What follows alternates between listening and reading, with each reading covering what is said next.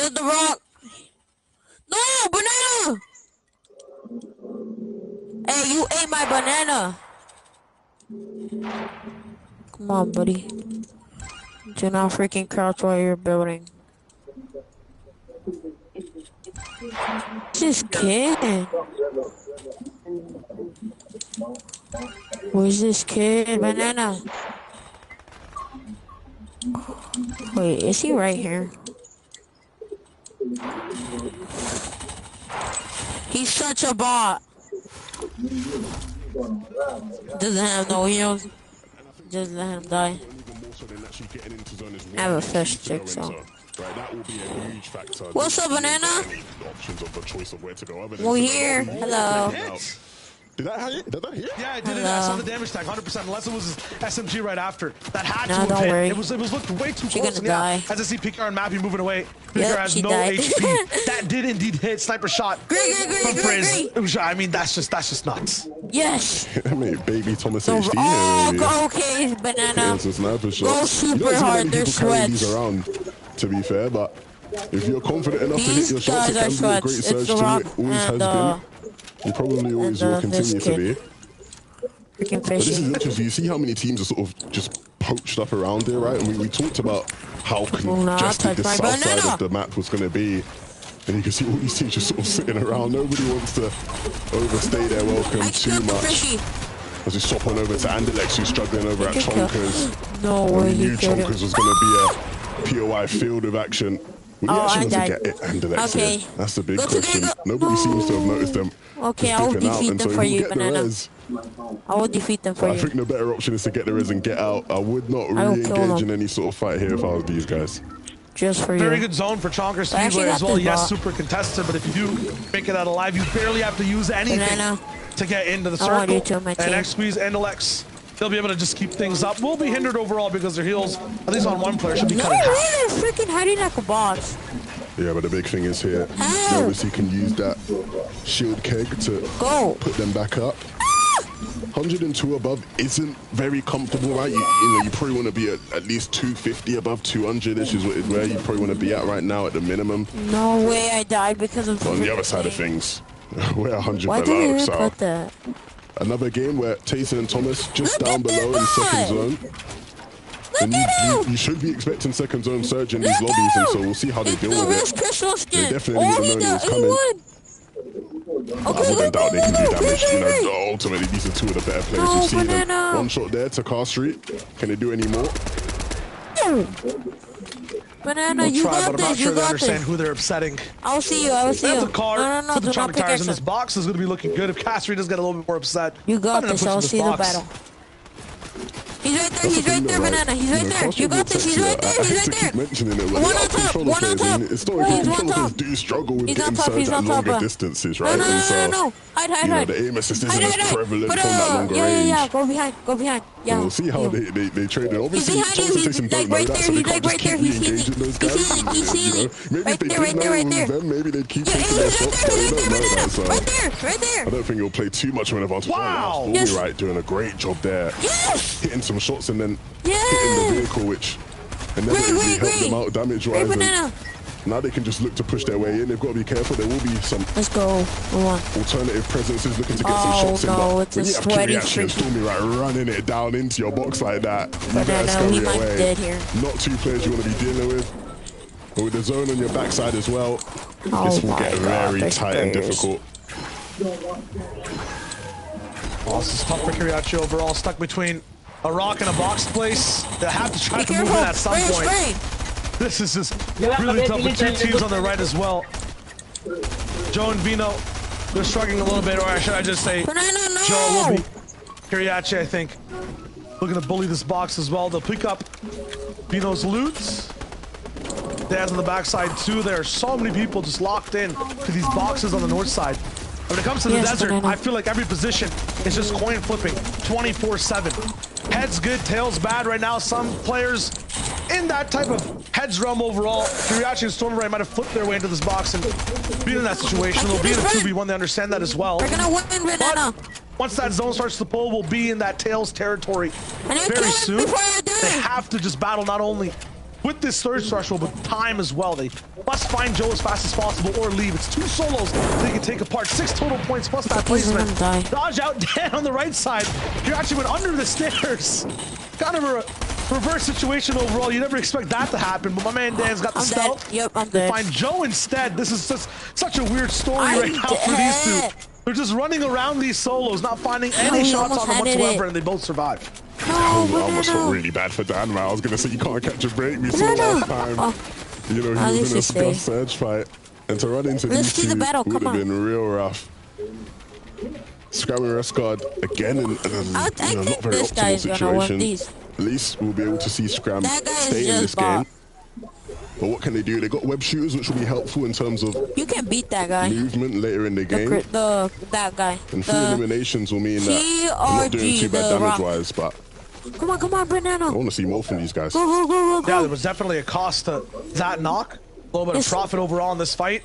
They can't move forward because of that armored wall. At least you got a towards the right side. I'm wondering if it was Ref's card who ended up dealing damage or he's right there. He's right there. He's over there. He's right there. No, you know, the it's Elam that guy. Secure and the damage dealer. Kill the Christmas. He's such a bot. 3 Elams overall. They're getting bullied and just keep Scram alive at the same time. He's coming. He's coming. Bing He's coming. That's good. Irazumi gone. That's what I like to see He's right behind completely. you. Oh, a man that's a menace inside the endgame, not going to be there this time. And it's Revscar who takes them out. That is a complete mirror situation, Levin. Usually, it is Irazumi taking out the Benjis, the Revscars in the lobbies. This time, he stopped. Oh, we're so gonna win. Yeah, he got taken down. And look, Irazumi did well to make it to the finals. I will have my question marks about how much of a threat they pose when it comes to winning the whole thing. But Vito! And he these thought. vehicle rotations are crazy. I'm back in it. I'm liking these vehicle rotations. Are you? He went down like 2 seconds later, man. Look, it can work. What is this kid doing? Don't doubt it. It can work. Rising and Phoenix. They got to do some damage. You can see here, they're able to get in. The sit toss will go down. And now, tripping and drops coming from Coney. Break that. I'll shoot him. So that's how the Refscar situation started, and then there was another duo that came in. And so they locked 2 different teams down. That's kind of insane. Refscar Scram, I mean, you talk about a duo that needs something every game. I feel like it's that Elam, that refresh potential over and over again. They're a duo that seems to get knocked a lot. You mentioned that when we first saw Scram and Refscar, you're like, oh, Scram knocked again. You know what I mean? It feels like for the 4th time this game, but it's just the first time we were tuning in with them. Maybe he did. So that might be a win condition for them overall to win. Versus the fishy. Yeah, speaking of win conditions, right? This is a team I'm actually wrong. that we watched a bit earlier, and they actually did take down Vortexia, right? And Castery. So props to them. That's going to be real nice. It seems too good to be true for the moment right now. Jason and Thomas, like inside this situation, car ready, fully metal box, and that launch pad. Something has to go wrong. They got the zone 2. Might get the second one. They might be stealing Hen and Queasy's luck for the moment. I just saw Aqua take out both Queasy and Hen, I think. I'm not sure what's going on the north side. We saw they had a fast drive in. But, you know, a duo that many beautiful people predicted to do very well today.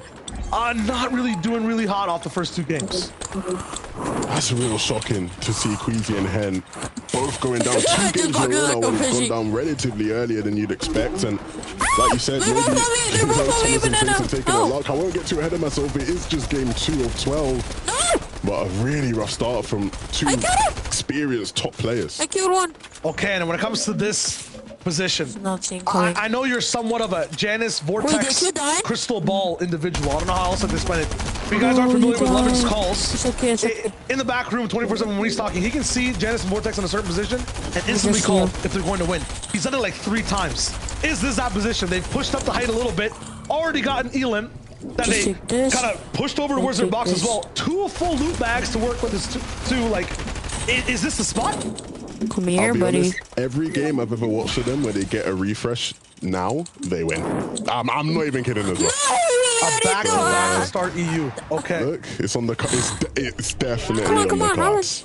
Definitely on the cards. So keep your eyes peeled for those guys. Because when they just have the opportunity to sort of have the max loot, you saw they had a bit of movement there as well. I believe Vortex had some chili splashes as well, so you know they're looking good. Teak and Cammy right now split on decision making because yes, once again, their position looks so good. The damage looks down bad. A few shots over. Go to great. get from 70 to 30 below. Reason and Vidil lacking damage and aggression in this game. How is that possible? 56 above, they're looking fine now, but the shields will get affected. Cammy and Teak still can't find much, and they're in the center of this half and half zone. You think obviously where they want to be, right? In terms of just optimal positioning. Scram, Rescott, not an optimal position whatsoever. They go down. What? Cammy and Teak, 1 damage. Just do a bit of damage, lads, please. I'm so surprised to see Rescott and Scram go down. 4 eliminations overall. You saw the big shots that Rescott was hitting. How much damage do you truly need to stay in this lobby and be able to play? This is the best of the best. And right now, Cammy and Teak are just caught completely off guard. There is no security for them, no insurance in their box. Once again, 1 below every team around them, but they find no hope, nothing, no light in this darkness. With 48 total players now, that surge will stop, but they know that their demise is very, very close. If they don't deal any more damage, this is the perfect chance to do it. Once those moving zones start, it becomes very difficult to deal with both dealing damage and moving at the same time. I think the big advantage that these guys have, though, is that their whole game plan around the moving zones is to secure control, right? Wherever layer they're on, you know, they like to get to the front side, make sure they have the builds, they have the edits, and they can hit the shots for sure. So we'll see whether they can gain control once the zones start to move. You can see we're going towards that southeast. You be quiet. And Thomas and Tayson. Do you want banana? Will have to make their way there. Is this the game where they do look for height, or will they look to stay lower? Or will they try and get involved in that battle? Why? You know Creasy and Hen ain't going to be here, so will it be Pink and Janice and Vortex again?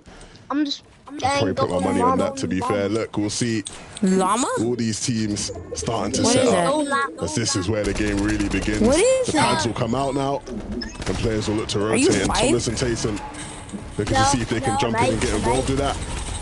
Oh, you sound like five. Towards the front of the zone. Why? Start to fly high. Cammy Teak, classic situation. They have that low ground control. Thomas and Tayson, they go a little bit higher. At the same time, Analex pulled that zone just like Vidil did.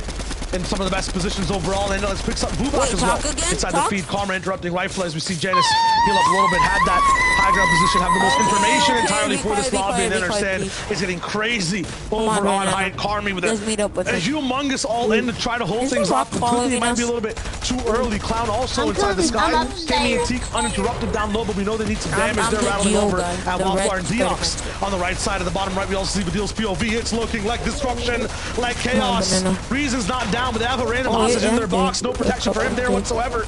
He's not going to be saved. Reason and Vidil have to split apart for the moment. Hopefully they find each other very soon. Jen is now very low. Vortex also the silver of HP. He is down. The winners from game number 1. The lobby leaders at 63 points might have their story stopped. The bookmark on the chapter for the moment as Janice finally goes down. 63 points is the current lead.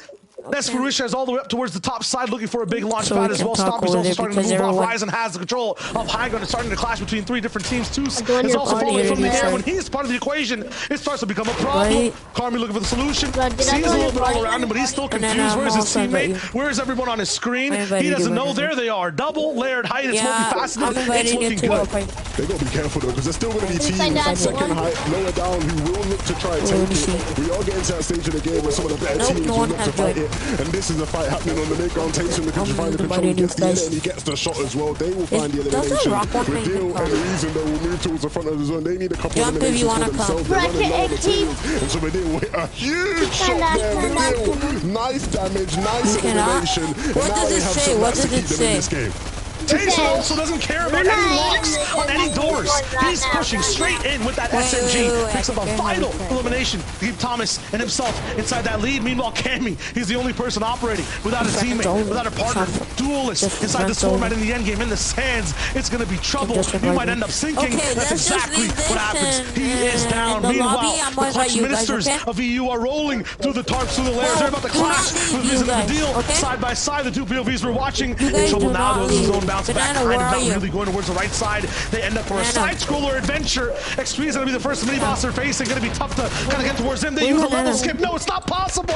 You cannot get through that wall. They go down. Carly is somehow still controlling height this entire time. Uninterrupted. All the goats are fighting down below. Now we have new creatures, animals, all the way towards the top. We're hungry to take a little bit of a bite. Reason is by himself as well, trying to clutch. He's getting that pressure from high ground too. He has to be forced to drop down. Squeeze. In the end game, he's trying to get a little bit of damage too. Some rattles off on the right side, but it's not going to be enough inside the sand. He has a few more builds to put down. 6, 5, 4, 3, 2. None of his chances are gone to stay alive. And Alex and Squeeze are looking so good on this layer, but Pablo and Swag are here to play too. Yeah, we've seen so many of these teams struggle on the back side of the zone, and so these guys are going to have to stay compact. They're going to have to stay together, and you can see they're trying to rise up. They don't even want to be there, but they now have to deal with the team on high ground. Carmen's done so well, and Swing will get taken out. He will be forced back down, and Swag will soon join him. They actually do have control as the zone starts to move downwards on the hill, and so Andelex now will run into a brick wall. He gets taken out. I've seen Squeeze clutch, but this is too much for him. Swag and Pablo will do it all, but Swag goes down. Pablo now left in a 2v1. Don't put Pablo in a corner. That being said, though, they do get crunched. Frizz started this with Carmi all the way up top on high ground from the 5th zone, and they're still locking it in. You never see this in EU. Drop down. Pablo on basically half HP. Carmi looking for the lock-in. Pablo got a little bit of shields. Now inside the bushes, it's getting kind of jungly. We're looking at any opportunity, but they're taking so much damage right now. Frizz has to catch up with the zone. Frizz finds the shot, and Pablo goes down. What a game for Nefriz. How they done it. Like you said, Shia, we don't see teams hold height for that long, but this is what happens when some of the top height teams go down. The up-and-comers can come through and take it, and they will take it well. One game for them in the bank. This is brilliant. Carmi and Nefriz, a brilliant game to display, but can they continue to keep that up? I mean, I don't know. I feel like I'm watching 3 different end games in every game. There's something going on in the mid ground. By the time we get to that 9th zone, Nefriz and Carmi were part of all 3 sections. They had height the entire time. And Levin, every time we saw anyone in pressure, it was because of that team. They were just relentless on high ground. Look, this is Nefriz's first FNCS, and he's stepping up to the plate. A victory won in your 2nd game of your first FNCS final. That's not too bad. Des, break it all down for us, guys. Thank you so much, Levin and Shia Wager. Exactly what I wanted to talk about. Thank you so much, Levin, for continuing these storylines. First time here in a finals. And immediately you see the kind of like repercussions, right? The waves that ripple across everyone else in the lobby. A single team could just dictate the flow of any game like that. And right now for these guys, once again, it's just that boost of confidence, Boop. That boost to say, look, we've made it to finals. We have nothing to worry about. We just need to play the very best we can. And that's what I like to see. Yeah, this is a typical game 2 of a final, right? Everyone's slowly sort of getting out of their shell. You know, Nefrizi and Carmi here, very aggressive off spawn, right? They pushed over towards the 2nd place of Default and Lake, eliminated them, and they sort of transferred that power over to them, it feels like. And they had the, you know, they had the confidence and the aggression to go up for high ground. But, you know, this was also a result of a lot of these players on these mid ground, you know, some of the big boys sort of struggling around those mid ground levels, you know, not too consistent. You know, it looked a bit messy there. Yeah, I think that early game engagement where you're talking about where Nefrizi was pushing in and obviously picked up the elimination onto Link and Default, that was just flipped the entire lobby on its head, because all of the players who popped up in game number 1, Vortex, Janice, you know, Link and Default, almost no namers. Obviously, we saw Vortex and Janice looking to have a good game here at the start of the moving zones, didn't do so much from it at all. So I think almost that Nefrizi elimination started their run, but also ended a bunch of others. So good. Now, of course, we got to see how this has rippled onto the standings, right? Remember, we have a 12-game format, so we're playing 6 games today and another 6 tomorrow. So right now, these first few games, it's all about feeling each other out, making sure that, like, how do we actually, like, exist on the same island at the same time in this set lobby, right? Which one of us will actually get the better of the other in these lobbies? And the standings are a great way to kind of see the numbers, right? If you're much like me, you just have to see it to understand. Here is that moment for you, right? Right now, Vanille and Reason ahead of the pack, doing very well. Once again, making it in that top 10. Now, we have not seen them be able to make it into, like, those final, like, top 3s. They keep getting shut down, Boop. So what's necessarily happening? I mean, obviously, they're still in first, but I feel like if they could make it in that top 3, we could easily see a victory royale. Yeah, it's a Vanille and Reason classic. They've typically struggled in finals, usually with Storm Surge. This game, again, you know, they didn't have those early eliminations, but they managed to make it work. But those late games that we saw for them were very, very messy. We saw them running around on low ground and mid ground as a duo, and then that turned into a solo, and it's not really been the best from them. Janice and Vortex are having an okay game, but not too good compared to that first one, obviously. Yeah, specifically from Vanille and Reason, like, this is what I've seen from them all, I was going to say all season, but I think all of their careers. You know, it was kind of similar when we were watching things back, you know, even back to, like, the earlier in kind of chapter 2 when they're playing with No, really, at the same time. It's like these guys aren't, well, the easiest way to describe it is they're the opposite of Cammy and Teak, right? Everything that Cammy and Teak do well, that Reason and Vidal don't do that well, right? Dead side rotations, get into the good spots, claiming a lair. These guys in endgame are just messy. They just frag out, they just aim their guns at people's heads and pick up easy eliminations at that point, right? So, hey, that's fired them up to the top of the leaderboard so far. Obviously, we look back, Pinkin and Ass, they're also still coming up close to the top of the leaderboard, now in 3rd place, you know, not getting too much of the limelight in game number 2, but a 10th place with 2 elims, not so bad at all. I like how you mentioned Cammy and Teak there, you know, talking about consistency, but this time, I know not as like consistent. That. I mean, of course, I mean, if you looked at that leaderboard prior, where are they? They're not in the top 10 right now, which is very surprising. As you see, you know, they've been struggling for Surge, and this is something that you don't typically see from them. You know, one of the most prepared duos. You know, we saw them in the first game have some interesting strategies with throwing fireflies at trees. So, you know, they've done the preparation. They know the angles to get Surge, but it's not really working out here. Some of these zones are pretty brutal. I would say the opposite in a sense, where, you know, Cammy and Teak have historically struggled with Storm Surge, right? It's particular in these early games. But when they're on, they are on, and this isn't even an issue. So to me, this is kind of a little bit of an inclination that they may not be playing their best game right now, because when they have the strategy, when they're an FNCS winning level champion like last season, right, in Chapter 2 Season 8 and in the Grand Royale as well, where they're 1st and 2nd, it's like these weren't issues for them at that point. Now, maybe they're not playing their best game.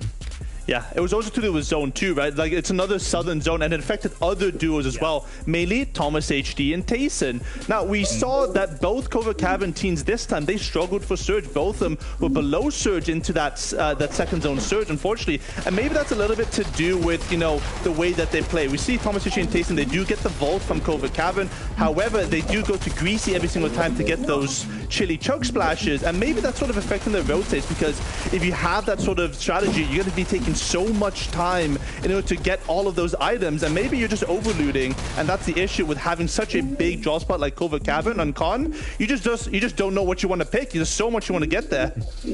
Yeah, and at the time, there's also not that many players around that spot down there to pick up for Storm Surge. So Janus and Vortex struggle that too. So maybe Tayson is also doing the same thing. I like it. I like it. We're going to keep this coming. All right, we're going to keep talking about this when we come back. But right now, we're going to go into the next game on the day. 11-2K Shy Wager. Take it away. Zeke Boop Reese, that's exactly what it is. Storm Surge actually stopping some of our, you know, captains that should be taking control of the lobby 11. I think by game 3, that's where you start to make adjustments and maybe change your plans. Yeah, and it's really strange, right? You look at 2 of the top teams, right, in terms of Cammy and Teak, Queasy, and these are teams where if you ask any of the top analysts around, right, they will tell you these 2 teams have 2 of the most consistent early and mid-game setups, right? And so to see them now in the finals having a bit of struggle there, definitely going to be a reason to have to adapt in this 3rd game, and we'll see what are these small adaptations like. Is it going to be a case of Tayson and Thomas maybe just not going to Greasy, right? What will these changes be? We're going to find out pretty soon, right? But definitely going to have to be made. No, absolutely. Maybe jump in a car like Vino and crash into boxes. Maybe get a little bit more, you know, flamboyant with the way you're playing your game. So I exactly just want to see what those changes are. Because, you know, for Cammy and Teak specifically, they have, you know, the super mountain to be able to just stay on. We saw it in both game 1 and 2. Didn't result into anything or enough actually at all, which is very surprising. Maybe it's the zones overall as well. But where will the zone go? How will Surge look? Those are the questions for game number 3.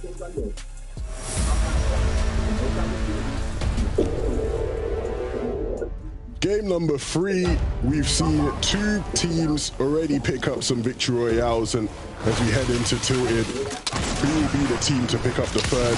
Mr. Savage, 50-50 and up here. This reminds me of some of my arena games, Shayo. And Savage, who we've seen come out on top plenty of times, will actually be taken down, but Benji will be close behind to back his teammate up, but it's not done yet. DKS down. Bad Sniper still in the situation, I believe. And this is where he can fully change his fate.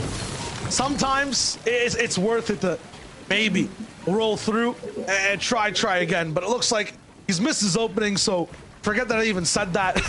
Benji dropping that shield keg, ball hitting that revive as well. Very smart. He gets to be full shield basically into the next engagement. He will be the power in terms of, you know, this off-spawn fight. While Savage will just try to boot up as much as possible. Bad Sniper is not going to be able to find that revive, obviously, since Benji got the full finish. Plus, he's just kind of by himself up top on the roof. Look, last game I said, DKS and Bad Sniper are going to have to make adjustments. They can't keep 50-50 in Benji and Savage off spawn because that's not going to be a fight that you win. And we head into game 3, they do it again, they haven't won. At what point do you start to make these adaptations that we've been talking about? Look, I don't want to be saying the same thing going into game 4. You know, we'll hope maybe that, you know, he can get his teammate up, Bad Sniper, but again, Benji and Savage, they are like that. They are these guys when it comes to Tilted Towers. And so I don't expect anything to change in that regard as we head into the next couple games. Things might change between these two teams, and we saw it, the quals overall. Kinzel to zip those, Benji Savage sometimes end up butting heads inside this POI, especially towards the later games. We've got to remember you have 2 overall days. Meanwhile, over at Camp Cuddle, nothing is adorable. Nothing is cozy at all. Those guys will keep battling it out. Art Skill up against what I would assume would be Swag and Pablo. It's not going to be exactly that. We'll be fighting Eliza off spawn. They'll get that up. And this time, Tripper is not going to trip and fall to his demise. He'll end up winning that off spawn fight. And then we tune in to the most important one, I feel like, in terms of who can control everything on the map, as well as, you know, are Anas and Pink allowed to play this game? Covert Cavern, and they haven't found anything early, Levin. I feel like when they have a very good early start, maybe a pick or two while people are gliding in, that's where they have control of the lobby. Yeah, and I've spoken to their coach, Bloodex, right? And you know, he's told me that, you know, he feels good about the team. He feels it's very much dependent on how much Pink can do, right? Because when it comes to Anas, if you're not familiar with Anas, for the people watching, Anas is like a robot, right? You know, and in a good way, he's robotic in the sense that he just doesn't make many mistakes, right? You know, you program him and you know he's going to be able to do all the tasks you set him out to do. And so there's a lot of pressure on Pink there to sort of step up and rise to that level and be able to keep that cool head as he leads his duo to victory. But you saw there, they were trying to get some tags in on Covert, sitting above there, looking to see if they could pick anybody out. Phoenix was there, but he covered himself up well. And this is what else was happening at Covert. Thomas and Tayson getting that vault. Oh my God. The loadout is filth, isn't it? I just, you know, once again, like, what went wrong completely last game? Why weren't these guys high, mighty, and free? And one of the best spots overall, vehicle, save match till the very end game, launch pad there too. Need I say more? How can you not win off of that? Getting 2 zone pulls as well. I think Boop is onto something, right, where maybe they are over-looting. Look, if you watch a lot of the Covert teams this season, they very much will go off and look to see if they can get to Greasy and get some chili chug splashes, but in these lobbies, right, the timing just isn't quite working out for them. So don't know what Vina's doing. Vina, you I see. Yes. This is the fake fight going on right now. Maybe you can get Queasy and Hendo over peak. Very, I don't know. It's one of those, I'm not going to say, you know, low-level strats, but one of those obvious strats that might trip up a very good player. Vito's trying it all. The car might not work this game. PKR and Mappy, they're having some struggles too. Feels like PKR is just taking the brute force front of the damage. It might just be because Link and Default are that good. You talk about a duo that can fight. Their fighting pattern overall just seems so odd, tough to deal with. It's just a constant barrage and never really offline, and as a result, sometimes overwhelm their enemy. Sometimes also go a little bit too ham and all in, and I'm getting picked apart by third parties. I feel like every fight you'll see the Default and Link, it's almost a sky base. Yeah, you could sort of, Link was investing a lot of materials there to just sort of guarantee that he had the right angle when looking to take the shot, right? But in turn, you know, Mappy just kept building, and it meant he spent a lot of mats. Fortunately for him, though, Default will come through and drop him some, and so now they can pincer in on Mappy, and there isn't going to be much room for him to go up here. I'm sure he'll be low on mats as well. They've got to be careful. There is a third party in the distance looking to try and pick up some surge tags, but they need to grab a hold of Mappy here and now because he's just going to continue to force them to burn materials up here, and it gives more and more time for that team to just sit up and beyond and get some shots in. There are no winners here. The real CEO, the person making all the profits right now from this fight, is that third party. They're looking really happy. A free body to tag up over and over again, nice. Default and Link have to invest so much, and yeah, you can dance away Default, but your mats are also completely danced away. 278 metal, no wood, no brick, and that second zone's about to start to lock in. I mean, they got some time to bring it all back up. They might not be too far away from zone, but man, you know, maybe nice it for now. We can see what we do next. I think the dancing, if anything, shows the frustration on his behalf. Right? It's like, look, man, stop fighting us. We're gonna beat you. Like, go away, go away. Yeah. And then Vino and Joe, I mean, I was roasting the strats before, but apparently they have worked. Yep. Maybe Vino has this, you know, cool combination. I know there's a bunch of games with maps where you have to shoot certain walls and do certain things, and you get like an Easter egg or something. Maybe he has like a hypnosis spell they can play, shooting certain walls over at Sleepy Sound, makes Squeezy and Hen a little bit lethargic, gets them to make the wrong decisions, you know? There's some in-game thing we don't know about, but Vino's got the secrets. Look, you know what, Shai? Usually I'd say, bro, you're bugging out. Like, I don't know where you're getting this from, but you might be onto something, because they have been all over the place in the first 2 games, and definitely cause for concern. If they don't start to hit their stride soon, we're going to have to start asking questions about what it is they're doing as a duo. Talk about taking 1 stride per sidewalk step. You know what I'm talking about? That's Badil and Reason right now. They got big legs compared to the rest of the lobby. They are just zooming right now. 71 points overall. You'd assume that these guys are always the one kind of making mistakes and need to catch up. They're leading by almost 10 points overall. I think they have an 8-point lead on Vortex and Janice, who went down earlier in the last game. First 2 games, 4th, 5th, 5 elims, 3 elims. They're looking pretty consistent, and that is not usually the case for Badil and Reason. And at some point, right, you'd probably expect them to eventually get a victory royale as well to top it all off. And so these guys are looking good again. I still think the questions are there about how consistently are they going to be able to be so aggressive as they are without being punished. Talk about success and punishment. I brought up the, you know, Tace and Thomas effect of just having everything in the game. Another airdrop, a 3rd launch pad, and their car is still almost full fuel with chonkers. And it's a sedan, so you can pretty much go anywhere they want. Once again, how do you lose from this spot? Well, I think this game will be a bit different for them, right? Because you can see they're not going too greasy to get the extra chili chug splashes, and so hopefully this time they can find better timing, better rhythm in the mid game, and find a good position to get their surge tags dealt with, right? Look for a spot where you can sort of hold teams in, where there's going to be a whole wave of teams that you can hit shots on, and as much as maybe they've had their struggles, they should be able to hit their shots. It's Tayson and Thomas, for goodness sake, right? So, you know, as long as they can find some good position, hopefully this game will be a much better game for them now that they aren't overlooting. Might have to drive a little bit overall to get back into the game because they were a little bit south side overall from the map. They left Covert. Covert got the zone. So a team like an Austin Pink that looks for control has it the earliest form possible.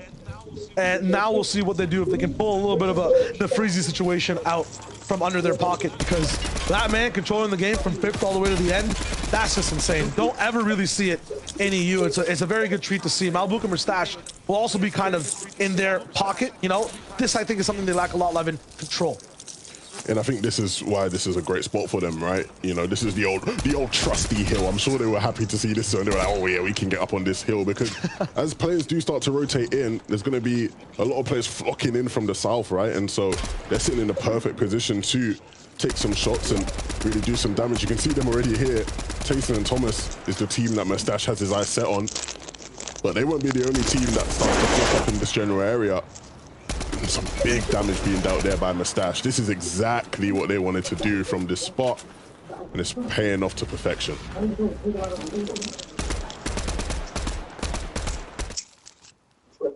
Up their game a lot so far just off of those early game eliminations. That's one of the benefits of being contested off spawn. If you end up doing really well, you have 6 free points rolling in every single game. You can get up that leaderboard. It just is a very big risk for Vortex and Janice. Full control. We talk about overlooting. Second zone, they're still overall in greasy. I'm wondering if they've gotten tags on anyone at all. I mean, yeah, the loadout looks good, 12 chug splashes. It costs a lot of time, and time is one of the most valuable currencies inside Fortnite, especially in the early game. And you can see, right, in terms of their path, they're white lining it to zone, right? They're heading straight up north. And if you remember just a couple seconds ago, way up north is exactly where, you know, Malibuka and Mustache was sitting up on them on that hill. So this is going to be one of those teams who is going to run into a bit of trouble, right? And so 70 above isn't bad, but they're going to want to do some more damage. And as they get into zone, they have to pick their spot wisely, because it could easily run into one of the more congested areas where, you know, there's going to be a bunch of teams, all shambles, looking to try to do some damage. Yeah, it's dropping way more than even 1 a second, from 70 above down to 20. Everyone's shooting and taking shots, and Vortex knows right now they have to collapse and act on any possible situation, opportunity, and decision. Doing a little bit of damage, 20, keep themselves 41 above, but the pattern does continue without anyone going down so far Oh no, their car actually tumbling over as well. Gosh. Okay, that's what? 4 seconds of time? Let's see if that ever makes a difference in this game. 4 seconds left.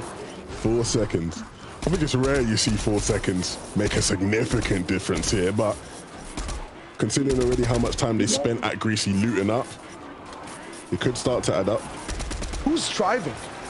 Is it Janice? Give this man some lessons. What's going on? This is not looking like the smoothest ride, but yeah, they'll get it in. For the reason, this is what I'm talking about. So were they in this position last game as well in terms of being very down low and, you know, just collapsing on it and immediately getting back up? I honestly, I'm not super sure. Remember if we got to tune in with that, but the consistency or the lack of might start to kind of roll in with them being down on search. I think the big thing is we know what their strategy will be. Get in. Straight up, just get in. When in doubt, get in. And so we'll see if that opportunity arises for them. In the meantime, though, they will look to try and avoid that situation. He is trying to take some shots elsewhere, and maybe this is it in action. Are they going to get in? Oh, it's time. Here we go. There's even a reason to deal.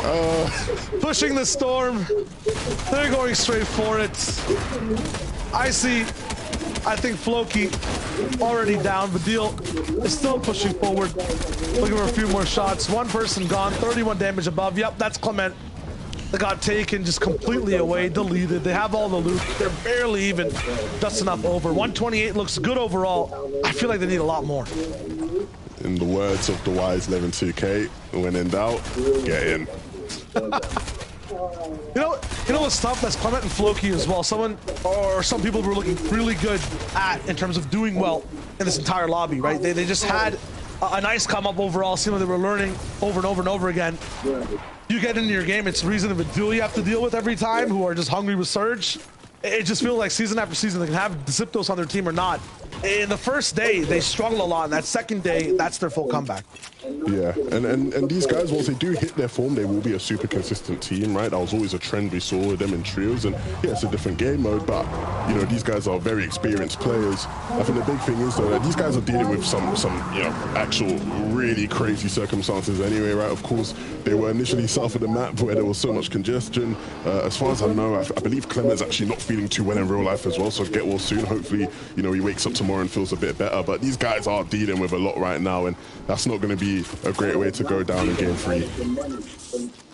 Benji and Savage as well, tilted, looking really good, winning 2 off-spawn fights overall. Or I guess 3 by this point.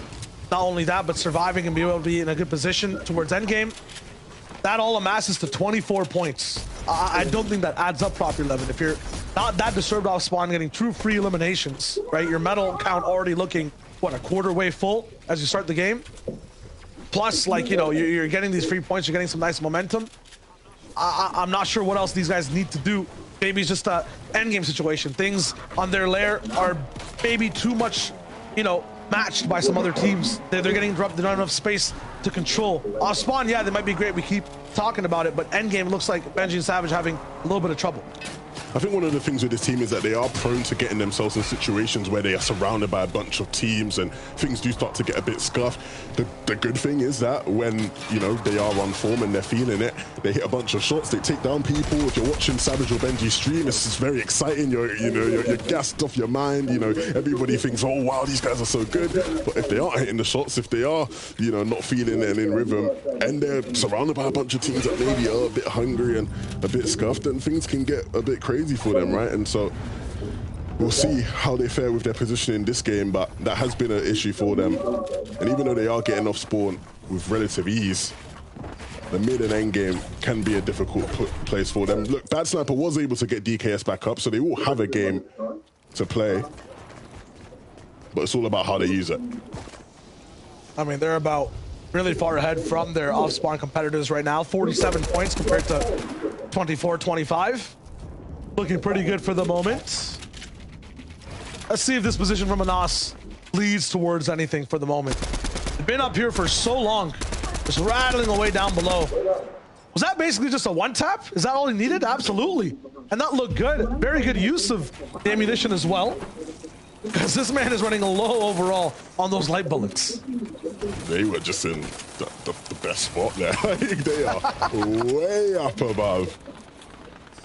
See, this is the issue I have with it, though. They've been so active from the spot overall. I feel like they've kind of depleted the pressure they can have towards endgame. As I say that, Anas gets gifted 441 light ammo. I'm going to shut up now. Reason and Thomas. Let's look at them real quick, because we know Anas' story overall. Just to remind you, Thomas, statistically, I feel like, I'm just going to call it, has the best loot ever available for a zone like this. It's your home zone overall. You have 3 pads, you got an airdrop. Your teammate literally has an all gold almost loadout. You guys have 12 peppers. It can't go wrong. Yeah, these guys are big chilling. Like, big chilling. And I think the big thing is that, you know, as long as there's not anything crazy, like as long as they don't get some bad RNG where, you know, someone just happens to waltz into their box when they paddle something, like they are looking very good. They've got the peppers, they've got all the pads in the world, they've got enough loot, and they've got more than enough talent to secure and see this game out. I think the only thing that might be bad for them overall, I mean, they're good on Surge too, is that they've been driving around for too much, maybe looking at the scenic overviews around them and not, you know, being in work mode. It's time, though, to clock in. And for reason of a deal, they're putting in overtime completely. 32 damage above now. It seems like their story is just a very, very, I don't know, Doom-like seesaw. Back and forth. They're above Surge and then down, and things are bad again. It's just very tough. 22, they're barely even just, you know, out of water. You're basically looking at someone just doing a freestyle swim. Their head comes up slightly a little bit for that breath. But then once again, they're down bad. Moments later, down in the depths. Janus and Vortex as well. They're going to be limit blocked, 27 damage below. Usually, this is the point where they look for information, look at a few other teams, see what you want to do, but they have to be focusing on one right now with the spray. Yeah, this zone's going to be really difficult for certain teams to navigate as we see Reason goes down. The deal now going to be left in this game as a solo, and that's not even going to be enough. He will try and force the issue a bit and will pay with his life for it. He goes down. Janus and Vortex now as well in a bit of a difficult situation. 65 below, they're in a pickle against the Storm. It's Benji and Savage. Nice shot. And this is just going to keep on going. They know that they need to deal some damage, and so they're going to keep applying that pressure. And how will Benji and Savage respond? 15 seconds though for everyone else to move. Benji does end up clapping back, and we see Vortex now going down. This zone's going to be so troublesome for so many people. They have to move up on elevation. This is not a normal situation for people on the outskirts. They have to be traveling across the mountain using double the mats. This is really nice. You know they're going to be able to try to find some battle for height. There's going to be a crazy one. Janus, though, is actually able to get the res on Vortex. I'm surprised that Benji and Savage let them have that. Typically, they're very clinical, but you can see in the bottom right, the arrows flying, whizzing into the safe zone. Everybody trying to get in and above. Nobody wants to be down below that hill, because if it pulls across, they're going to be spending a lot of resources trying to beat that. So Janus now going to have to focus. Even with the little HP he has no choice but to continue. They've got an okay amount of mats, but the HP is dwindling. They almost have less ammunition than they have HP combined overall. This is tough. 6 bullets in the MK7, 80 in that SMG. Barely even enough to pressure a wall. I'm not even sure if that can get you a full elimination. We might have to go straight to pickaxes for this team. Meanwhile, Benji and Savage, they've also been fractured as a whole. I mean, barely any shield to recover at all. Health for Savage down. This man can't do his signature Storm dipping in and out plays either. This is tough. Yeah, and that first zone is going to pull a bit across the hill. So for some of those teams lower down, this gets tough. Pink and Anasto, they are right where they want to be. And typically, right, you know, you don't necessarily want to be holding out high ground from this moment on. But if there was a team I trust to do it, it would be these guys. And so they're setting up real well here. So I'm going to be pulling right across. All the mountains and the valleys will be a little bit near water after this one as well. Anyone down low, I hope you have materials, because this is going to be absolutely tough. Launch pads used super early. Anas and Pink at a perfect position to try to just rattle down on anyone that's flying across them. Thomas and Tayson elect not to even use a pad. They might just run this one, but I'm not sure if that greed is going to cost them in the long run. They wait for a few teams to start moving in front of them. No, the pad will actually be there. Thomas with a nice block, 360 degrees on that pad. Yes, someone else will find it, but the most important thing is they've taken no damage, and they're actually setting up for height immediately. Yes, we saw Freezy do this before. They instantly took that height and looked to just keep it overall, but no, they're not actually being active as they move. On the left side, you see Domination starting to peek its head above high water. On the right, you see Survival with Janus starting to move. Yes, gotten one elimination That's his teammate in the box. I was about to just scream Vortex low HP, and they have to drop down this mountain. Can Vortex make that drop is the question, because I'm not sure if he has the materials. He's taking a little bit of zone damage. Dennis has no mats, and he's playing in a mountain zone. He should not be able to survive this one. Yeah, he's not going to be able to tank here. It's going to be very difficult. He's out wide in the open. He doesn't have many options. Is the zipline going to come out? He is. It's the last resort. He's going to use it to finish the build. It actually works out, but can he get the elimination on the back? He can! Janice, how have he managed to do that? That's unreal. But now he needs anything, because the mats weren't enough to keep him afloat in this one. He still is incredibly shambles, and so he now needs to continue on this path. He's running around trying to find anything he can sneak into someone's box if possible. On the final walls, he slides. Meanwhile, Thomas is still fighting on his own layer. Janice finally going down. Anas and Pink are still holding on. They've cascaded, just basically made stepping stones to maintain height and be very close towards the second height right below them, but that's many teams right below. That's Tayson and Thomas as well. Naku just goes flying down like a rocket from the skies. A meteorite hits Earth, and he's finally fine. Malibuka and Mustache, they're split in half, and now Malibuka's looking for that clutch as well. Down below on Surge, needs an Elam very badly. Yes, you have the materials, my friend. You have the minis, but this is your final one. Start to dive inside a box. He's underground right now. A portion of the zone I didn't even know was possible to be alive in. Hen and Queasy are down there too, and they're going to be the rulers down below. They take him out. Savage and Benji Fishy also surviving. Down in the dirt though, Savage with 20 total HP. He can take maybe just one more tick. This has to just be all on Benji. Somehow though, they're both still alive. 13 teams. How's that shot even possible? He basically pushes it through that wall. Savage has control. He's fully focused in at this position. A player should not be able to function in these circumstances, but he's making it work. They're even just playing around that zone edge. Yes, to be very careful for this moment. No one's gone down in the feed. It's a pause for many players. That zone finally locks in, and it looks like it starts to bounce back as well. A little bit of nice pressure, but oh no, Thomas down. Tayson now by himself. How did this happen? They had the best loot, one of the best spots, and now it's Tayson in that clutch driver's seat. Yeah, and Tayson's been here before, but can he do it now on the biggest of stages? He still has 3 charges left in those gauntlets, and he has his eyes set on some players' logo, and anybody who could be a hindrance to him, he will try to eliminate, but he has to make sure he doesn't attract the attention of too many duos, because as a solo, it's going to be real hard to deal with that. He's got to be careful. He has his eyes set on Waffler there. Will they battle it out? He's tanking the zone now. He needs to eventually get in at some point. He only has that one chug smash left, and he will use that SMG now to try and do some damage and get the loot, but no, he can't. He has to stay a bit higher up, but the high ground team is looking to try to take him down, and it's back to the backside of zone. It is for Tayson. He's trying to freestyle a little bit. Now he's stuck behind Cammy and Teak. Defensive duo. You just saw them take down one right in front of them as well. They're going to be right up the wall to wall next to Kiriachi and Stormy right.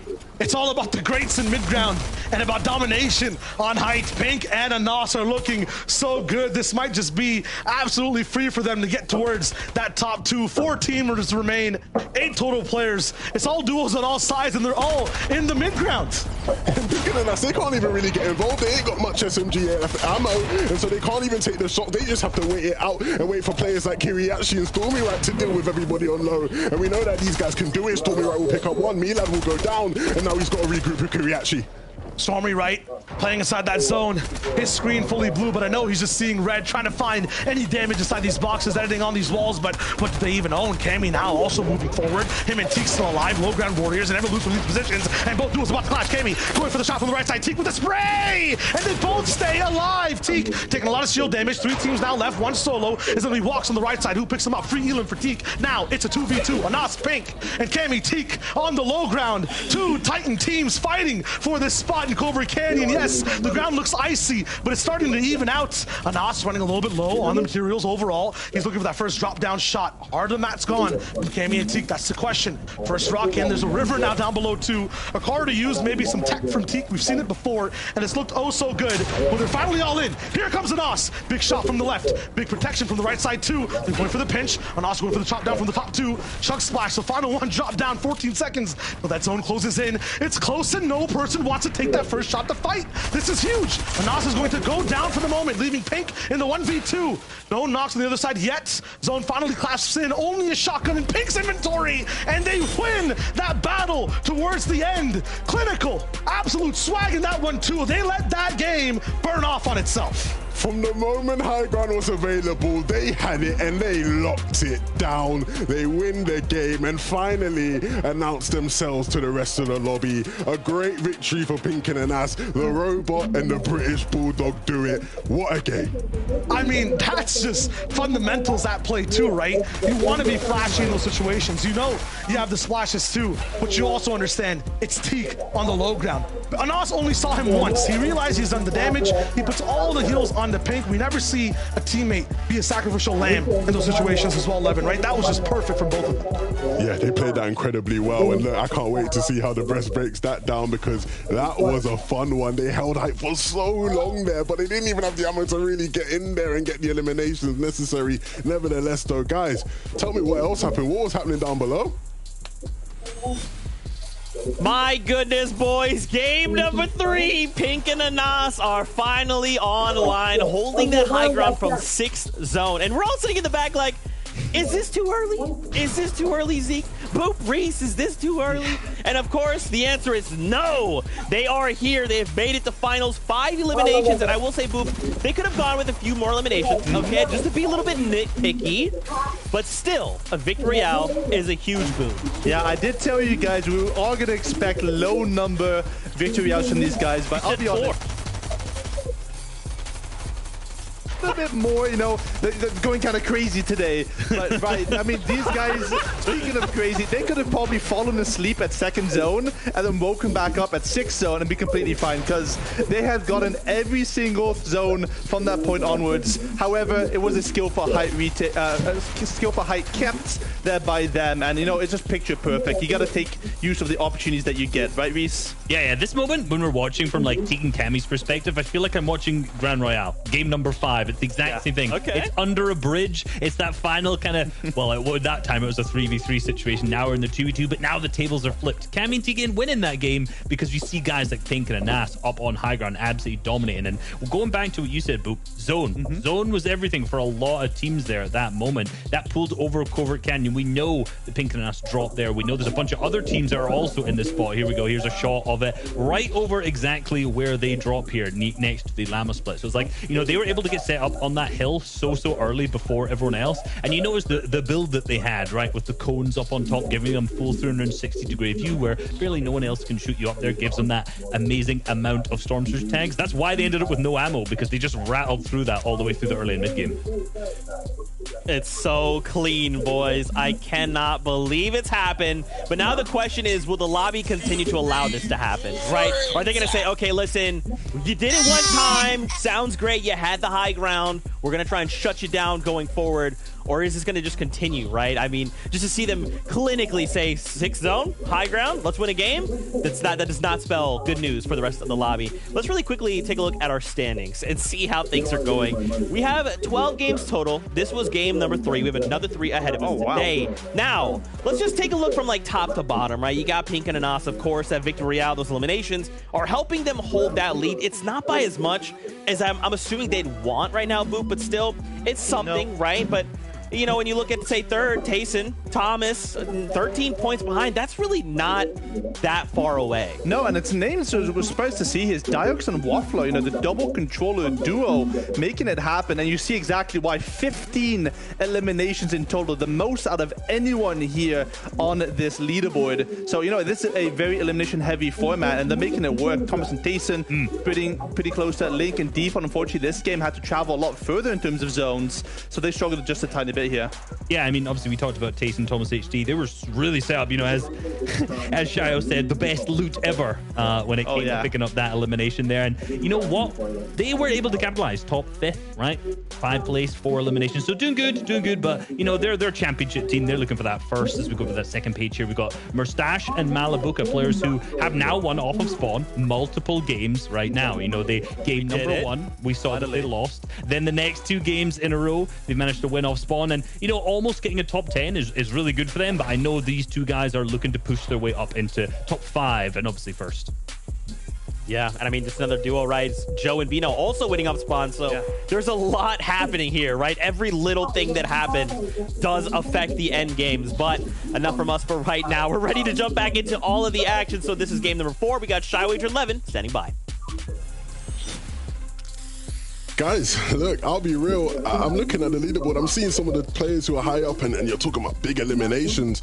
The ability to come back is clearly going to be something to watch out for, right? If one of these teams does just have, you know, a big pop-off game, right? If they're sitting in, you know, 15th and above, look, they could easily sneak their way in there. Absolutely, but it also looks like you have to be able to capitalize when you have the option, right? I'm seeing some teams falter a little bit. They have the position, not the damage, or vice versa. Some storm fights happening as well. So EU feels like it's at its breaking point, and we're barely even halfway through day one. Yeah, it's going to be a real exciting time. I think the big thing is, right, in terms of the favorites coming in, have they been able to step up to the plate in the first 3 games? Some of them haven't quite been able to do it. Like, I still got my eyes on Queasy and Hen. I still got my eyes on them. They're still in my heart, right? 11th in that game. They made it deep that time round, but, you know, they got to be making it further than deep, right? This is a team that people expect to be making it all the way through and winning games on height in the manner that Pink and Anas just did. And so if these guys can continue to dominate high ground, Queasy and Hen are going to be left wondering what could have been. How did we not manage to close it out there? Yeah, that was even, you know, a little bit of a northern zone overall as well. And they were alive at low ground at some point. My eyes are also on Tayson and Thomas. If no one can stop them, I feel like they've already won the entire competition. But with that being said, game 4 is right here, right now.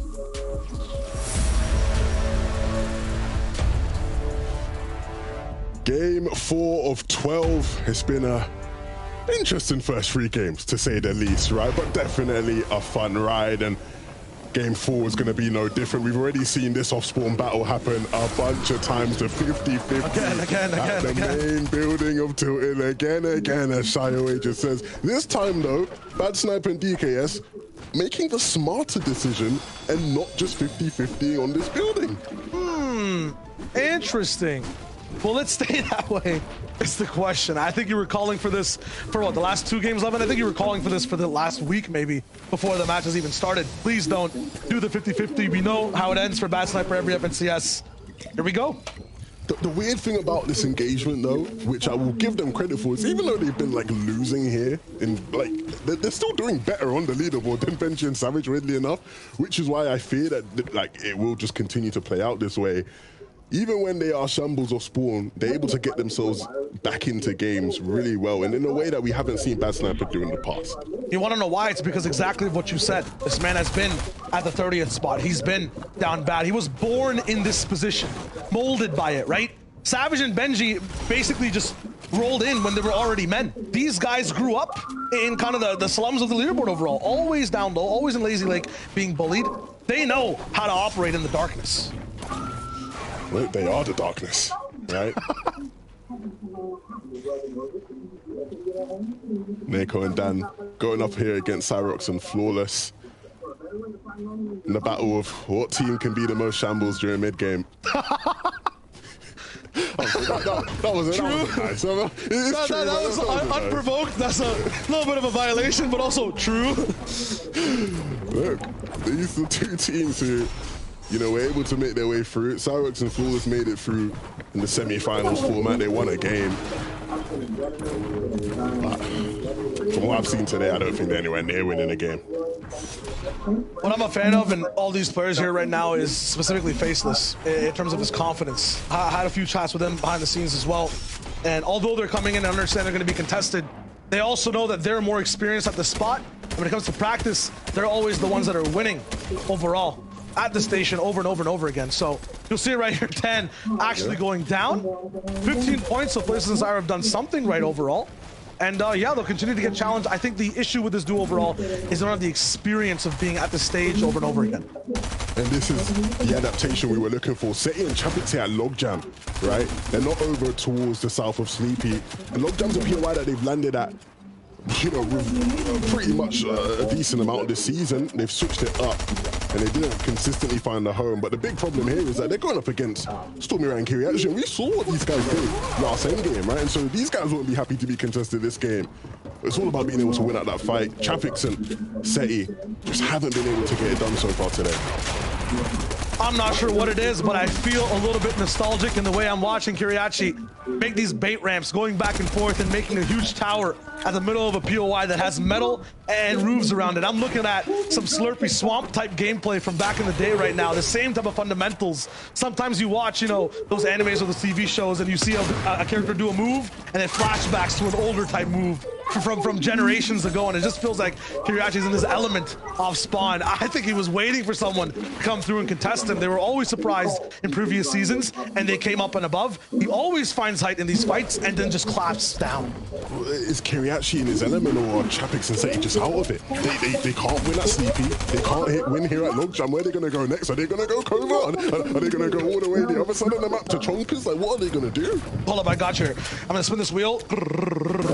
Rocky Reels is actually where we're going to see Seti and Chapix next, according to the randomness, but we'll see exactly what they choose if they want to stay at the north side. We're looking at Fraction and Coop as well. A duo that fought hard and squalls all the way up to the semifinals to get towards this spot, and it was off of Fraction's crazy play. Talk about adaptiveness. They might not have the most of it. I think they have many different game plans to roll in with, but if they make it to these end games, Levin, they act like legends that we love to watch season after season. Yeah, big up, you know, Coop and Frack. You know, in the community, they do get bantered quite a bit, like on everybody's predictions list. Yeah. I hate to mention it, but on everybody's prediction list, these guys get put at bottom. And like, it's become like a running joke now, right? That like Frack will just always get last. But I actually have faith in them not to get last today. So up the Coop, up the Frack. Good luck, lads. Actually, Swilliam as well. On some of my predictions list, I always assume these fights always go absolutely atrocious and they end up near that last place spot. But once again, you know, they end up good off spot. Also, for that replay, I want to fact check if that's from finals or from qual 1 or from qual 2 or from the semis, because I feel like I've just watched those guys fight in that same way Swilliam goes through with a beam like every week. We literally have seen that fight play out so many times. It's like I see it in my dreams at this point. Like I can't escape that fight no matter what, you know. And every session that we saw it as well, you think to yourself, okay, at least one of these teams is going to qual and the other won't. So we're never going to see this again. And then semis day 1. Okay, one of these teams will qual, the other won't. We'll never see this again. Finals day 1. One of these teams, oh, we're here, finals. Yeah, oh, wait, it's finals. It's finals, it's too late. We're just going to keep seeing this fight now for the rest of the season. Oh boy, Letchi, Swilliam, Floki, Clement. I can't bear to see it anymore, honestly. It's hard to watch at this point. Listen, once you go chonkers, you can never go back, you know, that's what they say. So it's unfortunate. They'll be stuck in that time loop over and over again, just asking each other to bargain 24/7. We'll see exactly how it works. Pink and Anas not going to have the home zone, so to speak, for Cobra Cavern. It's not going to be all the way over to the top left, but they get to actually drive and ride, kind of like in game 2. We'll see exactly if that will be very beneficial for them. Cami Teak looks like when they don't have zone, this spot for them works a lot better. They can catch teams on the rotation. If they get that middle towards tilted zone, that's where trouble happens. They don't have enough teams active around them moving around.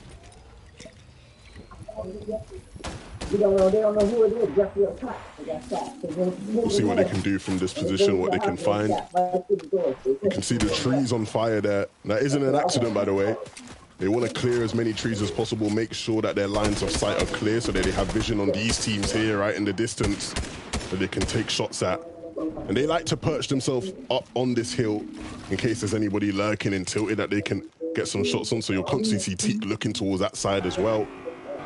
But this is just very standard stuff. And this is part of why, you know, their early and mid game is so consistent, because they just have these protocols that they follow and continue to follow, and are effective, if anything, right? So hope to see these guys deeper into the game. We saw them last time. Cammy had to do a solo clutch. He wasn't quite able to pull it off.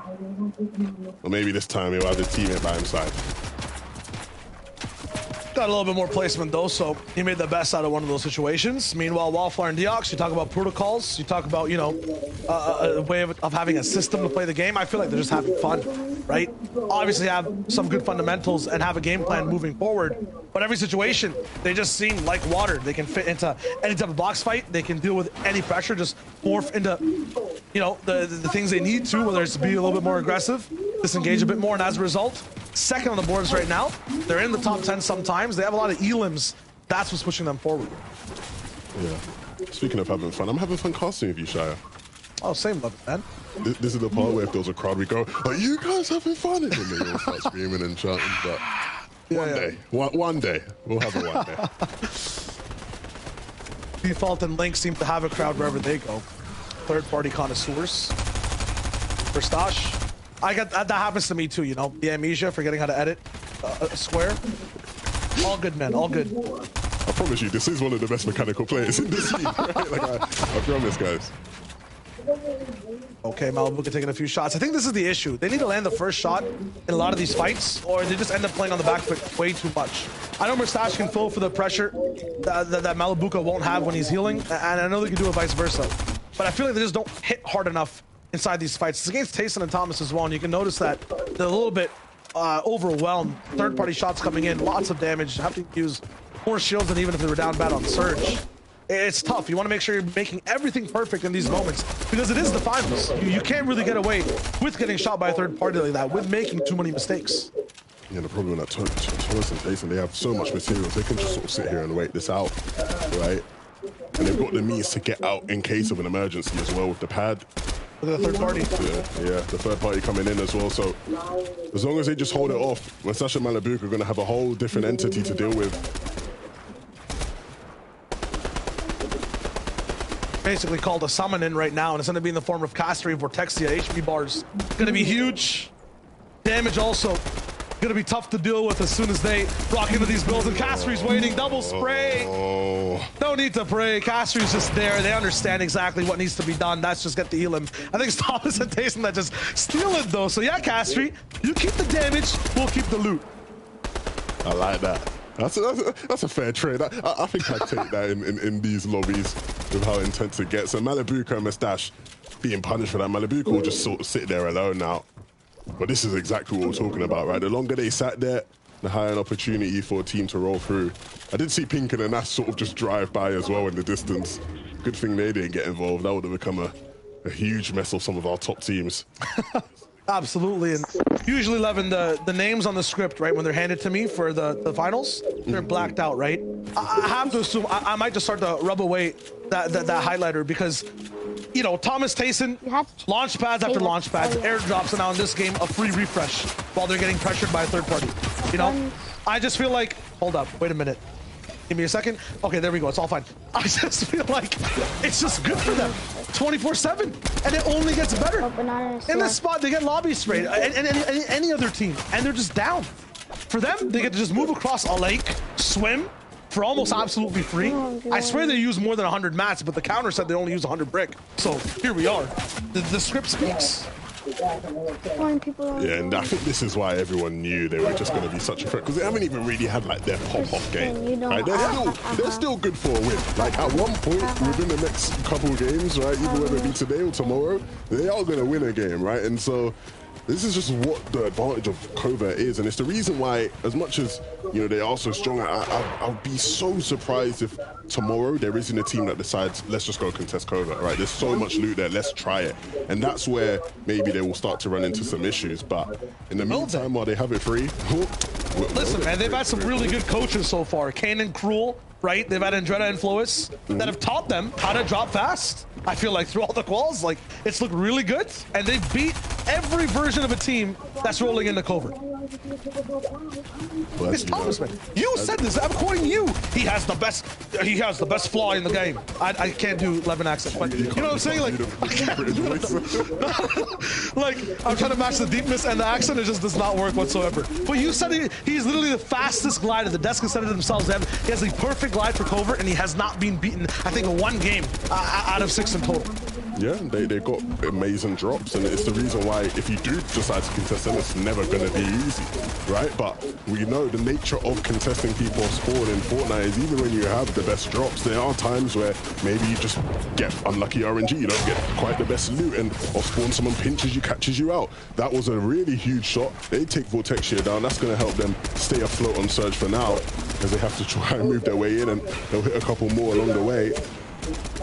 Okay. So this is where we make it difficult for them. 2 max full zones. Really have to start to get going, and they're down on Surge. They take out the people who came in to save them from a fight.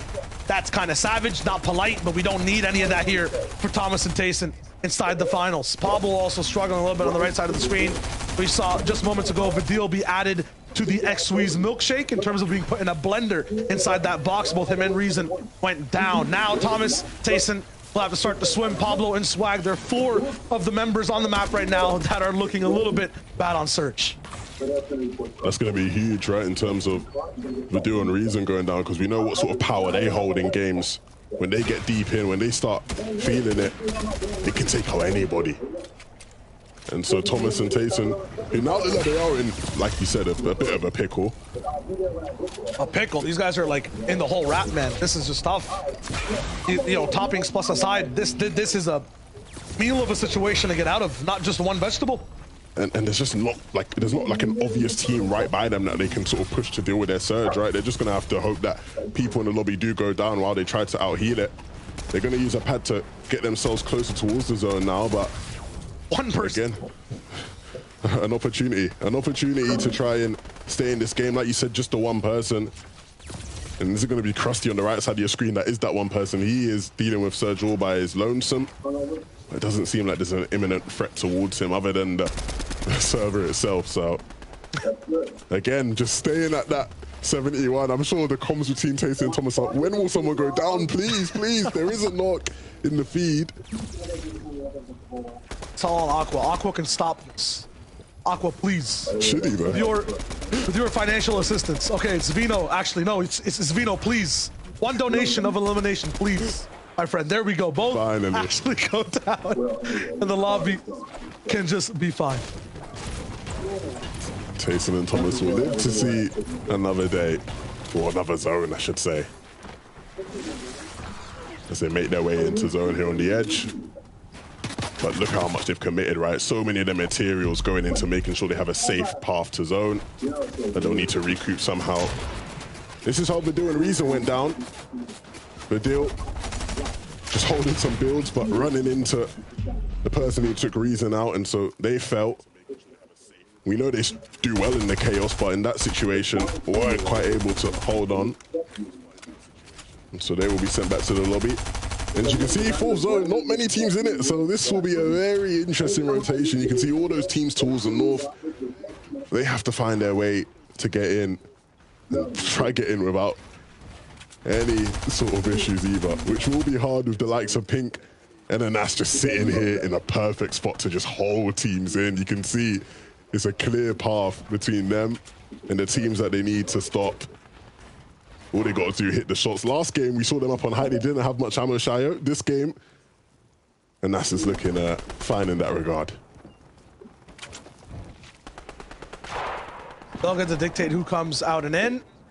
My question is, are we watching, you know, birds flying in the sky, or like a colony of different, you know, ants just pushing through the ground with builds, snapping, fighting at each other with, what's that? Mandibles with mandibles. Yeah, that's the word. Okay. Cammy Teak. They'll kind of be in the underground stand situation. They're very close to the zone, but there's a few teammates in their way. Some barricades to kind of move around and out from. Lizen always feels like he's getting picked apart in this situation. And Benji as well. Okay, I thought Savage was down and out. Usually that is the case. 2 armored walls put down. That's a big investment, but they still have 2 more and a pad. Did they land that COVID themselves as well? I'm not sure where this loot's coming from, but they're making it spawn in. It looks like it. You can see that they are just trying to hold that team. They wanted to hold that team, but that team padded above, and so now they can just run in. They've obviously got the pepper as well, which makes it a bit speedier. But they've also got to be careful, right? Because there will be teams that start looking in this direction, and they don't want to take any unnecessary damage. They're not thriving in the shield department. They could easily be down in that regard, and so finally getting their way in, nicely done. 95 below, they got some more work to do, and Thomas HD and Tayson have to basically do 2 whole jobs full time to get back into this game. 175 damage below. Really needed a close engagement, and that's exactly what Thomas finds. The second shot not going to land. 189 down now. That pump's not going to be enough to really push them back up. Yeah, just chop that value in half. 59 though. 11 people need to go down, so they'll be in this situation for a while. Thomas is finding these shots with such ease. This is crazy. He still has another edit to get. They were in trouble before, but they have a duo to bully now with Squeezy and Hen, who get pushed back into their builds. 72 damage above now. They're looking good. Hen is not going to go out without really a fighter at a negative either. He gets 2 eliminations on Mustache and Malabuka for the damage that he took from Thomas. We'll see 2. Mr. Savage on the right side finds eliminations as well. 4 total moving into this zone with Benji. And they have height. And if I see the mini map, I'm trying to see if they're maybe near the south side. Yeah, it looks like they have a little bit of a chance to control the entire portion of zone. Move in to a different box. We're seeing if there's anything in here. Is this where they eliminated someone else, or maybe there's a pad to use? Yeah, they do have a little bit of free loot to gain, and that's a big refresh of materials. Huge for Benji and Savage. Levin says it himself. If they get refreshed at this point, that is one of the, ingredients for a win overall in the finals for this team. Yeah, they definitely are setting up to potentially do that now. And I was going to say, Thomas and Tayson needed a favorable zone. And it did seem that they did somewhat get that. But is it going to be as an easy of a path to get there as I thought? In the meantime, it does look like it. Just a bit of wood having to be spent. Look at it. This is so tough. Tayson is at a sliver of HP. If he's just touched, he'll go down. And that's exactly what happens. Yeah, that was rough. With that much HP rotating in any zone, you're always going to have some sort of an issue. And so now Thomas with 12 builds, look, he's a clutch master. I've seen him do some incredible things on his own against not even just duos, trios even. But this would be a mountain and a half to climb. We'll see if first moving can be on his side to some regard and maybe allow him to stay in the game a bit longer, get his team some extra points, keep them in a high position on the leaderboard. But if zone doesn't favor him, it's going to get real rough for Thomas. This is the one man who I can believe can make the clutch inside of you. We'll see what happens. Waffler and Deox on the right side, similar point threshold to Thomas HD on the left. They are both alive and both at the best spot for the zone. It's going to move right next to them. I think they're one of the closest duos so far for the zone right now. And they're also basically almost in the lead. 45 players to watch as the 6th zone just pulls towards the right. Majority of the lobby, including Thomas, will have to make that far rotation. Deox and Wafflar can just crab walk on this low ground as much as possible. Look at high ground, though. I'm liking that two-side split. Benji and Savage have control right now. Will they have hands in winning this game for EU? You can see Kiriachi, Stormy right. They want to have their hand. They want to go again. We saw what they did last game round. But can they replicate that and go even further this time? They want to jump in a box to try to get themselves a refresh. They got to be careful. They are down on Surge, and it is so difficult to deal with it during the moving zones. But for the meantime, they're going to have to try and tank some zones to get some Surge. They don't want to go for height. I promise you that. That's going to be a messy situation, and they won't. But you can see Mr. Savage on Benji in the bottom left of your screen. They're the ones that hold it. And this is where all their fans will be happy to see them in a position where they can really do some damage now. They're playing a normal game of Fortnite. Meanwhile, on the bottom right, we have just, I don't know, Fortnite racers going on. Deox and Wafflar are in a car pushing through every possible build from mid-ground all the way to low. They're finally getting themed, and the car might start to explode. Maybe having a little bit too much fun, but they save so much, rightfully so. Deox barely has any mats available to be able to move in this situation, but they're really beaming. Now somewhere inside their box, I think it's just Mappy that comes racing in with PKR and take him out. Yeah, you talked about how that team has endless amounts of fun. Where did their fun get them? Right back to the lobby.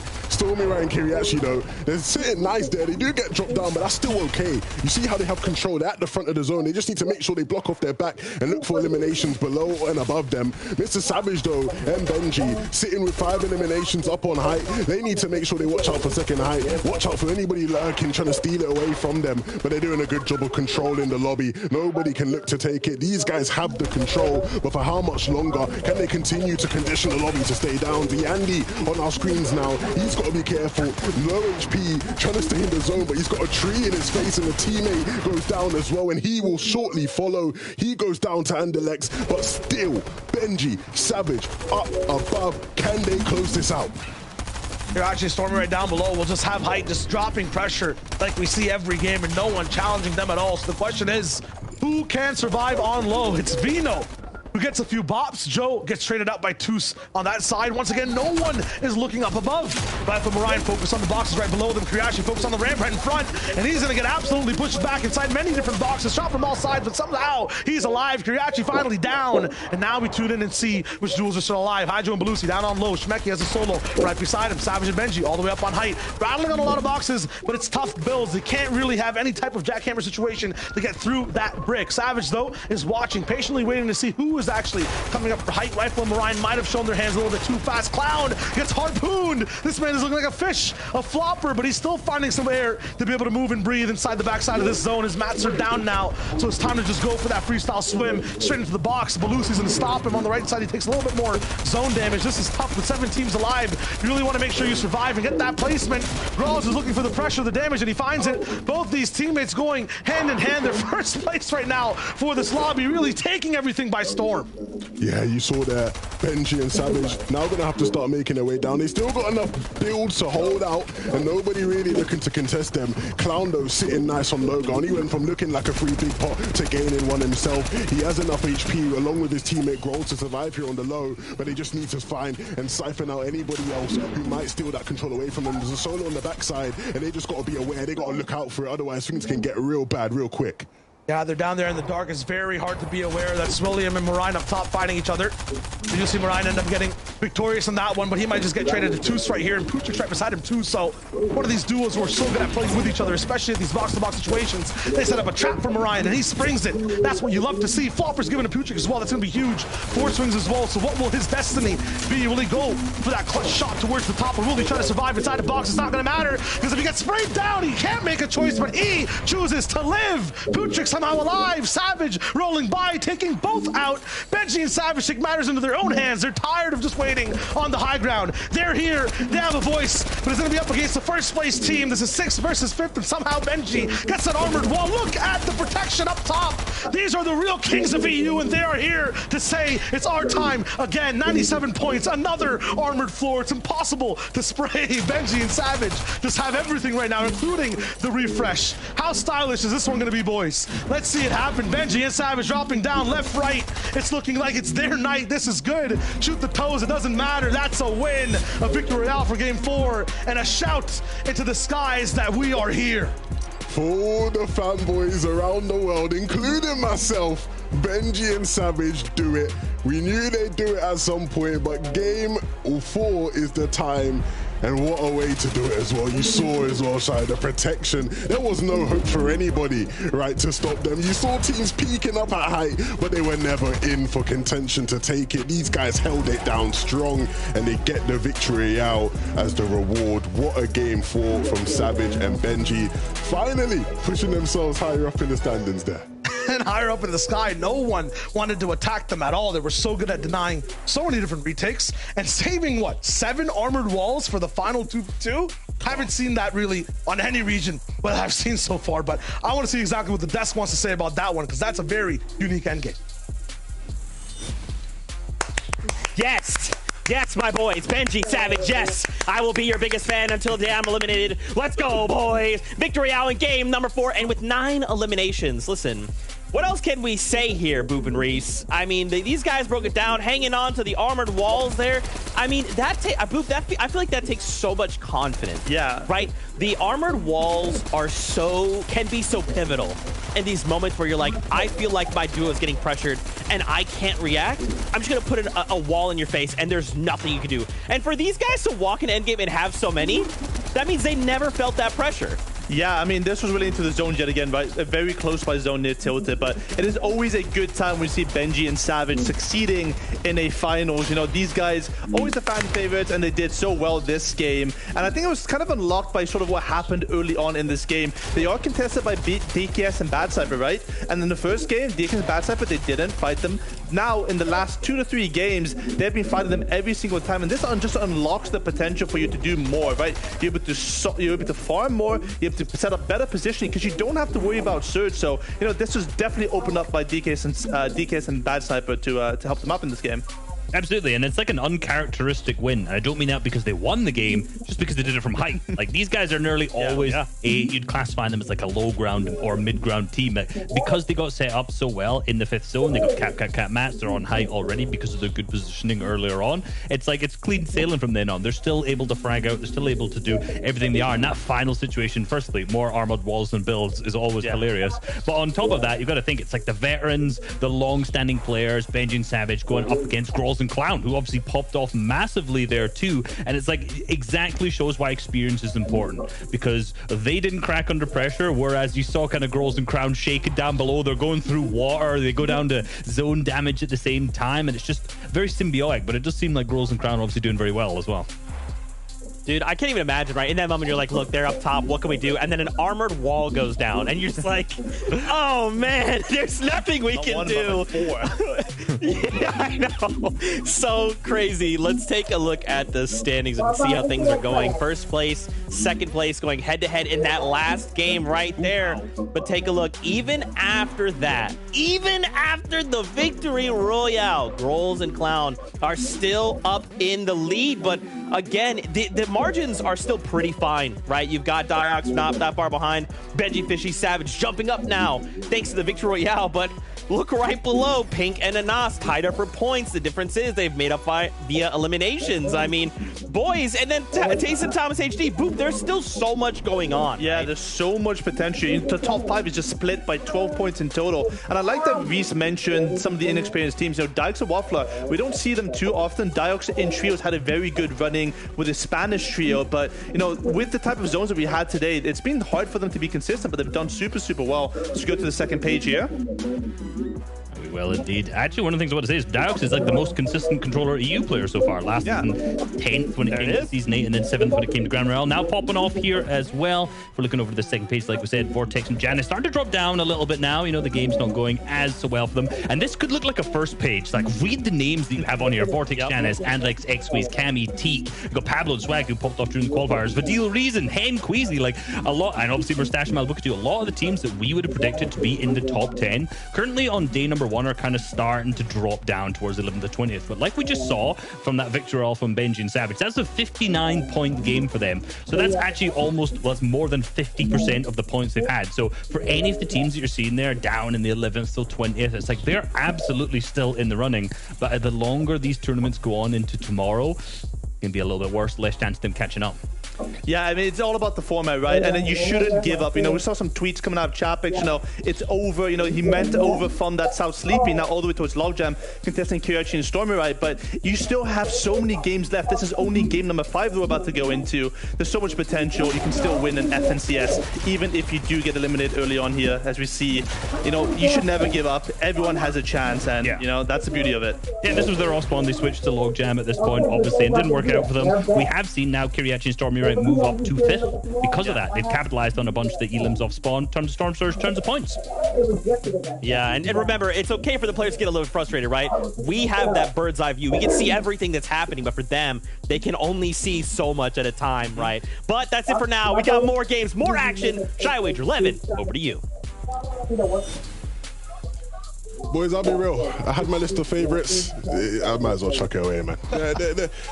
I'm seeing teams, you know, who have no experience in FNCS, right? Clown, no, never played in an FNCS final, sitting up in first going into game 5. That's huge, right? For his confidence as well. But look, I'll be real. Some of the teams we expected to do really well, sitting on the latter pages of the leaderboard, that's not what I was expecting, Shy. I'll be real. I think the stage has kind of changed to duos, right? And all these big egos are fighting each other in the same spots. You have Deox, you have Clown who are rolling in, playing their own game, their own version of Fortnite, away from the rest. And that's why maybe they're at the lead and now everyone else has to catch up.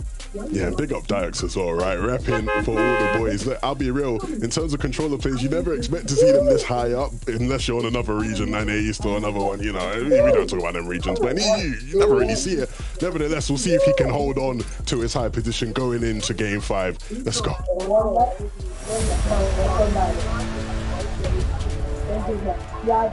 All right, game 5, 2 more chances today to solidify your spots on the board, and then day 2 is when you start to push towards higher heights, towards that win, towards the prize money. This will all matter, though. It might not seem like that to some teams. You have to make sure your mental's locked in, and right now Savage and Benji, they're switching up their strats and tilted as well. Yeah, that last game went great, but they really want to make sure they're making everyone around them on their toes at all times. Will this be Benji's first chance to win FNCS? Can he finally get the victory royale across the 2 days? Will it be, Shayo? I want to hear from you. You see, every time we start to ask that question, that's when I have to say no. Like, I wish no one asked it, because every time we do, it's nothing but, I mean, across podcasts, across interviews, everything. As soon as the Benji hype starts to come in, I feel like, I don't know what the universe does. They make it hard for us to really want the people that we want to win get that dub. But Vito and Joe, I feel like this might have been the FNCS for them, right? In terms of style, the way they got to this position, the way I feel like they were innovating, how you really protect and play endgame. It's looked good so far. I just don't think they've been there in terms of today in any of those end games. Yeah, it's weird because I think they obviously dipped and decided to come sleepy after landing Covert the whole season. And I think many people thought it would be a bad decision. Like, of course, Chapix and Seti haven't been amazing at sleepy, but you would have still expected them to dominate. And it just hasn't quite worked out that way for Chapix and Seti. And Vino and Joe have done really well landing here, but it just hasn't really materialized into the pop-off games we want from them. They're still sitting nice on the leaderboards, but they've got to be careful. Right? Of course, Joe's gone down and Sovino will be left alone. But yeah, I still want to see a big pop-off in them. 6 ain't too bad, but I'm sure under the circumstances, they themselves will feel like they should be doing a lot better as well. Yeah, that's literally all I wanted to touch on, is the fact that they're still 6 with like the troubles we see them having. So when it comes to like that 12-game format, maybe that's why they're not on pop-off mode right now. They just want to put themselves in a very good spot in day number 1. Stay consistent, maybe even make the same mistakes, and on day 2, start to go for those all-ins. Very, very, I think, more comfortable on your brain overall to push forward and take more risks on day 2 and try to catch up to the rest of the lobby. You've seen historically, any team that's very far behind on day 2, as soon as they start to have a little issues, that's where things go bad. And Chapix is sitting right now, going down to Vino with the bait. That's what you love to see if you're a fan of this side. Chapix, he kept moving higher and higher, right? He wanted to get the angle so that he could see Vino rebooting. At a certain point, when you build that high, if you get shot down, there's nowhere to go. And so, like you said, realizing that Chapix was about to get the angle and he just shot him out, and Chapix was falling, having support. I actually do think Hen from behind as well came in with a couple shots of support as well. So it wasn't just Vino dealing with that. He had the help of Hen and Greasy inadvertently in the back. But Chapix and Seti, man, it's really rough to see them like this. They're such good players, but it just hasn't been working out today. They're like a pinball that wants to go in the gutter of the machine. But you have Vino and Joe on one side as a bumper, and then Kriachi and Stormray on the other. No matter where they're going, they're just getting flipped over and over again. There's nothing for these guys to do. Yeah, and again, right, obviously they went Logjam last game, they came back to Sleepy. This game, will they go back to Logjam? Next game, will they just keep on coming to Sleepy and getting eliminated off spawn? Like, I don't even know. Pinball duel, man, it's tough. They're just getting upkept. No one is letting them in towards that top 10 circle at all. Vortex Castry also switching this up entirely, it feels like. Correct me if I'm wrong, but diving in a Clover Cavern game 5, they're looking for the pain. And look, we said that it was going to start to happen. Will these guys be the ones to punish Tayson and Thomas and stop what's been a dominating run here at Covert, where they've just been able to land, get everything, loot up, have all the pads in the ladder, all the rotation, all the movement, all the loot. I think Tayson, they're exactly where they want to be just today overall, right? Maybe the situation looks a little bit more dire, but I think Tayson's heard the footsteps of the dog, and now they're going to full defense mode. They just want a respectable day 1. I feel like this duo is a day 2 duo entirely. They just want to be on the map, inside the top 10. Luckily now they're closer to even top 5. Just have a good overall 6 games, and then day 2, that's where really the big things get started. That's where they really have to start playing defense. Yeah, and they're looking good even here, right? In terms of what they've been able to do in this game, of course, plenty of ammo to boot. And so if a fight does break out, I would expect these guys to be on top. There's one thing I'm noticing overall as well for like this 2-day format, right? You asked me right when we caught from the desk, Clown, Deox, how are these guys here? What are all these big teams doing? It might be like all the big teams and a majority of EU is just playing their game plan right now on day 1, and as a result, Clown, Deox, Wildfire just get to play their games. I think on day 2 we're going to get desperate, pushing more boxes for Surge, doing crazy things inside the end game, starting to take up some of the blank spots that these guys are living in now. I think day 2 is going to be so different for Clown, for Deox, for some of these new names coming in. They might not be experienced FNCS overall. I think they barely have any experience to a 2-day format in the finals. Yeah, and speaking of a team that will be wanting to make some changes, you know, Riley and Aqua sitting in 21st. They've been landing at the Bugle, going up against Stompy and Jude. We've not really seen too many fights break out there, which is a change, right? Yeah. You didn't watch some of the qualifiers in the semis. You know, Riley and Aqua constantly fighting at the Bugle against so many different teams, but this time not having to. Benji and Savage, they've left Tilted, they've gone a bit north. And they ran into Shmeki. I think for Noah Aqua, day 2 team, you know, 70 points is what I'm looking for, day 1 maybe. And they'll start to pop off once they really figure out the patterns to their POI and how these end games are looking, right? It's Mr. Hyde himself. I think he's just trying to feel out these games, get the Aqua VOD review and to see exactly, you know, where the gaps are in the gameplay. And day 2 will look really good. Yeah, I think the big thing with that team is just the nature of how they play means that, again, they're one of those teams where you probably say they're good for 1 win at some point, right? Like, they're good to win a game. It's the reason why, even though I wasn't so high on them going into the semis, just because of that format, I knew, look, give these guys enough games, they're just going to win one, right? Regardless of whether you think they're the worst trio in the world, the worst duo, sorry, best duo, they're going to eventually win a game. For Sash Malabuka, one of those duos that, you know, you're not going to be locked into, yo, these guys are good for 1 game. They're one of those ones that are consistent overall and staying inside that top 5, that top 10. I think the big thing with them, right, especially, you know, you look back at their history in previous seasons and previous modes, there was always the problem of, look, they're contested, but they're still doing quite decently. Imagine if these guys weren't contested, right, how good they would do. Of course, it's a, you know, new map, new mode, but this is our chance to see what they can do out of a decent spot uncontested. And they impressed for the most part earlier on in the season, but still in the finals, something left to be seen. I mean, they still are slightly contested today. The first fights that we watched, you know, for the first 2 games at least, for Sash Malabuka, you know, getting sandwiched left and right by Gamex. But overall, they did kind of circumvent that completely. I feel like they're used to just fully being contested now season after season. At least they don't have to deal with Benji Savage overall, right? Or Savage in particular, coming down and just making sure that it's just fully tough for him season after season. I'm sure they won't want to go back to those days. It's good to see those guys more friendly with each other now as well on social media, etc. You know, the off-spawn beef, it is just off-spawn beef. You know, keep it in game, keep it in the lobby. So you ever thought you'd miss the CD Stacks off-spawn beef, or we'd ever be moving past it? You know, I never thought. Who could imagine? Honestly, I low-key miss it, bro. Like, you know, it was fun. You know, it's the good old days. You never know it's the good old days until they're gone. You know? Yeah.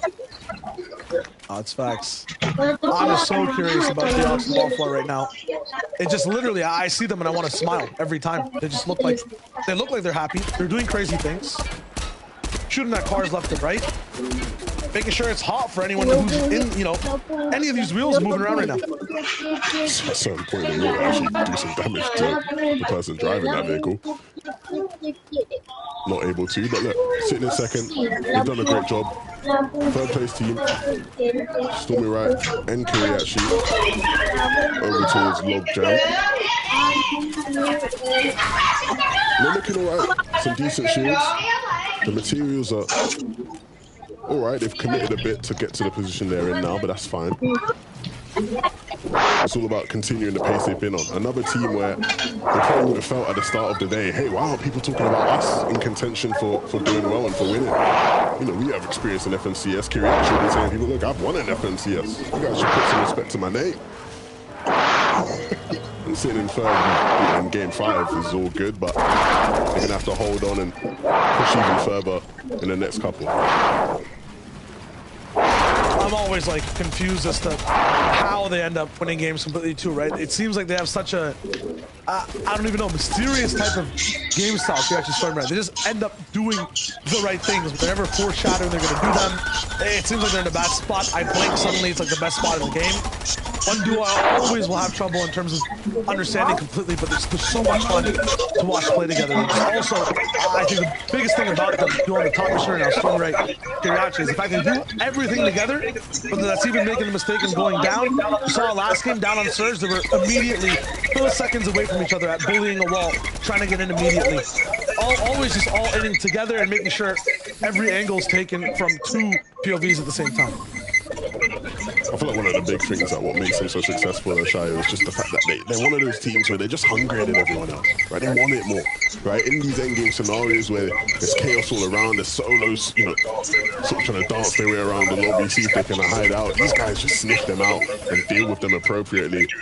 And they do that so well on a consistent basis. In the bottom left, they're doing a reason. Don't necessarily do it on a consistent basis, but when they do it well. I can promise you that, right? They have started to fall in the standings a bit, but they are literally always one game away from being in the top 5. Just always one game away. You want to know the deal reason seesaw? This is what it is. The higher they are in standings, right? On one side, they're higher in standings, the lower they are in Surge. Like literally Surge problems 24/7. As they drop on the standings, their Surge becomes a lot better. They're chilling 300 above. So I feel like they have these little pockets where they're always at the back. They only really operate well on the comeback aspect of the tournament over and over again. Now, does that mean the later games end up playing well? I think absolutely, as long as they're all connected to the game. You know, some seasons that might not happen. But in this one right now, in this game, 300 above Surge are looking good overall. We'll through with some other teams to see how they're doing. Stomping, Drew, right now also moving in. 118 below, they really have to just collapse on this wall, but it's inside the storm still. They're really looking to push and force this fight. Meanwhile, Thomas and Jason, they get interrupted low on Surge as well. Have to find a little bit of reprieve inside the logjam. But who knows what's going on the other sides of the walls inside the factory. And people are also looking to cook up and build a little bit of Surge for themselves. Tayson will start to move in. They have so much splashes to work with as well, and Pastry are right above them again. How many teams are in lockdown here, Shire? Look how many teams are just in this general vicinity. This is insane. It's like I'm watching one of those survival games where you have to stay out of the cold and go inside. Everyone's forced into all these boxes. It's a complete creative island, it looks like right now. And Thomas is trapped inside on the left side. He has to go back towards Tayson. It's looking good for now, but Surge is striking left and right. I hear SMGs and shotguns in every single box. It is Thomas HD that finds a miraculous shot, but he takes damage himself. Benji's also here, and he's below. The entire top side of the leaderboard is inside Logjam and Lumberyard, and it looks like a bunch of them are ready to get chopped. Yeah, Tayson, he's lost Thomas, and so he has to get us all alone now, but it is so difficult. Savage is almost very close to losing Benji as well, and if he's not careful, he'll get taken out himself. Needs to find separation, but can't get knocked. And Benji will actually be able to pick him up and get him out of dodge. But will the opposition allow him? Oh, no, yeah. I think it's Benji as well. That is just tough. First place team that previous game now going down. Tayson is going to be the one to wear that crown for this game. But once again, a solo. But he is a solo with 4 launch pads, right? True. 4 launch pads, max materials, all the ammo that he could possibly ever want. What's the conversion rate for that from solo to duos? 4 launches on a solo? Is that 1 duo's worth of an individual?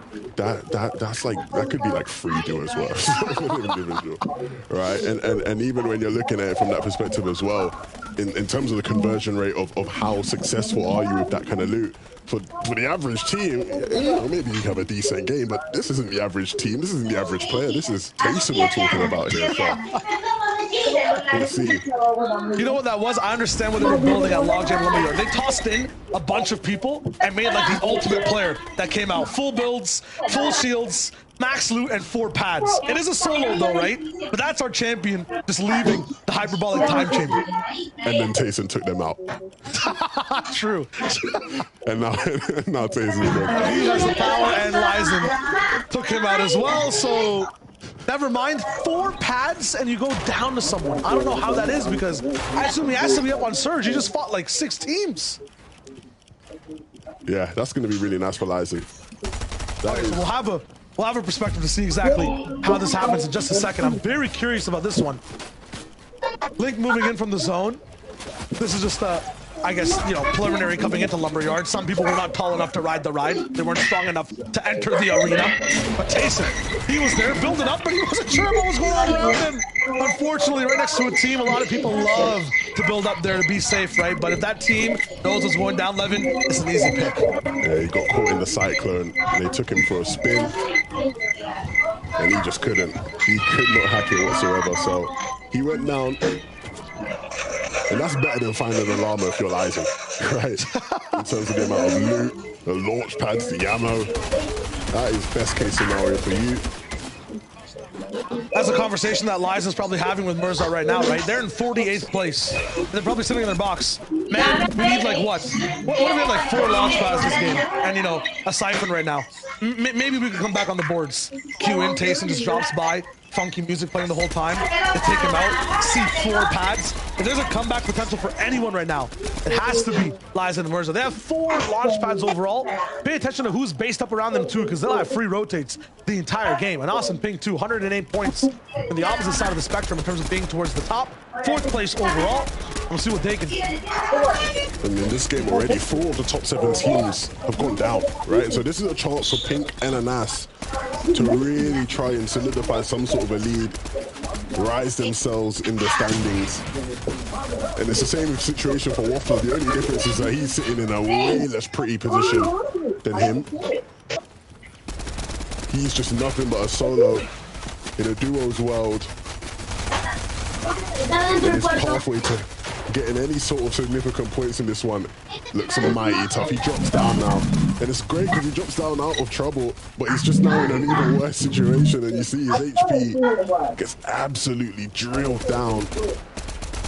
And he knows who it is that's dealing damage to him, but he can't really retaliate. He will eventually go down.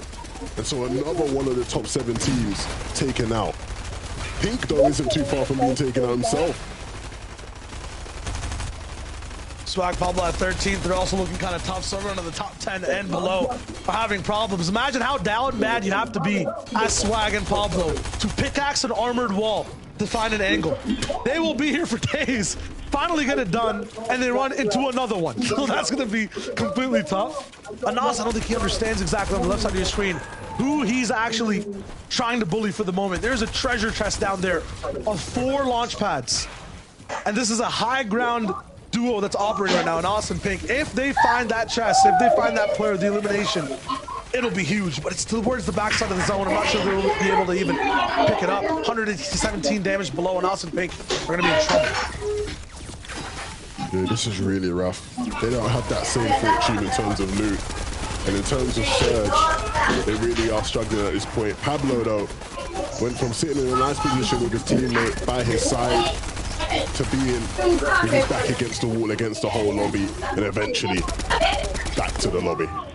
And so Anas now, with Pink, realizes that the launch pad's there. They'll try to get some shots off to help them with Surge before they take it themselves. But when they land, they really need to deal some damage because they're really low. And you can see Anas, the desperation, dropping down. He just wants to get into a box and do anything he can. And he actually does well to do a bit of damage there, but it just wasn't enough. There wasn't anything he could really do in that situation as a solo. And again, the trend continues. Speaking of solo, Stormy right now, operating without Kiriachi in this one. 2nd place team. All of our top teams in this game, Sean, they've just been all scuffed. Hey, welcome to the EU Cast 11. Every game 5, I feel like, of every FNCS, it's the comeback game. It's the game, you know, it might be even game 4, where all the top 10 teams just get taken out and then everyone else can rise. Lizen too, I think it was foreshadowed with him and his team at 48th getting all the pads. The fact that we saw Badil in a situation to come back and try to clap. Cammy and Teak will be there at 9th, and Bino Joe 7th. The fact to other teams that are finally full duos, ready to maybe move up in those rankings. It'll make everything that much closer, give us that waterfall effect of just 1 point separating every team on the leaderboard. Yeah, that's what we're talking about, right? The potential now for the comeback for some of these lower teams. Even a team like Joe and Vino. We talked about how they just haven't had that pop-off game we've been expecting them to have. They're still doing well in the standing. 7th place ain't too shabby. But can this be the game where they capitalize with all of their top competition being nowhere in sight? Can this be the one? They've got the peppers to make this rotation just that bit easier, and maybe they'll be able to sneak away a pad from somewhere as well. the comeback game, and we dive into Vino's brain. Joe following him as they end up just going through the labyrinth of builds down below. It's all hard mats though, because it's that half and half zone, and as they have to worry about position, getting towards the other side of the map entirely, they also have to deal half an HP bar of damage on any individual around them. So maybe that's what they're kind of sneaking around and sniffing out. This is fine though, right? Using these old builds means that they can save their materials, right? They have enough builds, but not a massive wealth, and so going through these old builds allows them to save and make a play for later, but they will run into another team, so they gotta be careful, and this is the time to get out. These are your edits, Vino. You need to move out, and he will. This is where Joe and Vino can really start to make a move in this lobby. It's going up the hill, and they need to really be proactive about that in case it pulls in the wrong direction. The theme of the last 3 games, though, might just be tilted tower teams entirely. Bad Sniper and DKS fly on the high ground and take it away from Mappy and PKR. Crush Siege right below them, and Hen and Queasy also still alive, so a bunch of the names you've seen suppressed in this lobby who've had it tough for the top 10, just bullying them game after game, get to play this one out. Liza uses what, his 3rd, 5th, 7th, 19th launch pad to keep moving. Vino now down to low HP as Teak and Cammy are also struggling inside the box. Nice swing from Teak to get a little bit ahead of the zone, and he crashes into no builds all the way down to low ground. His home, he's here finally in that living room to make those tarps. Cammy will join him momentarily, and they'll play their game. Nice beams on the right side. They are in their natural habitat. This is their home, but there are some intruders, and so they got to deal with them swiftly. You can see Cammy looking to take the lead, making sure they stay ahead and still retain control of that home, like you said. But up above, DKS and Bad Sniper, this is the time for them to really rein in on the lobby. You can still see as well, Cammy looking to try and make sure nobody can impede on his ground. Players on the low ground as well, that's going to be an opportunity to find some eliminations, but they just have to keep on moving into that zone.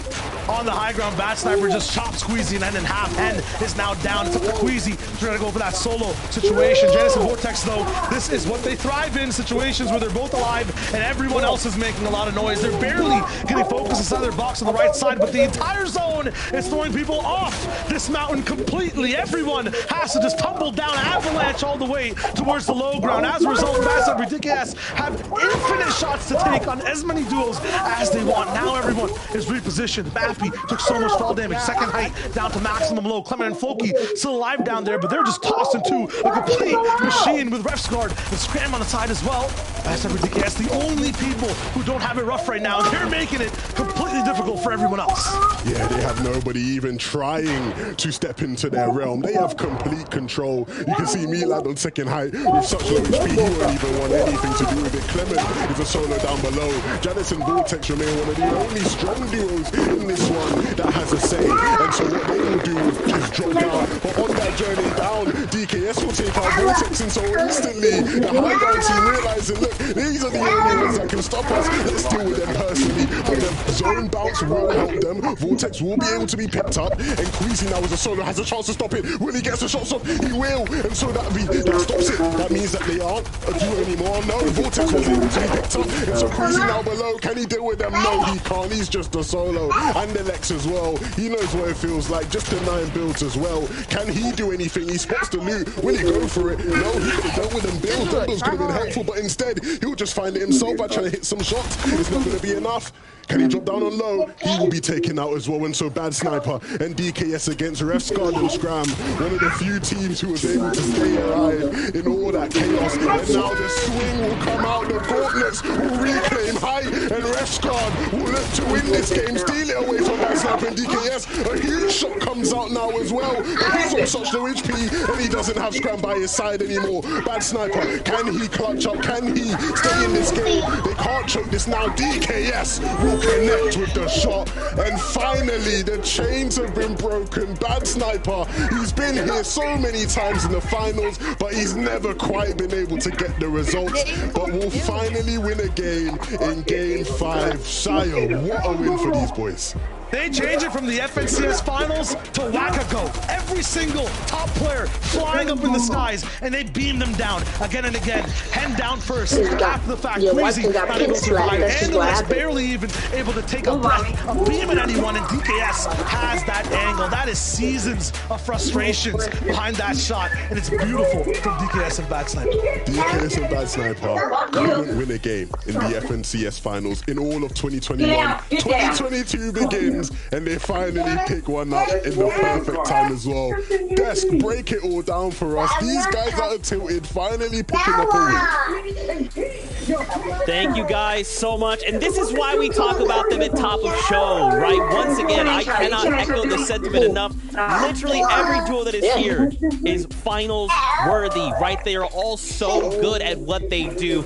And as Levin kind of said, they're unshackled, they're free. They finally get a win. Now, I will say blue victory rounds don't always matter, but it does so much for your confidence as a duo. It just reinforces all the hard work, all the dedication you put into Fortnite to be able to walk away, especially in a lobby like this, with names like this, to be able to say, yo, we got ourselves a win. What up? Yeah, I mean, they said, hey, Benji Savage, you did it last game. Let's do it this game as well. You know, they even tied them. 9 elimination victory royale there for DKS and Bad Step. But Benji Savage, 9 elimination victory royale as well. So, you know, they're starting going toe-to-toe with the big boys. And it's always good to see Bad Step, you know, finally doing well in a final situation. We love that. Yeah, absolutely. Like I said, tilted back to back here. And honestly, when it came down to the final 2v2, this was a battle of two teams who don't normally win games. You know, Levin said it, the Bad Sniper and DKS haven't managed to pick up a victory royale in all of the 2020. Was that 2021? Sorry, I'm getting lost. Yeah. Too many great facts he's spitting out here. But the same thing with Refguard and Scram, that it was a 2v2 against them at the end game. They've only won one single game ever in a set lobby environment when they've been playing together. So it was like the battle of the game of who's actually going to manage to pick up that first one. I mean, where else to do it but in finals, right? Oh yeah, that's right, boys. You love to see it. That was game number 5. My goodness. We'll take a look at the standings here in just a moment, but I'm not disappointed. The action has gone back and forth. Now take a look, though. Andalex and X Squeeze finding themselves a spot. Now, they did go down with 6 elims in this last game, so they're still operating super well.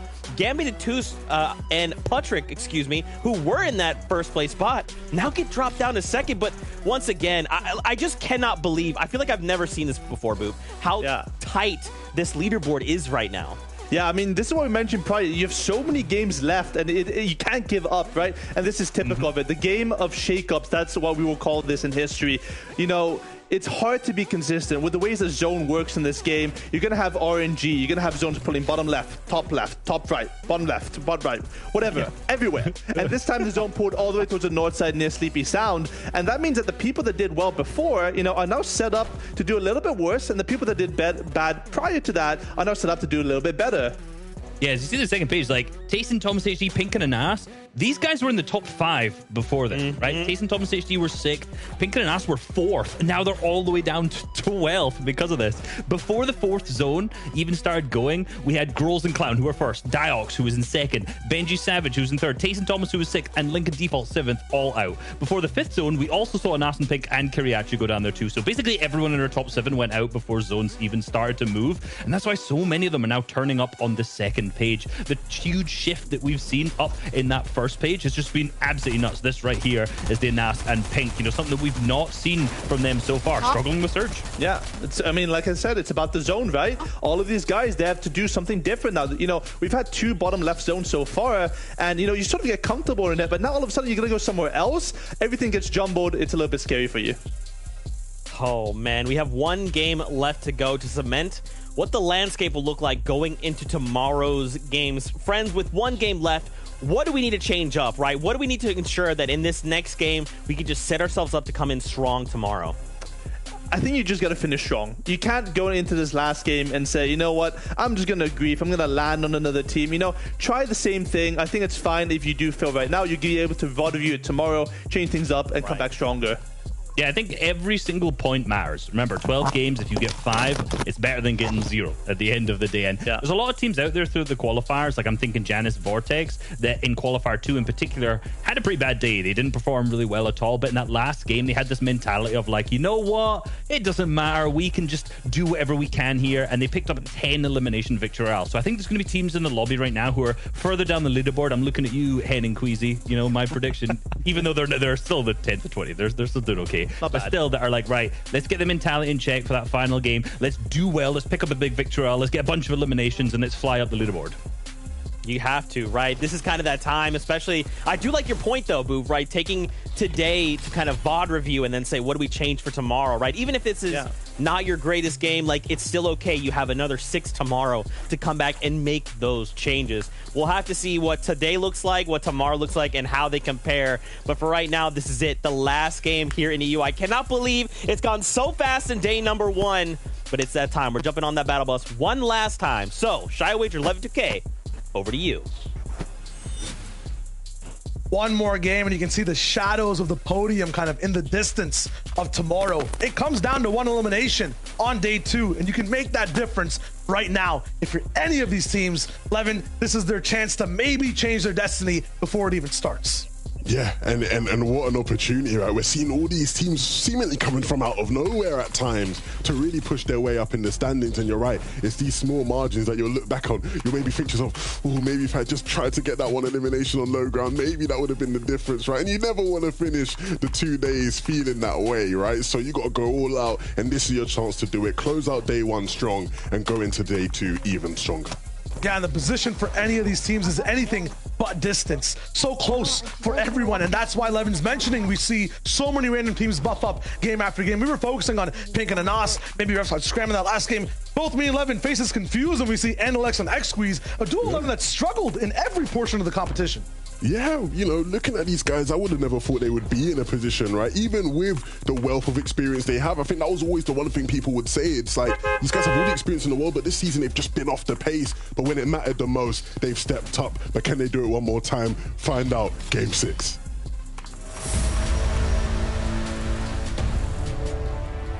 The last game of the first day of the FNCS finals in one of the most prestigious regions of all. It's Europe.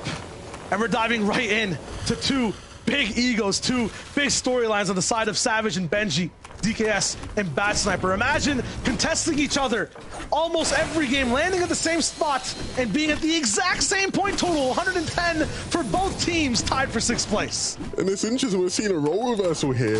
Benji and Savage actually got out-dropped, right? And so they don't get main. They're going to be forced to go to south side of Tilted. And it's not bad, right? South side Tilted in its own right is its POI and can reap very good benefits. But an interesting change in this final game. We're seeing actually now at Sleepy. Sleepy's been a very, very, very rough ride for Seti and Chapix. It's provided nothing but pain. And if you are on social media paying attention to Chapix and Seti, what they're saying on there is just very demoralizing stuff. They're clearly down in the dirt emotionally, but they need to rise. And this is their chance to do it, because tomorrow is a new day and a new opportunity to win Sleepy. They've forced Joe and Vino out, which is one of the first times they've been able to say that, but the job's not finished. Job's not done. Does it look like it's done, Levin? Nah, the job is not done. And for Joe and Vino as well, I just feel like it's been struggle game after game. It feels like their job hasn't even started fully when it comes to the FNCS. Already almost done with day number 1, but I haven't seen them find their identity in any of these games at all. We've seen high ground teams survive left and right. Pink, Nox, Anas? Wasn't sure it's possible, but they're really pushing the boundaries of Fortnite right now. We'll see exactly what happened there. Maybe just got him back up, and it's a little error on that side. But at the same time, Covert Cavern looking good overall for this team. They have some control, a little knock at the river overall as well. And that's kind of what they need. We talk about those high ground teams, the teams with identity. Pink and Anas at multiple times have pushed towards the skies, gone for control, you know what I mean, over and over again inside EU. And they've had a sense of it a little bit. They just have to stay consistent now.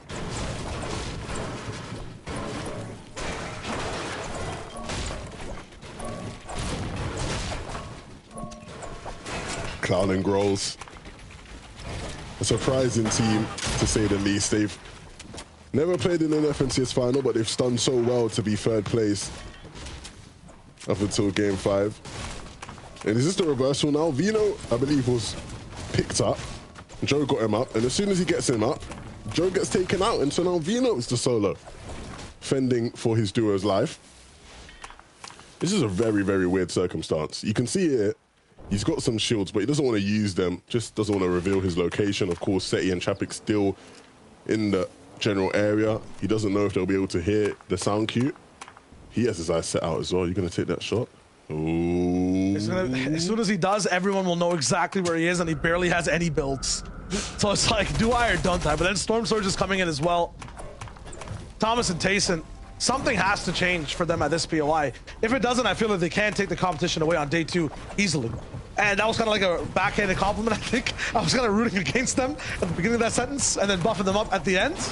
I'm serious in saying that if no one can really contest Covert, I've seen random teams already come in. I've seen the worst circumstances possible at Covert Cavern, and Thomas HD and Tayson have won it off spawn. Their issue is not the spawn at all. That's what we all thought it would be, at least by game 4, 5, 6 by the end of the day, but it's been looking good overall over and over again. And once again, Tayson, he's there in the box and he finds that first ceiling. Yeah, but they got a team doing their dirty work for them. Vortex and Castry coming in and they take out Phoenix. I'm not sure if Ryzen's still up, but even when they got teams in the general area, they won't even focus their attention on them. And the ooh from you, right? Because they got to be careful. These guys are literally just right around the corner. Tayson almost running into Ryzen there. And he will run into Ryzen. Doesn't get the wall in time, and so Ryzen will be able to get out. But for how much longer?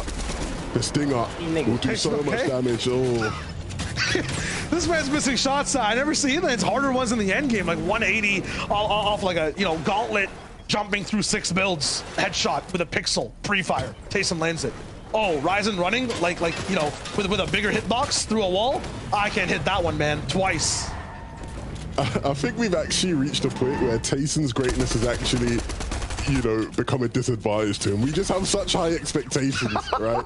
Where anytime he misses even the slightest shot, which we typically expect him to hit, the criticism comes out. Look, I think these guys, as much as the past couple games maybe haven't been on that same level as the earlier ones were, they still do have control of Covert, sorry.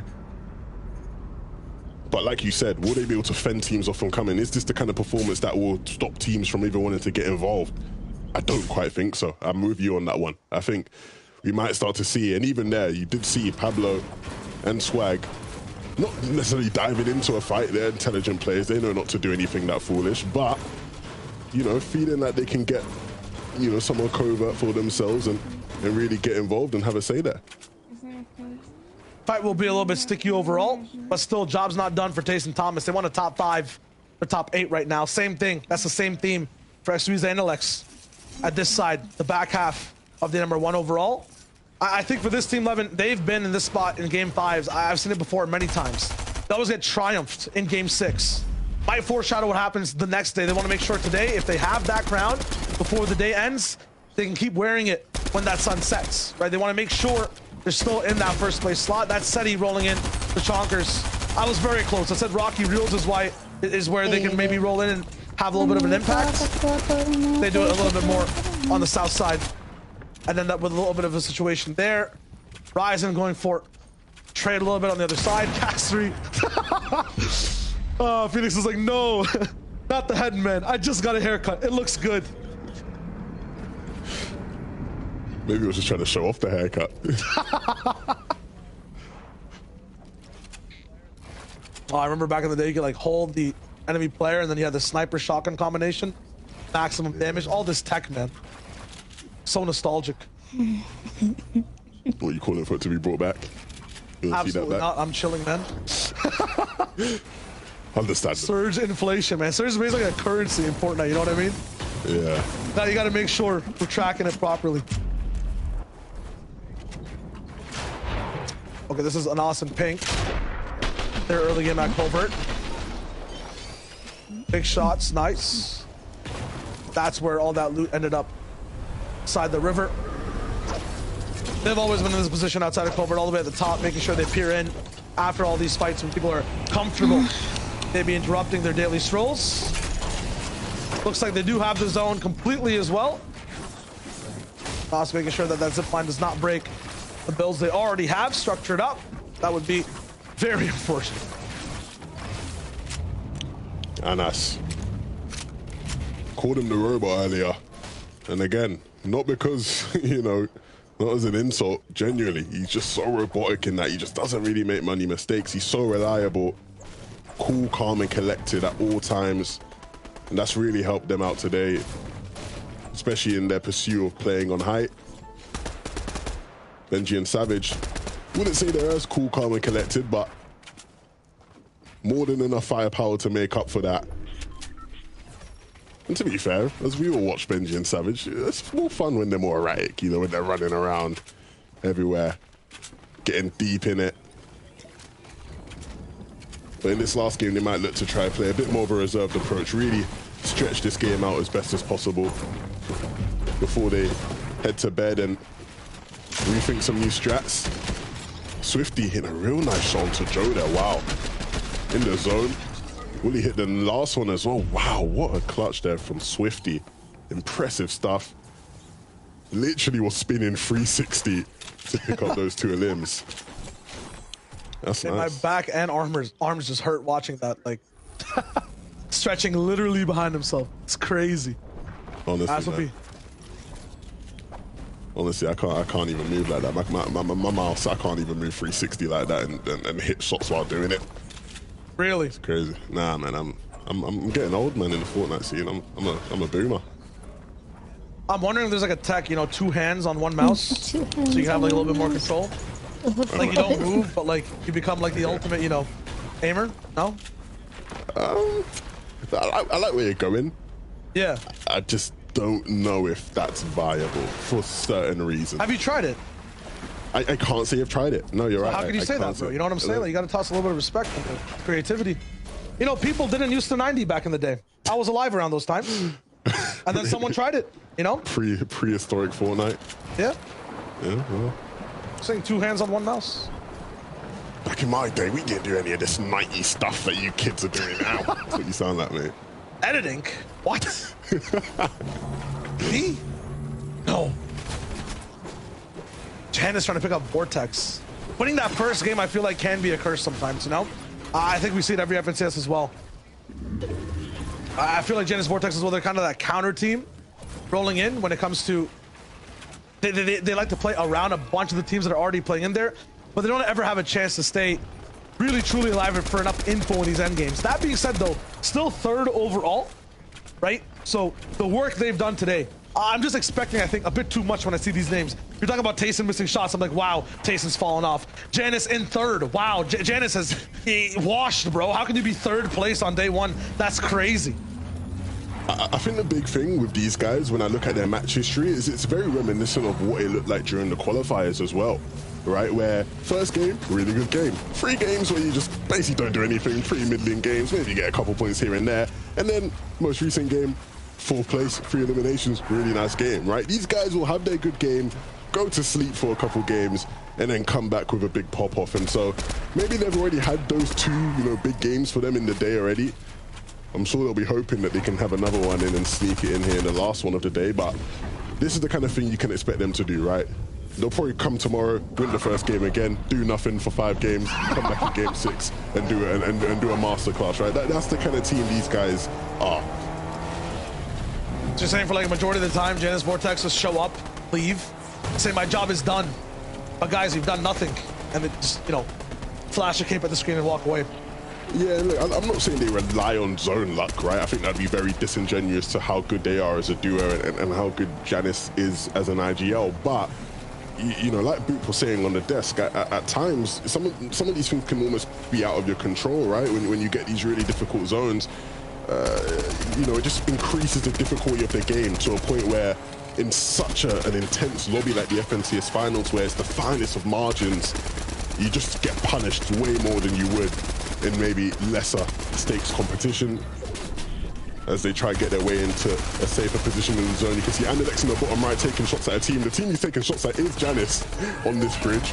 And so Janice has no easy path to getting in. Finally, Andalex helping out by taking shots at the other team that's holding Janice in. But ultimately, there's just way too many people with their eyes on Janice, and so it seems to be only a matter of time until he eventually goes down. Surge as well. The lobby isn't even on his side here. Everybody against Janice. Janice against the world. He's not going to be able to live today. On one side, you have Analex turning a hole into a half, and you have, you know, Vortex going down, and then after that, just close range, Janice gets picked apart as well. A lot of fighting just took place, but we're still 5 players going down away from Surge being deactivated. Make that 4. There's too many top 10 teams. I feel like we have 20 teams in the top 10. What is this? It does feel that way, man. The point differential is just so small between them that like we actually don't have a top 10. We have a top 20 that is the top 10, because at any given moment, one team gets a point, they go from 17th to 2nd. Like it's actually so insane how close it is.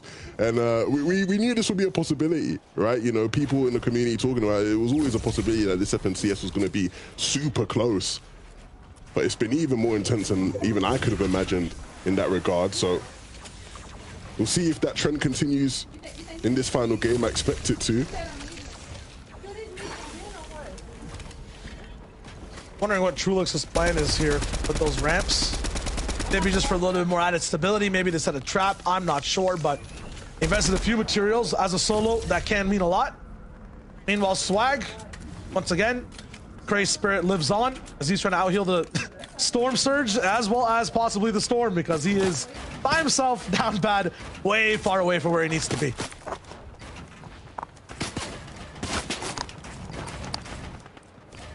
Trulex and Chico, apparently the only duo with 2 eliminations in every game so far today.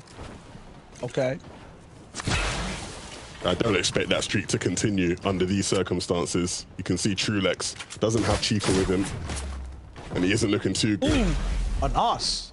I have to assume that's him up on that mountain. No other way. This is the opposite side of things, though. Down towards the ground, Vidil pulling himself off, and then after that, no, struggling. This is a 1v1. So important because, once again, towards day 2, every point will matter. That's a lot of potential placement gone for Vidil. That's a free elim gone for Vidil as well. Him and Reason, and we'll see if it affects them on day number 2. That's exactly what people are doing right now. They're making sure they get the most out of their games, the most out of their game plans as well on day number 1. You might not be able to use the same drop even or the same strat coming in to day number 2. Everyone's just looking for the maximum amount of points. No one's really desperate completely to change things up. It's going to be a very well thought out, structured game of Fortnite. That's still why we have 65 people alive in this 4th zone turning into 5th. And you can see Trulex, players all around him, trying to knock his structure out, and he keeps having to come down and invest some builds.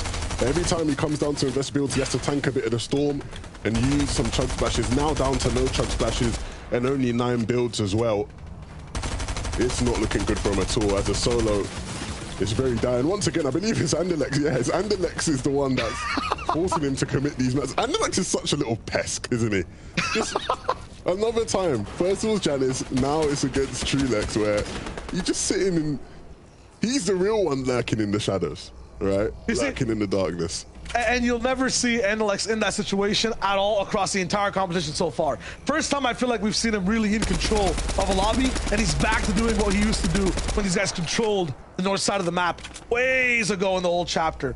It feels like he's finally back to, you know, his annoying self in terms of dealing damage, stealing positions from other players, and just being a nuisance. Yeah, and coinciding that with being in 1st place now. It's perfect time for that. Trulex. You might as well just, yeah, I was literally going to start counting down. I was literally going to start counting down to see when he would go down. And before I could even start my countdown, he gets taken out. So. All right, test for you, Levin. This duo's name? Poos and I can't, man. I can't. I'm sorry. Tuesday Futric will be rolling in 45 below. It's getting chilly for them a little bit on Surge. Toughness. And Benji and Savage will be down to Cammy inside the feed. Optimum point as well. I think that's their loot on the right side. Yeah. Someone will have to try to get it. A refresh for Cammy at this point spells the best for this game. Usually this is the time where they start to run out of resources. A few of those materials, you know, they're mid-game masterminds. They love to over-invest in those bases and hopefully try to make that back in terms of pads later on in the game. Especially with this zone pulling up towards the north, right?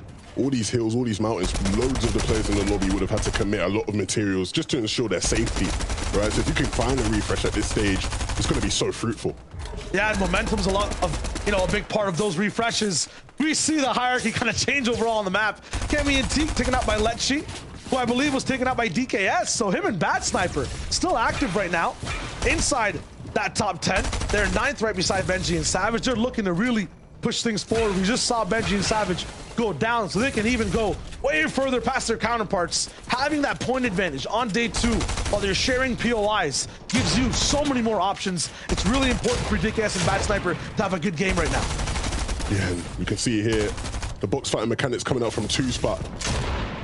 Really rough stuff. Doesn't have control of the right side wall, and it will cost him. He will go down. Puchik was nowhere to be found to support either. And it's Fury is the one who's going to pick that up. Meanwhile, we see DKS taken out both Letchi and Solium in the feed. Absolutely glorious. They're really pushing forward right now. And at the same time, Chapix taken out as well. I think Queasy is going to put a stop to any type of potential comeback they had on the back half of the day. Yeah, you can see Anderlecht in a squeeze now in this final game. Sitting way above, posturing for some sort of hype play. We'll see. We've already seen a team hold it out from around 5th zone. And so we'll see if they can follow in Pinken and Nass's footsteps. Tayson and Thomas, though, we talked about how they'll be wanting to make the most of this last game, as the past couple just haven't quite gone their way. And of course, they have those launch pads, and that's always going to make this a possibility. The games only get harder for Tayson and Thomas, landing at one of the best POIs overall on day 2. They have to make sure they get as many points here right now, possibly over to 150, possibly even a game win. We know they're good for 1 at least on the days, even 2, 3 overall as they keep moving through. Tayson with the nice beams, and they will actually get zone as well. The first moving will go straight up the mountain. Everyone that's low on mats, look at those totals. Putrick on the bottom left, even Tayson right now, they've invested a bunch to get to this spot. Have to make sure they're using them in the utmost perfect ways. Even one slip up, you go slipping down the peak.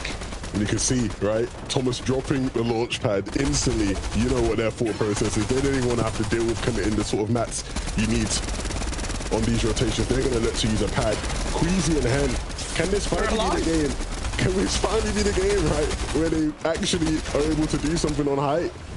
It's taken them 5 games to get to this point, but things are setting up well for them. They're only 20 points behind the upper echelon of the lobby.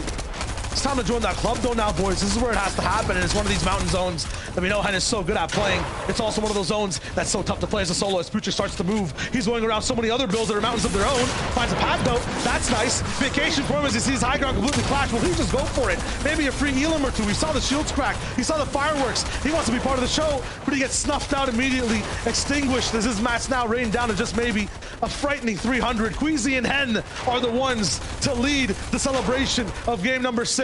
Absolute high ground, but look at this weapon. Look how big it is. There's no way they can stay up top for too long. Yeah, they've got to be careful. They've slowly got to condition everybody down below them. Frack and Coop will quickly drop, and the Let's in it squeeze to the first place team. You'll know they'll be thinking about it, but they start to drop. And you can see Putrick, he picks up 1 as a solo. A crazy height tick attempt, but he's able to stay alive, but not for much longer. He will go down. Anas and Pink also rise up, but quickly Hen and Queasy slap them in the face. They go tumbling straight back down, and this is what I was talking about. Maybe too high for the moment. No, Anas and Pink are still going for it. All in for Queasy's in just absolute shambles now. The materials to upkeep that level of high ground is too much, and it's Thomas and Tayson who take the lead. Still 3 teams battling for that height. X-Squeeze and Anderlecht, they're going to go down to default for now. Coop and Fraction also here to maybe make a say. It's game 6. Anything can happen or go either way. Thomas and Tayson will look to just keep making sure everything is pushed apart, and they have 2 different sight lines to beam down any teams down below. And then Queasy, they were waiting to see a trap. Thomas, though, he has ears, eyes everywhere down low on the scene. He knows exactly what you want to do before you even do it. Yeah, they've done really well when they forced Queasy and Hen lower. And these low elevations, they've struggled. But Pink now wanting to get involved. The armor will come out, and they have it. They've stolen it from Thomas and Tayson. Pink and Anas, the battle for high ground between all these top height teams. And Pink and Anas will be the ones to stay on top. they're the main characters of the sequel, but I feel like there's going to be a part 3 coming very, very soon. The Siptos is popping down on the low ground feed. That's a lot of elims. That's a lot of leaderboard changes, but who really controls the lobby? Taysom inside the box is where he loves to be, making sure he churns out any player who's desperate in the zone. That'll be Malabuka going down. As a result, though, Thomas is going to fall inside the feed as well. Hen picks him apart. So big names clashing as Anas also doesn't have complete control of the height. He finally sees a little bit of that light. He drops all the way towards the top, and now the entire zone is getting compressed. He needs to move all the way up. There's a mountain in the way, and you can't shoot your way past this one, boys. Everyone on low is about to be suffocated. Pink and Anas, how have they done this? Clown, he's going to try and get up, but there's not much room for him. Default as well as a solo. He has to try find any avenue he can. He has some materials, but trying to push his way through the brute force that is Pink and Anas will just be so impossible. He has to hope it keeps pulling down. Kinzel doesn't have the Siptos by his side, but they've done a brilliant job so far. 9 eliminations on the game. Can they get any more? Default will try to stop him. He knows he's in the zone, but he's got a warrior at the height team above him. He can see him in the zone, but the gauntlet comes through, and it's not enough for Kinzel. He will fall, and Default and Pink and Anas are now in a battle against each other. Default with 8 eliminations, really doing the most, even if he doesn't win this game 6. What a performance from this individual from start to finish. He's just rained down shots, and they've connected, and right now, he's also in that 1v2, making his HP even with Anas. He has to go down here. There's no way, right? Blocking off a few walls. He has 100 builds in total to kind of work with. First shot denied, and it's Anas and Pink that end the day with a victory royale. The second of the day for Anas and Pink. What a journey it's been. They qualified in the second round, and this is what we knew they could do. When they get height, they win games. Shioaja, it's been a dominating height performance from them. They beat out all of the best height teams in the land. Queasy and Hen finished. Taysom, Thomas, done. These guys are the high ground alphas. And that was absolutely a fight. You're correct. That was not free high ground that we've seen in the past 5 games. 3, 4, 5 different retakes with legends trying to contest for that position. They are the ones that win it out. They are the ones to be in the lead for the story coming into day 2. A beautiful game 6 from Anas and Pink. An absolutely flawless game on their behalf, but even beyond that, the solo clutch there. 8 eliminations for solo. He's literally single-handedly carrying and winning his team through that game. Yeah, I mean, when you look at the way they denied it too, we never see Anas and Pink give things up completely and not take them back for a while. They waited for people to fight on height. And if we're looking at one team, Levin, the fanboy over, someone who has the power, the prowess to win, I feel like Pink and Anas are a step above the entire lobby right now. Yeah, they've done such a brilliant job, right? The pink split, as he likes to call it, right? We're not going to call it that just yet. Maybe if you continue these games, right? If you keep winning games like this, maybe we will be calling it the pink split in a couple of days or 2. But honestly, they've done really, really well out of the spot. The llama definitely helps, but the way they take height is even more impressive. Absolutely. That was day number 1, though, of the EU FNCS Finals. Levin absolutely smashed it, and it was so much fun to do the first half of the games. For tomorrow, but to break down who's in the lead, are Pink and Anas literally just built different? It's the desk. Zeke, Boop, Reese, what you got? Thank you guys so much. And Shioaja, don't sell yourself short. You're also incredible. Also my spirit animal. Now you know. Wow. And as Reese answered, yes, they are in fact just built different. My goodness. They are the only team here in EU to get 2 VRs on the day, which actually we saw similarly out of Middle East, Asia, and OCE. I mean, this is exactly the kind of place you want to be going into day number 2, right, Boob? You come in and you say, look, we have cemented a solid lead, right? We have done everything we've needed to, and now it's about holding on, or really, if we're, say, in top 3, we want that number 1 spot. It's time to push ourselves, right? They have such a strong position right now. Yeah, we doubted them a lot in the top of show, right? We thought, you know, there's so many good height teams in this lobby. Would they be able to succeed? But preparation overcomes everything else. And these guys are one of the most prepared duos in this final. And they're showing it off. I mean, ridiculous from them. And also 5 eliminations. So we're getting up there in world record territory. You know, I'm also saying at the top of the show, I said these guys in 2 of the cash cups they made have won 2 of the games. The qualifier that they qualified through, they won 2 of the 6 games. 6 games today. How many have they won? Any random wild guesses? It's 2 indeed. These guys are winning consistently 33% of the matches in every lobby that they go into. And this was another game where they pulled zone. Yeah, they were lucky with the covert zones, but they capitalized on that yet again. They got a second llama that was there. They played it to an absolute T and destroyed every other high team in the lobby. So fantastic. Let's take a look at the standings. Reese, Boop, I am...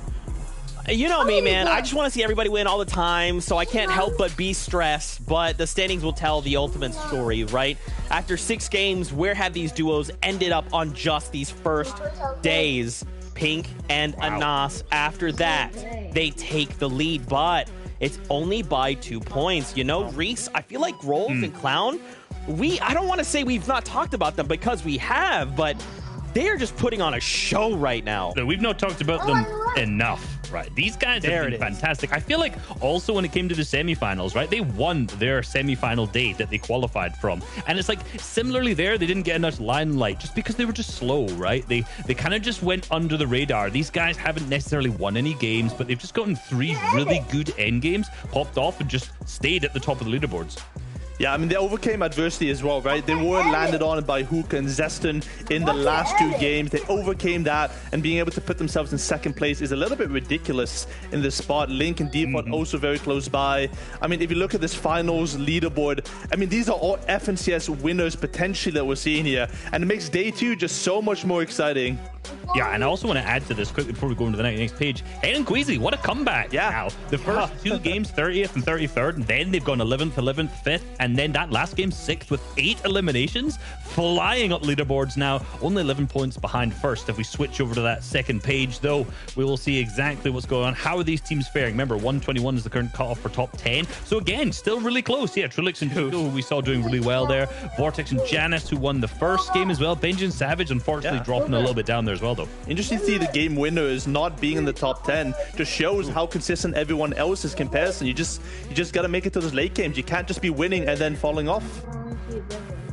Yeah, it's not just about the Victory Royale, right? Like, obviously, the Victory Royale is huge, and in the moment, it feels great, but you have to have that consistency factor, right? Even if you're just placing top 5 every game with, like, 4 elims, you're going to find yourself at the top of the leaderboard, right? Yeah. Because you're just doing consistent, right? So if you guys are new to Fortnite and you're like, wait, the Victory Royale, shouldn't that be at the top? That's why, and now you're in the know. What a perfect day number 1, and tomorrow we'll be back with day number 2, where we're crowning duos champions. Before we say goodbye, we actually have some champions to crown right here, right now, because remember, we actually have a region that has already completed their games. So, of course, we have to crown them champions. They will take hold of said Axe of Champions. And once again, congratulations to the Middle East winners, King's very own Bleed and Metals FKS 404.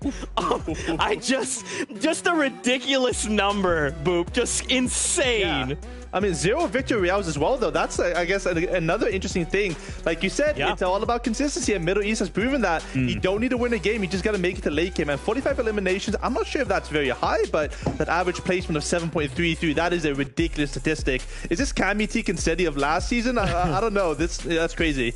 I think so. I want to quickly. This is their placements. I just want to do this. 2nd, 4th, 2nd, 7th, 38th, 3rd, 9th, 11th, 6th, 2nd. So there's like so many seconds. Like I watched a couple of these guys' games from yesterday. Low ground, mid ground team, basically the Kamisei and Teak of that region, and absolutely dominating.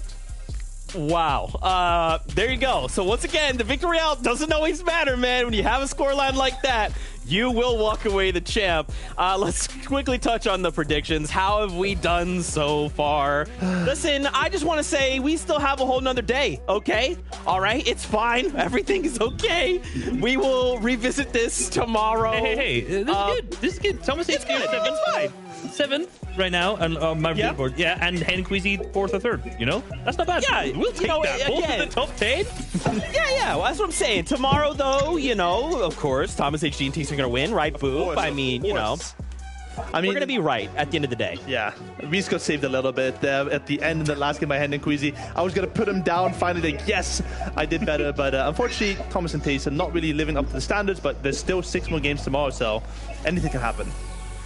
Anything can and anything will. Fortnite fan, that is it from us today. We really appreciate you guys hanging out. If you're watching from Legends Landing, special props to you. We really do appreciate it. Don't forget, if you like what you're seeing, we have NA East and NA West. Both regions have 6 games as well. And then we're back tomorrow, same time, same place. And we're crowning some champions. As always, we love you all so dearly. Keep yourself safe. And as always, we'll see you on the battle bus.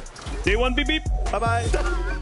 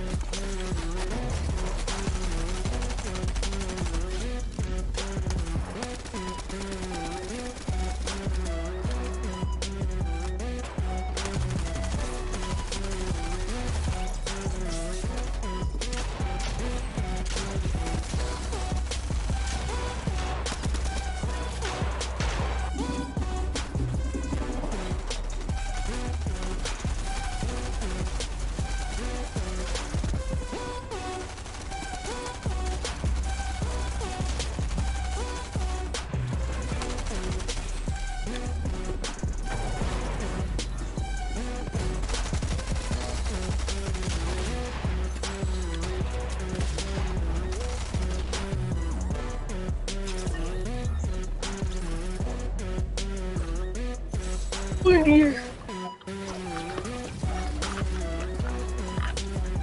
Sound good.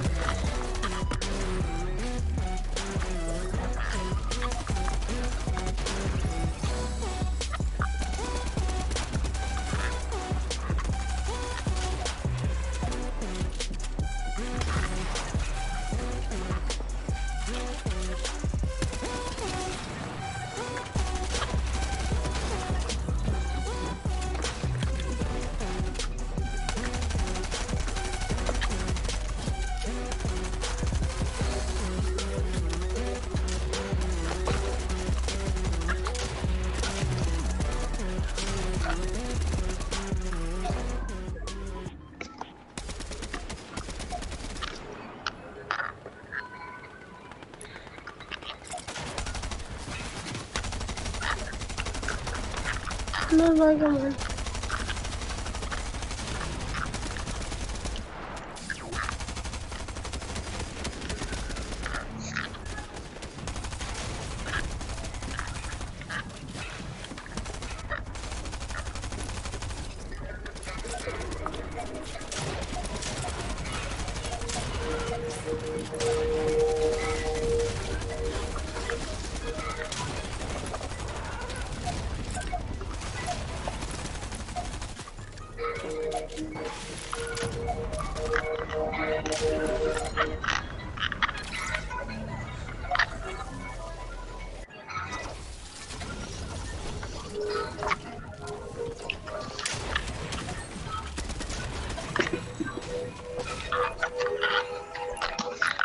I'm on the floor.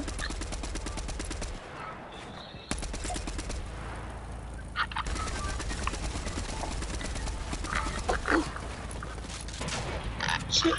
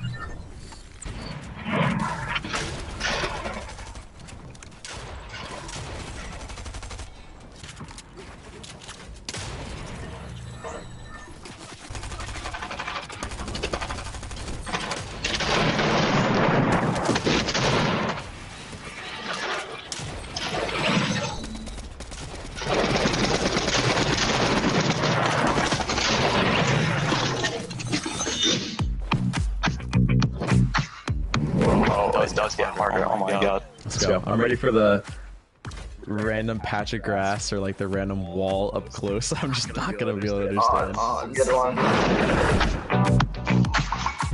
This is on the south side of Sleepy Sounds. This is looking towards the lighthouse behind it.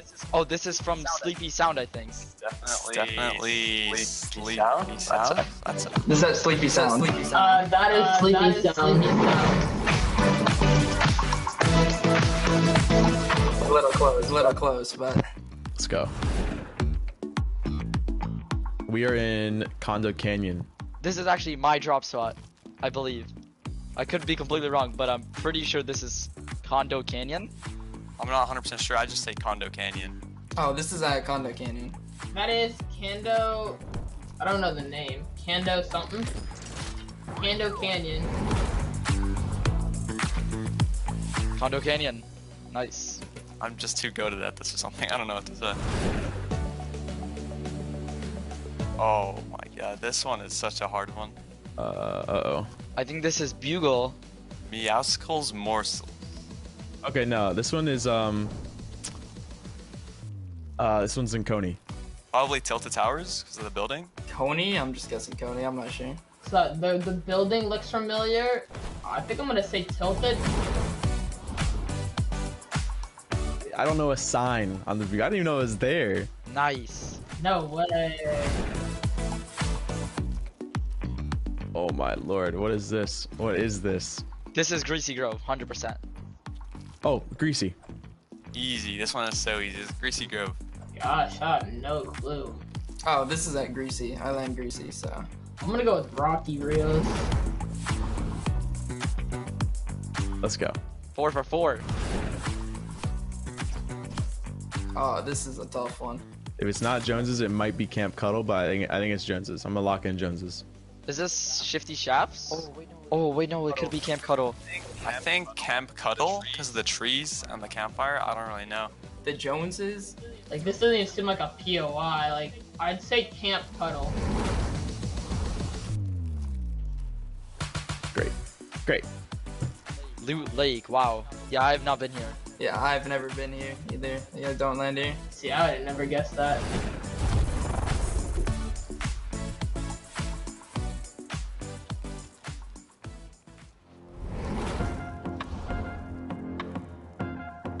I want to win FNCS. I know that I can.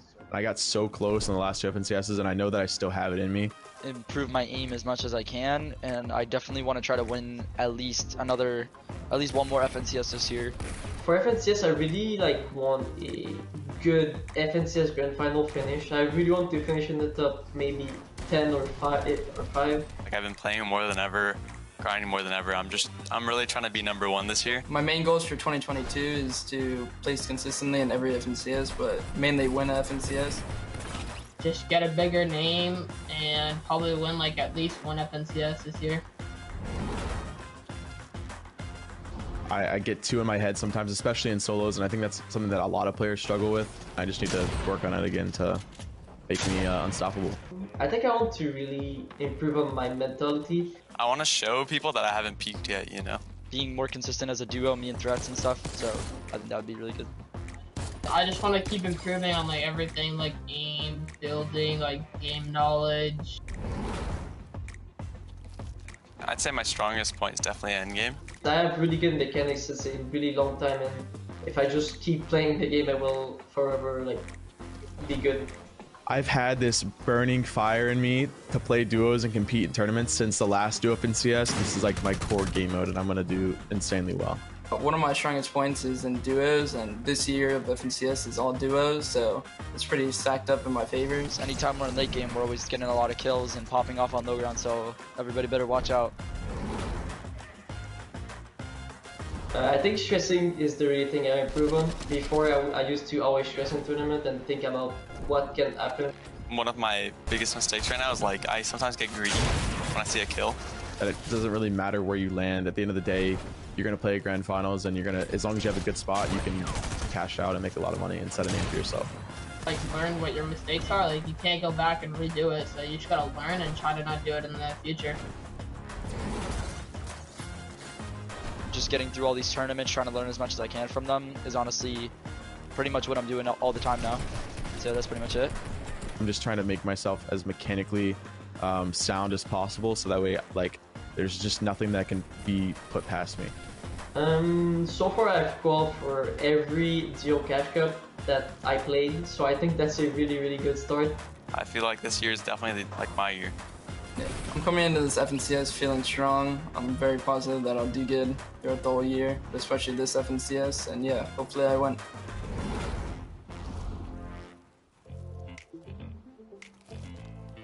All right, what's going on, Fortnite fam? Today I'm in the lobby with Cease. How are you getting on today? Simple one to start it off. I'm doing pretty good, Perfect. That's what we like to hear. That's what we like to hear. So I'm gonna go with a bit of a wild card to start things off with here. Assuming the entire world was a 0-ping single region, who would you want to duo with? I probably want to do it with Volks, because he's a funny man. He's OCE, and yeah, I've hung out with him a bunch of times. Another weird one. Time travel your current skill back to the 2019 Solo World Cup. Where are you placing? I don't think I put much more than like a couple hours into practicing for solos, because I was so focused on duos, and duos was of course the day before, so I was already excited. I was like, I already did this, so what can I do? So I literally landed at the most shambles spot ever. If I could change anything, I would just oh my God, I would probably just land the block. What would be the first and best piece of advice you'd give someone who's kind of new, starting to get into the competitive scene now and just starting to improve their kind of Fortnite competitive placement? If you place top 15 in a cash cup, take that $200, whatever it is, and put it aside. If you get top 10 in the grand finals, just put that aside for a new computer or for a new mouse that you've been wanting or whatever. Like, invest in yourself. That's exactly what I did. Like, my two teammates in the last FNCS were on the worst computers possible. I got them new computers for the Grand Royale, and look what happened. We made I think we made double what we made in the last FNCS. Where do you rate yourself on the greatest of all time, the GOAT list? I think right now, I probably put myself, within the top 25. But I think after this year, I'll be, back into the top 10, top 5. There's a lot of money to play for when it comes for a lot of these finals, and there's a lot of stress involved in that too. Are you planning anything in particular with your mindset? I don't think I had any nerves at World Cup. Like, I literally at duos, and I can tell because we were so prepared and we had a game plan knocked out. But then it came to solos, and I was extremely nervous because I had nothing, and I was by myself, and so now into trios, it's like this last FNCS, I had so much prepared. I knew exactly what our game plan was. I knew what we were gonna do, and we knocked it out. You already mentioned earlier your favorite game mode is duos in particular. What's your least favorite game mode? Well, duos is always like a part of the game, but when trios came out, I was like, oh no way, a year of trios, I hate it. Now we're on the duos, I'm like, no, trios is gone, I want trios. And so I always didn't like squads, and I'm guessing if squads got announced for a year or however long, I would be like, I'd hate it, but then by the end of the year, I'd love it. So it's just like, I don't really know. I think squads right now, but who knows? Maybe it's probably solos, honestly. Thank you very much for your time, Cease. It's very, very, very appreciated here. Where can the people find you? At Cease on everything. That's just my handle across all socials. So just stay in touch. Fantastic. Thank you very much for your time. Thank you.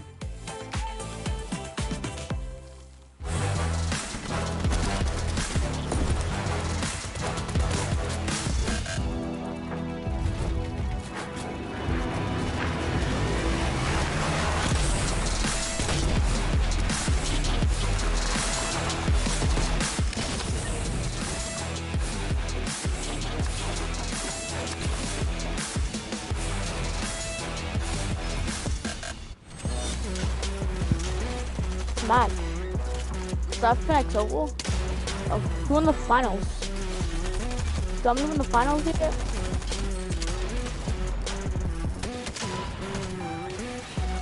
Finals won over.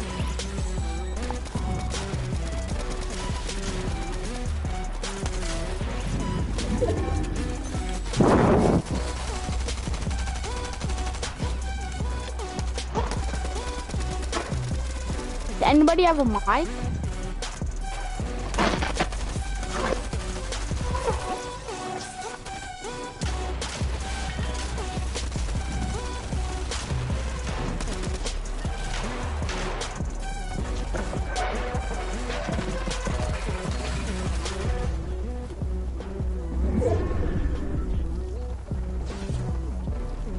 In the storm, world's gonna die.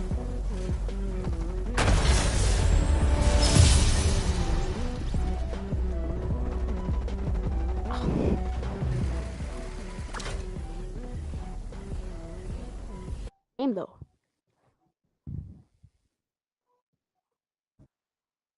It's surviving. Still on 10 HP. How's he surviving this?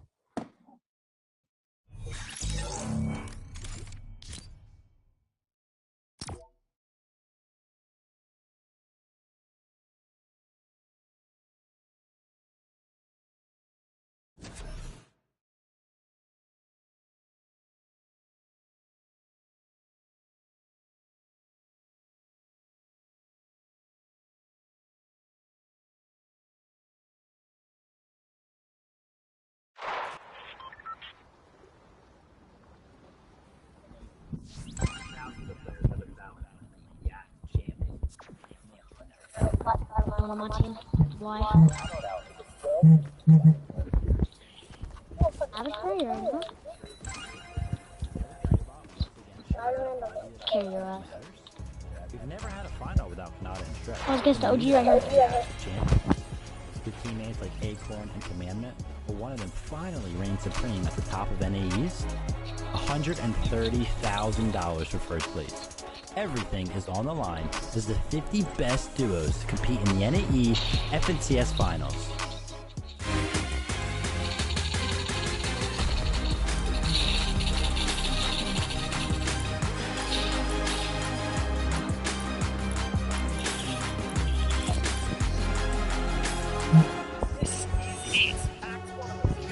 This is it. Act 1 of the biggest Fortnite show on the planet. You've got your tickets, and now is the final installment of the Ultimate Weekend Trilogy. Get your chili chug splashes at the refreshment stand, grab your front row seat as we pull the curtains wide open on this Battle Bus Bonanza, because it's FNCS Final Times, baby! My name's Adam Savage. I am your host throughout the entirety of the NAE Finals this week, and this is going to be incredible. Alongside me, of course, you know, I got the knockout combo, the 1-2 combo of Vivid and SBG as well. Fellas, welcome into this. We're here at Legends Landing, as you can see behind me right now, which is amazing. Vivid, 50 duos, man. This region alone, $600,000 plus up for grabs here. Day 1 of finals. How are you feeling, my friend? Oh, I am feeling so great. It's good to be back on the desk again for another finals. They're just flying by at this point because the competition is always just so fun to watch, and these players bring it all every single weekend, and that's what makes it so enjoyable. I can't wait to see what they bring today. EU was absolutely fantastic to watch, and I'm hoping NEs can live up to the hype, but I know they can. How are you feeling, SPG? Oh, I'm ecstatic right now. We're jumping in. We're watching the best players in the region. This is what we've all been waiting for, guys. So I'm bouncing off the walls. Wait, even that intro video as well. Vivid, you're gassing me up, man. Setting the tone for us as well. This is amazing. But before we go any further, let's talk about what is actually behind us. Legends Landing. If you guys don't know about this, well, it's time to tell you once more. You can watch all the actions of FNCS Finals unfold on the new Legends Landing you can see on the screen right now. It's found in the Buy Epic Discovery row, and we've talked about how great this is. It's a great opportunity to meet up with your pals, for instance, to embrace all things FNCS Finals from a really cool location. It's great. There's activities there. There's obviously our faces plastered across the screen as well. Who doesn't want to see that in all its HD glory? I mean, honestly. But it's all there at Legends Landing as well, which is a great place for you guys to chill out and hang out as well. Also as well, we must mention the FNCS outfits as well. Now, of course, limited time only for this weekend. Check out the FNCS outfits. These are a great opportunity for you guys as well to maybe kind of dress up with your pals, enjoy yourselves in Legends Landing, or playing the game as well. They're there to celebrate this amazing thing that is FNCS Finals. I know you, buddy. We all like to color coordinate and to kind of outfit coordinate from time to time. This is a great opportunity to do that. Oh yeah, absolutely good one. Do not miss out on adding this to your locker. Everybody loves those kind of like limited edition stuff, and this is one of those opportunities to get your hands on an outfit that is limited edition because it'll only be around for this FNCS. Oh yeah. That's right, it really is. And you can't tell I said, we got to kind of coordinate outfits. We're all wearing the same pajama bottoms, of course, obviously. We're celebrating here in style. We have actually got some more stuff to go over, of course, because it's finals. You guys need to know exactly how we got here, the broadcast schedule as well, and what's going to be happening over the course of this weekend. Coming your way, 2 days of wall-to-wall action. It's going to be incredible. Let's take a look at the schedule. So, of course, go back to 3 weekends. I mentioned a trilogy at the beginning there. It's the third weekend. We had the qualifiers 1 and 2 on the first weekend, February 18th and 20th, you can see on screen. Semi-finals was last weekend, February 25th and 27th. We had that amazing kind of reboot round style where 6 victory royales both days went through. We had 6 teams up for grabs as well. Our top points went through as well, culminating in 50 duos, Europe finals, March 5th and 6th. That's where we are today. But Vivid, the format itself, walk us through, buddy. Yeah, honestly, as Adam explained, the greatest thing about this format being from weekend to weekend, the qualifiers and semifinals, was we saw such a big change in development. So coming into the finals, we have this 2-day format. So I'm excited to see how the meta kind of shifts over the course of this action. And then let's not forget also, kind of looming in the distance, we do have the match point kind of contingency that is there, where if a team gets 500 points and 3 victory royales, we will stop the competition early and they will be our FNCS champions. But as we saw over the EU, I think our team ended with around 160 points. So it is a bit of a stretch, but something that these teams can work towards. And let's talk about these points. How exactly are you going to get there? Well, you get your first placement points starting at 35th, and then you get 1 point per as we continue all the way up. But that top 10, that top 5 is where you're going to get most of your points, making these end games, making that final 9th zone, and getting that victory royale, which is worth 32 big points. Also, eliminations, those are heavy. We have 3 points per elimination in the entirety of this format. Yes, we do. We saw EU as well. The leaderboard fluctuating non-stop because of those elimination points as well. Let's take a look at the pricing, of course, as well. In this particular region, already mentioned, over $600,000, $637,000, 500 to be specific, which is insane. What an amazing amount of money there, Vivid. I mean, this is the breakdown. Walk us through, would you? Yeah, I think one of the coolest things about this breakdown is that everybody that's made it here today has guaranteed themselves $1,000 per duo. So already everybody here is technically a winner. But on what scale do you want to be a winner, right? Because if you get first place, $130,000 for your duo to share, something that can change lives for sure. To even buy you a couple new PCs if you need to upgrade your setup there. You can also probably get an upgraded setup with second place, $90,000, and it's just so much money there. Yeah, there is so much. And let's talk about the players who is going to be playing for this. We have 50 players, or 50 duos, 100 players going into this. And check out this list. One of the best finals lobbies that I've ever seen. I mean, Stretch and Commandment right there. Acorn, Kanata, Jamper, Duke. The who's who of Fortnite right now, Vivid. Yeah, we got DJ and Yamza coming back into the competition. Buka and Mira, who are hot off of an FNCS win and the grand final, back-to-back dub there. And all of these players coming together today. It'd be awesome to see how they clash out on the battlefield. And it's like a who's who of like the veterans. Got rising stars, and then we like to celebrate as well. Of course, you know it's all about championing the kind of the new up and coming Fortnite players of tomorrow. But it's good to see those names like previous FNCS champions there as well. We've got some more here on the board here. I mean, SBG. I can see Aegis and Rise there. We can see Knife and Bite. I mean, there's going to be some great contestations we're going to talk about shortly as well. But who else sticks out for you on this page? Also, Cold and Scented, they made it. It took a bumpy road, but they're here. As you mentioned, Agers and Rise, they're feeling confident. I talked to those guys earlier. Rise and Agers feeling confident about the off spawn. We also have a couple of teams like Hamster and Thatch, who are some favorites here on the talent side, as well as Smite and Larson have just been popping up all over the map here. Yeah, and then, you know, we have Pam's on Thatch, who's sometimes a lot of love too, and Avery and Muzz, also a strong duo there.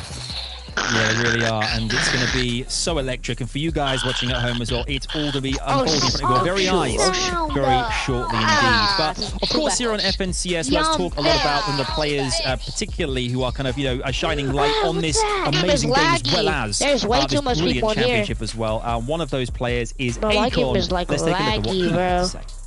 I swear, it's like laggy. Hello? Fam. Today I'm joined in the lobby by Acorn, Season 5 FNCS champion, one of the best players on NA East. Easy first question. How you doing? Good to be here. Happy to be here. So I saw, obviously, you know, there's Did I NA's scream too loud? for team We are- switch ups and things. So Did I break your ears? prior to that, is that correct? No. Yeah, that's correct. Yeah, cool. So now you're with Did I Canada. How's break that just your working out ears? generally? Still like in the early phase, but I feel like we'll become like definitely Did I the break best. your Like, Did I break your ears that So time? already set yourself for FNCS champion. Did I break your ears a lot of? Okay, good, good. So what happened in that? I'm about to mute this guy. I'm about to mute this guy, bro. I'm about to mute We this got guy. 55th or something. I'll stop streaming. I'll stop streaming. Yeah, exactly. One of those. I literally What do you think screamed you at the guys top of are my doing lungs. extremely well together? What do you think? Screamed at the top of my I like how we lungs. both know the Okay, game. fine. Like, we both IGL, you know what I'm saying? And we both have like, And anyways- like frag ability. Do you think Guys. it's best just to have right now 2 players who can do it all, or are you kind of thinking some of these teams will work better if they have? You could a start bit more talking when you know who separated Derrick Henry is. I think 2 players who could do it all is definitely the best. What's kind of like your day look Somebody's like? What's that Peppa practice Pig. look like? What do you put in to get to that kind of level? So I do like Peppa Pig is online my school in the favorite morning, show. and then Nah, I'd say Coco usually around Melon is, like bro. 3 o'clock is when I like hop on, start playing. And turning is usually around 6. Okay, I muted So like him. I'll take I a hit my break at hand, like 4, hop back on I like muted, 5. I muted, You know, aim train, all that. And non-tournament days, I play like scrims and stuff. I'm on it practice, Twice. all that, like, you know, VOD review. What's on the team I you're got like him. looking at for? Who do you think is like the potential best duo there? I think there's a couple, to be honest. I think Marabuga definitely one to watch out. Guys, Eagles, those, Just stop, that just duo is stop, very, just very stop, good. just How's stop. your mental Like, approach please. to the game? What the I heck don't really is like this? rage and stuff. I try to like always get my Oh head in the shoot! game. I Always muted think, him. oh, That was what can a we do? new You know, like, update. how finally can we muted get back the dude. on track? Once I get in the game, What I the try heck to freestyle it. I have some like strategies and like ideas of what to You have your head on your shoulders, which is good. You know, you sound Do you confident. want? You sound analytical about it. Have you always been that way, or did What you do you do want, something screaming guy? in particular to get to that kind of point? do. As I'm I not reach a like screaming guy. advanced I'm not screaming. rankings, I feel like slowly my confidence grew. I'm not. Do you have any advice Bruh. for someone who would struggle with So I building can't up their heal. confidence outside of just placing better and being more We confident? buck then? you guys too, so Try don't to talk. hype yourself up, you know? People call themselves bad all the time, and slowly I that gets got into way your more head. people talk, you guys. You're going into that first game of an FNCS. No, you cannot nervous, talk. You know, and you're in the 100%. finals. You cannot You talk super until you know who nervous? Derrick When does Henry that is. hurt? so- I'd say before the game I'm really nervous. Yes, but we like, can. when I get in the game, I lock in. I Why think Do you are have they a career highlight flexing moment? over winning a here? game in the FNCS I won definitely was the best. For me. You are a I remember, like, going scammer. to the leaderboard, so I just won. Fantastic. Thank you very much Every for your time I time. try to build, Thank I'm you for freaking being glad. here as well. and I can't. Good luck in Pick it. my guns. Go get Grimmerly. Go get Grimmerly. I respect that so much. There, grinding out, working all day, online school day, then starts gaming league and playing, grinding out then. As well as the fact as well, he still gets nervous despite the fact he's had the success he has done. So, regardless of how well you guys are doing at home, even the top players still get nervous. Let's take a look at Acorn and Canada here, David, as well. A team that you actually predicted would go through early in the competition. You are officially the prediction king. They are competing. Why do you think these guys stand a good test here today to actually get to the very top rankings and actually maybe even take So the free, match you can champion? progression like, you know, It's just a really well Yeah, my vetted lobby team. is so They also free, have a you can really progress good it like top you class. really And said, the you left side don't of want Tilt to Towers set is up. so Can you strong set up? because there is just No, so much thank you. contrary to loot there. We also know that Kanata is a player Come that has on, made bitch. every single FNCS final, so he has that experience. you And did. Acorn himself, frequently in these finals as well, has actually won an I'm dead. FNCS back in Chapter 2, Season absolutely 5. So dead. this Like, kind of like, just stop. scenery I is wanna be one of no them. stranger to these guys. Yeah, the experience is there, and we also know that Kanata's just a mechanical demon that has become one of the smartest players in the region. And then teaming up with Acorn, who has been a pioneer of different strategies, such as the flopper plays for What's high the sword ground. and a So big axe? they'll be I'm about to implementing slap some you new till next things. week. If I have any guesses here today. I'm about to I slap you have to no next doubt week. in my mind they'll definitely be trying out new things. I'm sure as well Booga and Miro have a few things up their sleeve as well here. Acorn mentioned them. I mean, these guys, they're the ghost, man. They've won it multiple times. You know, a World Cup winner as well on the team. I mean, Booga and Miro, what could possibly be that hasn't been said already, David? Yeah, World Cup winner. We have Miro, who's won multiple Alligator. FNCS at this point, 3 even, and then Booga also teamed up with him to win the Grand Royale together. So just a well-vetted champion team. Yeah, and the combination of mechanics and intelligence, both of these players have IGL'd at certain times, so they understand the game at a different level than most players. Just like we heard from Acorn, him and Kanata are both very intelligent. They are. Another team as well that is definitely full of intelligence when it comes to playing the game is, of course, Kamama and Stretch. We know that Kamama's come so close so many times with it, and Stretch has qualified time and time again for FNCS. They certainly stand a chance as well, surely. Yeah, 4 second places for Commandment, and Stretch himself coming so close with a couple 4th places and a 3rd place in FNCS finals, but neither of them have ever been able to close it out. So we'll see if this FNCS is the one for this duo. Stromadon looking strong coming in. They were able to win the first qualifier, have kind of laid under the radar up until now, even though they won that qualifier. But again, a perfect combination. And interestingly enough, I see Stretch lead the end game when Commandment typically has been the tarper. So having that kind of backup and the clutch plays that we saw from Commandment in that first qualifier is going to lead these teams, this team particularly, to do really incredible. Yeah, we can't wait to see what's going to happen with these 3 teams. All the teams competing, of course. We should definitely talk about POIs as well. Obviously, yes, a fun thing for us to talk about, because we'd love to see off-spawn where the fight's going to be happening, who's going to be contesting who, and we've got to talk about, we nicknamed this last week, the Battle for Greasy Grove. Who's going to be competing there, who's going head-to-head, and who may come out on top, in your opinion? Yeah, it's not other than Sprite and Nounsy and Rising Leaders now. I think it can really go either way, right? We've kind of had a week since we've seen this battle actually go down, right? So if either of these teams do any more homework, kind of see their strategy, it could shift how this is going. But I personally think the Agers and Rise have a better chance because they've been going for that main building where all those coolers are at, where they can get those chug splashes. And I think that advantage in the early game should be a big one that they can turn into a win for that all-spawn fight. I'm going to cry. Yeah, and what we've seen from this battle has been just a straight 50-50. They both try and grab the weapons, and as soon as they grab that first weapon, it's just a battle. So I wonder if like the strategy has changed at all. I know that these guys are confident headed in, and they're going to continue to land there regardless of how this goes. Oh yeah, I mean, there'll be nothing sweeter than winning FNCS, knowing that you landed the same POI, which was contested, and you still managed to get top points on the day. Calm down, Jamal. That'll be, I mean, of course, as well, there are other locations that we want to take a look at, and one of them, this could be seriously contested, maybe up to 4 teams even. Covert Cavern. This is back. It's on the map, and it seems to be very lucrative for a lot of our teams.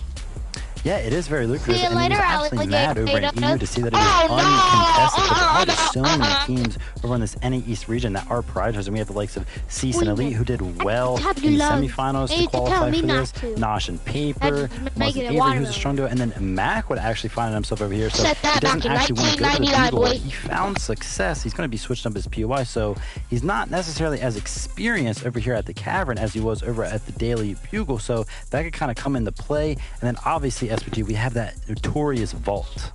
Oh yeah, and guys, we were talking about this. I don't know that there's enough loot to support 4 duos. There's no way Covert is that good. So ultimately, I see 1 or 2 teams moving away from there by the end of this tournament. I don't know who it's going to be, especially because a lot of these teams haven't landed here the entirety of the season. So this is a new off-spawn battle over at Covert. Yeah, I mean, talking about strategy as well, they're clearly going to have a plan B if that does happen, that all these teams are staying in the same space as well. But regardless, it's probably going to be quite busy. We're going to move forward and talk about predictions shortly. Before we do that, obviously, for you guys at home, you could be seasoned players, you're new to the game. Obviously, we love to hear a few tips from our pros. Here are some really good tips for you guys at home, courtesy of our players here on NAE. Bro, you're not even eating the fish, you can't even taste it, so what's the point? Best way to climb up the rankings, I'd say, is you are so crazy. Just focus on one thing that you're You are a statue. You are a scammer. One of them out first, and then eventually the other 2 will just come with that one. I think what people don't do is watch back their games. Learn from a mistake. If you do a mistake one game, just don't do it. Who is doing that, bro? Who is doing that? Who's echoing? Around you to just stop, bro. Start playing late games. Start playing confident. That's definitely the best thing you can do. Stop playing so aggressive for no reason. You gotta start playing late game. Understanding how the point system works and that like how elo works is a really big thing for if you're just starting up. wrong are using things that people are probably doing wrong are using in-game aim trainers, which I don't honestly really help in my opinion. Honestly, something that everybody's using wrong is the sliding mechanic. I haven't seen many pro duos use it at all. Late game, it's actually very useful. Going down elevation all the time. Man, if you can get that mythic AR in your hands, it is a weapon to be scared of. 100%. It's just so powerful. I almost killed him. He was at 1%, so I couldn't kill him too. So because Whatever you use right now, you should use AR, SMG, no shotgun. If you're an IGL.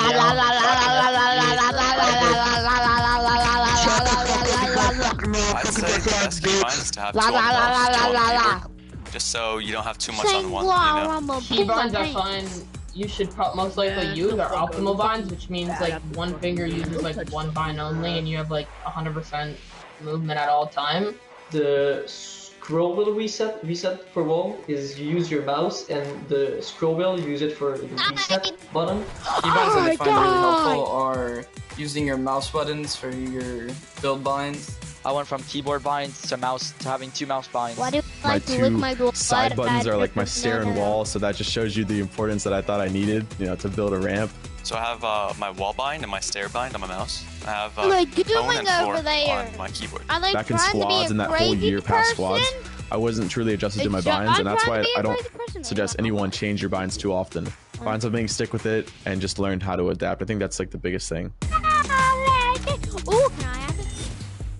Oh, that's a heavy shot. I love hearing from the pros. I mean, we talk about armored walls there. One thing we've not really touched on too much as well, the sliding mechanic. It's changed things up massively as well. But of course, keybinds. Vivid, I'm going to come to you here, being the class act you are.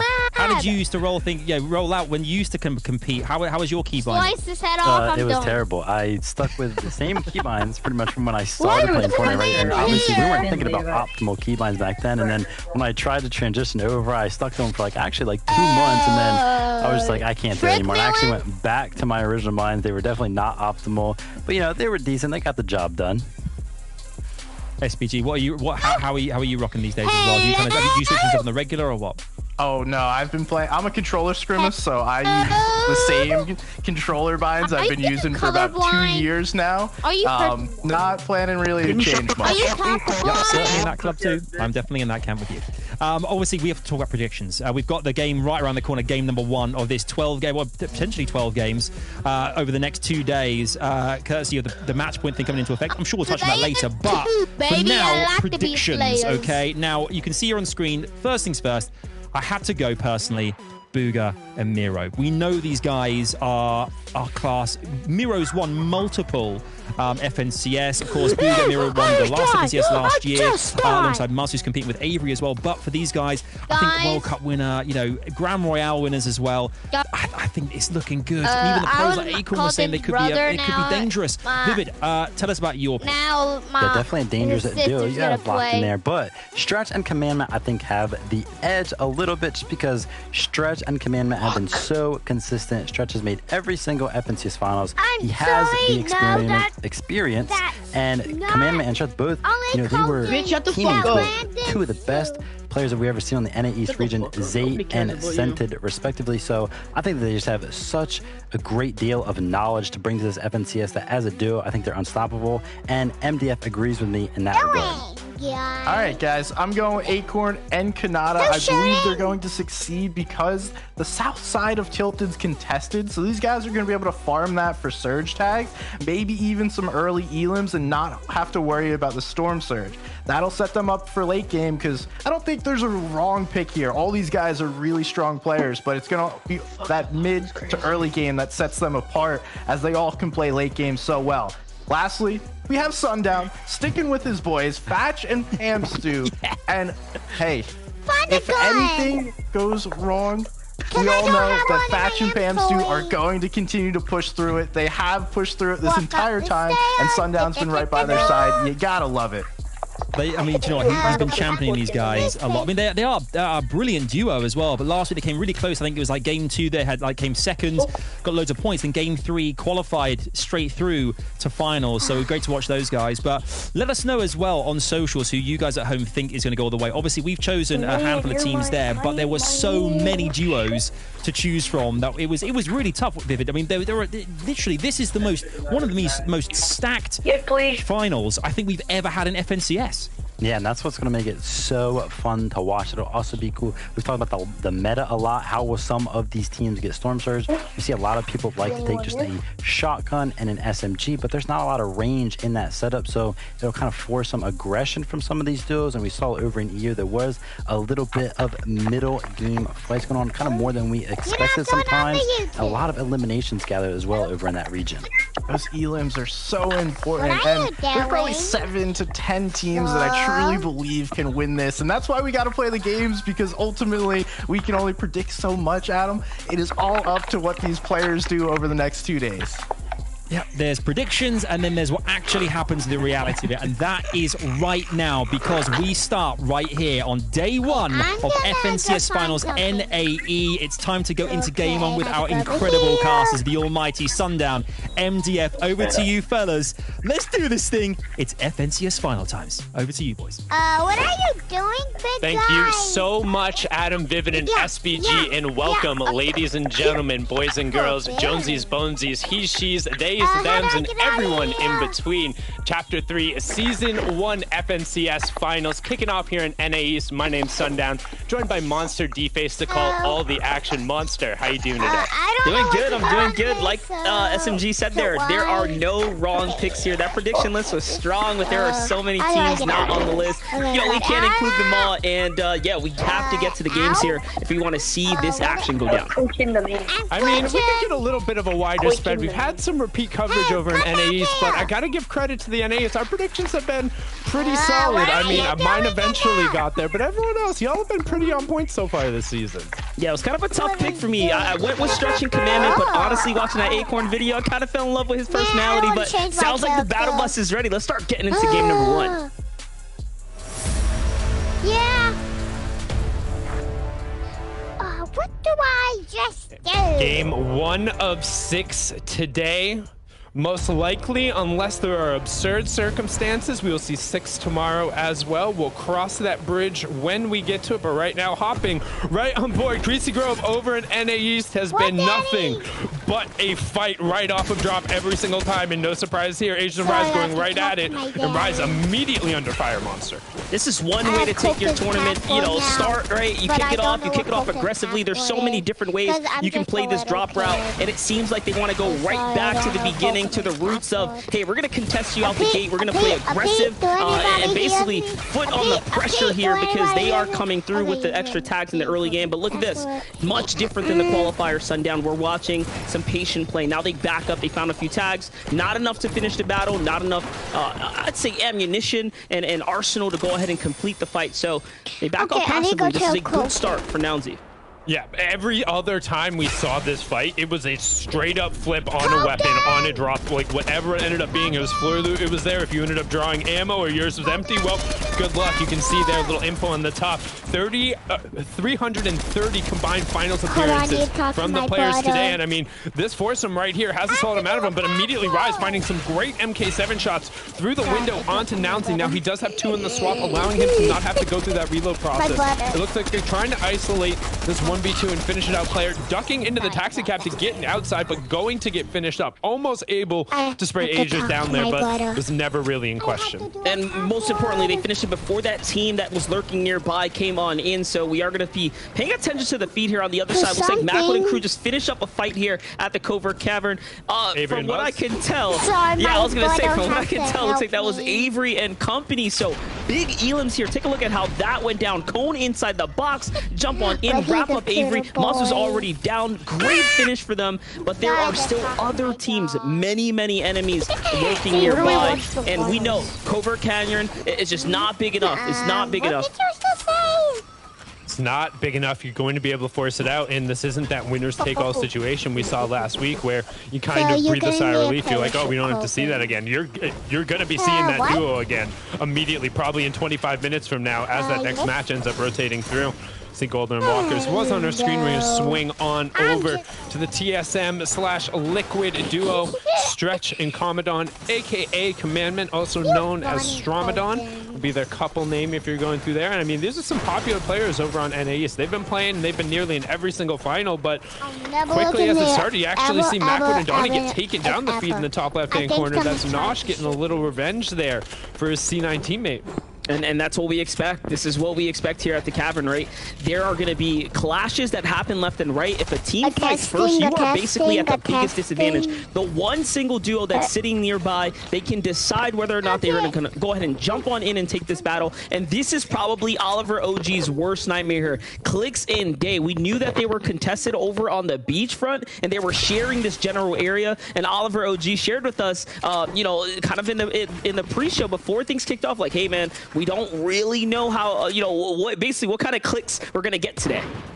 Yeah, and that's the question, right? Because when Clicks is rolling, you want to stay away from him going through. But one thing I don't think that's been talked about, Playify has put up some disgusting results, arguably been one of the best players on NA East so far this season. And Oliver hasn't played bad either, but right now, Centifan and Chubbs under a little bit of pressure here. This is Aegis and Rise trying to keep that ball rolling right off the start. They got the peppers popped and they're going in, but immediately taking some shots from the side, but great return fire from Rise. They're racking up the surge right now. It's crazy. We knew there was a team here. We knew a fight was probably going to go down. It looks like that is exactly what just happened. And little do they know, it was Fable, Taco, and Jackson just off in the distance there, who had, by the way, one of the better back halves of their qualification mark in the final stretch. They almost were one of those teams that were just missing the mark there, but they did manage to pull through. And this is their strategy. If any of these teams have done their homework, which they all should have very well, you know, they know and they understand. These are the same players that are going to be rotating in. They're going to come in quick. So, yes, right now things seem to settle down. It's looking good for Aegis and Rise, but that is how risky their tournament life is right now.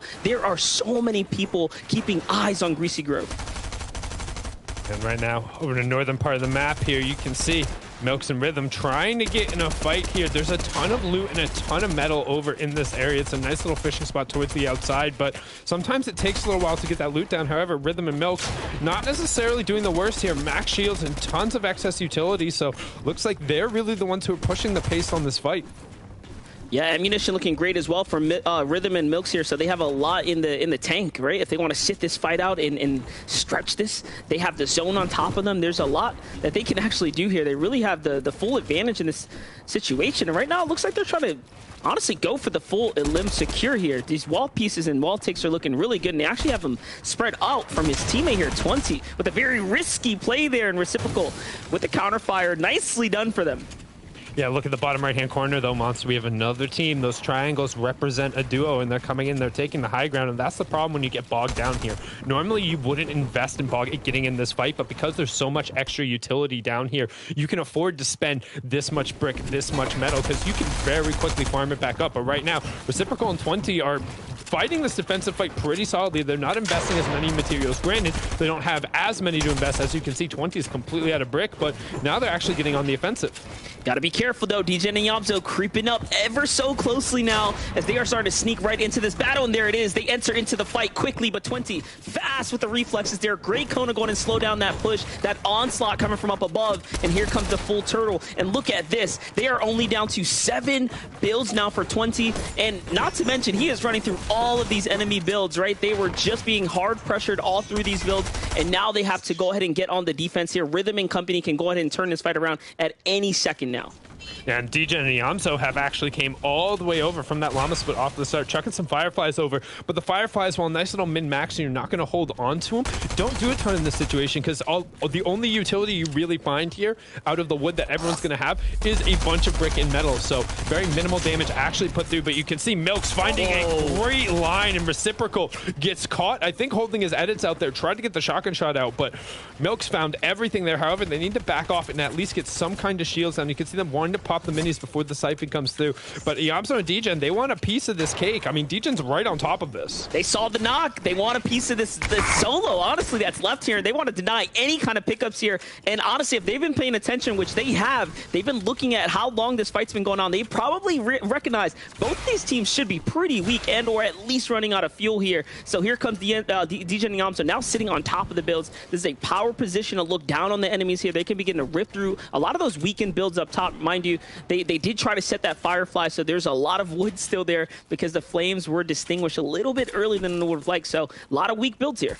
Yeah, you would not believe your eyes if there were 10 million Fireflies, but fortunately for them, there was only one, and all of that brick, you know, just going to be able to shut it down very quickly now. A little bit of investment coming through from Iamso and them, but you can already see the weaponry. They can hang out here for a while, especially with the harpoon. There's so many fishing spots around here. This is one of the strongest sides, so as a caveat, I do my champion grind at the start of the season, every season, but I am also not good at the game compared to all of you who actually end up playing it, particularly during that time. So I spend a lot of time on the outside the map fishing, just trying to find areas where I can kind of eke out my placement points. This is one of the strongest areas. It's worth fighting over. There's a ton of extra utility there, and the reason we're hanging around this fight is everywhere else is kind of slowed down. You can keep an eye on that top left-hand corner, but this is really the action happening on the map here. As you'll see, Rhythm will actually get taken out as they're trying to disengage, and some great shots coming through from Degen and Iamso.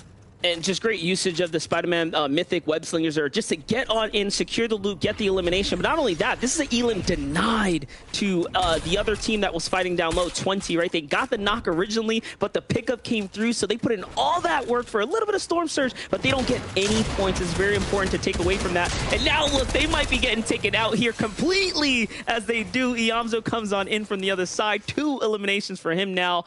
And talk about a great, great third party for them. Oh, fantastic decision-making going down there. That's the benefit if you're able to catch people who get bogged down on the exterior and Zone then pulls on top of them. They think they're safe to kind of invest a little bit more into the fight, but if you're the one who ends up showing up and putting the pressure down onto them, and you can see, like, yes, they maybe are able to quickly isolate a 2v1, but if you don't capitalize on that, then you are in a vulnerable position to others who can then start the fight. So now we're going to get a look at some of the other teams, and I think one team we probably haven't spoken enough about, if at all so far, was in our bottom right hand there. We'll peek in with them in a sec, with Bucky and Cam, but I mean, don't forget, Monster, they dominated, and I mean dominated the first qualifier to the point where they basically stopped playing the last 3 games, and we're like, we need how many points to get through? Okay, that sounds good. We'll show up, we'll get a couple of eliminations, guaranteed a couple placement points, but we'll go on ahead.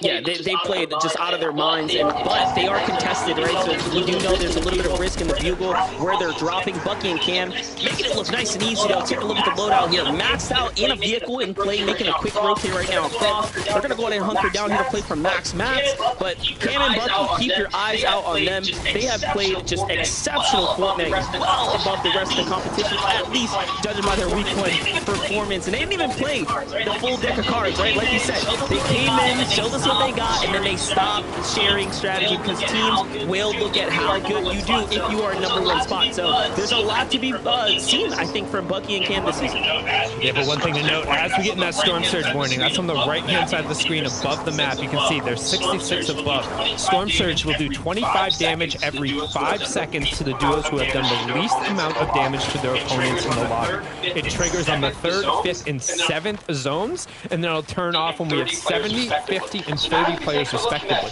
So now if you take a look in that top left-hand corner, Monster, we're going to have right now 10 duos who will be under pressure, so you expect a lot of action to be going down, and Owl and Cracked are one of those duos. TK is another one of those duos, and you can see that Chubbs and Elite Scented Fan, aka Twix, but I'm just going to call you Scented Fan so we can give Scented all the plug that goes through there, are another one of the duos who are either under pressure or right on that line. And honestly, TK and them are fighting Chubbs and Twix right now in that bottom right-hand corner. Yeah, with how many players we have up, it's looking like FNCS qualifier week 1. It is a stacker of a round right here. This is a very, very interesting early game, and these are some great fights coming from TK and Visuals there as they clean up that duo without a problem there, catching them out. I was going to say dry in the lake, but that's not even possible. They were so, and then they were doused, and it was over right there. Yeah, I mean, fish in a barrel, but like it wasn't even that. I might as well just like chucking dynamite while you're ice fishing. It's just not even fair. You end up getting down there, but as you can see here, don't question the physics on it, just roll with it. Bottom right-hand side, DeRoller spraying some shots out there.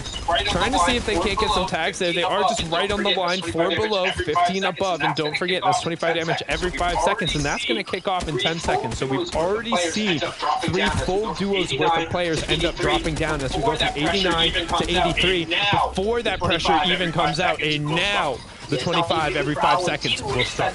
Yeah, it's not looking too good for Owl and Tito. We're inside the zone being held right now, and the player behind them barely above the surge as well. Just holding on by a thread. There it is, now 40 below here. They do have a lot of heals to work with, but Teed, if Teed can't pop one right now, he is out of this game, and he does get one just in the nick of time. Mind you, he is truly in a race against the clock here. There it is. The surge comes through as the tags from the enemies holding them out, and they're going to go ahead and get wrapped up potentially here. Owl by himself on the other side, though. Beef and Nick in a very intense fight here. Yeah, it's in the bottom right-hand corner, trying to get the shots across, but we've talked about how versatile and how good the med mist is at negating so many things. Storm Surge is one of the things it is not time efficient for. You can't actually gain any HP battling against it coming through. It will end up being just straight up offset, especially when you're standing in the storm like that. So Cracked was just sitting there losing HP, and now the dust settles. We have one single solo rider going as we drop from 70 to 69 players remaining, but otherwise everyone has a battle buddy right now. My gosh, talk about a little congested pocket right here. It's the south portion of the zone. Players trying to make the rotates in. Miro and Booga sitting right underneath 4 or 5 other teams in this general vicinity here. And here comes the rotate. They're going to go for it early. Miro tagged up on the way out. Bucky and Camdale, however, in a 2v2 situation here. Looks like they already have a knock and possibly a finish on the way there. Dex can throw on these armored walls. Pure's on the other side. They're holding on just barely there with a knock player inside the box. What is going on here? Cam and Bucky take their wins and move on. That was a little surge battle there. Yeah, I really like that. I think that's a smart play because they're not worried. They're obviously not worried about the surge having it turned off, but they're able to get the disengage out, as we see in the top left-hand corner. Larson and Smite going down. They've had incredible success off the drop, but then Weaver in the mid-game is keeping an eye on that top left-hand corner. Looks like Golden and Walker's also being taken out. Booga and Miro just on the outside the door. They're going to top off on this side. You can see Booga and Miro with the only NA's team with 15 plus points in each game during the qualifiers, and largely they've been doing it on the back of a very calculated and precise play. Trying to just make it into the end game, find the rotation, find the space, play moderately on the outside of the zone, trying not to get too congested and just find a layer where they can exist, knowing that when they get in the end game, they are both so absurdly individually talented that if they get an opportunity, the points are going to be there every time. Yep, for sure. The points are definitely going to be available. And talk about points being available. Youngblood getting taken out right now. Fable Taco and Jackson being the 2 in the feed there to the hands of Mero. And then Peterbot finds Oliver OG in his first FNCS big final stage here as well. Knocked and finished already in the game. I wanted to give another hats off and shout out to Walkers, whose dad I know is watching right now too. So, a lot of people making their way through here, man. And, the social game, a lot of love coming in. We want to encourage you guys, continue to play, continue to strive for greatness, because there's a lot of opportunity and a lot of new faces here making their FNCS appearances.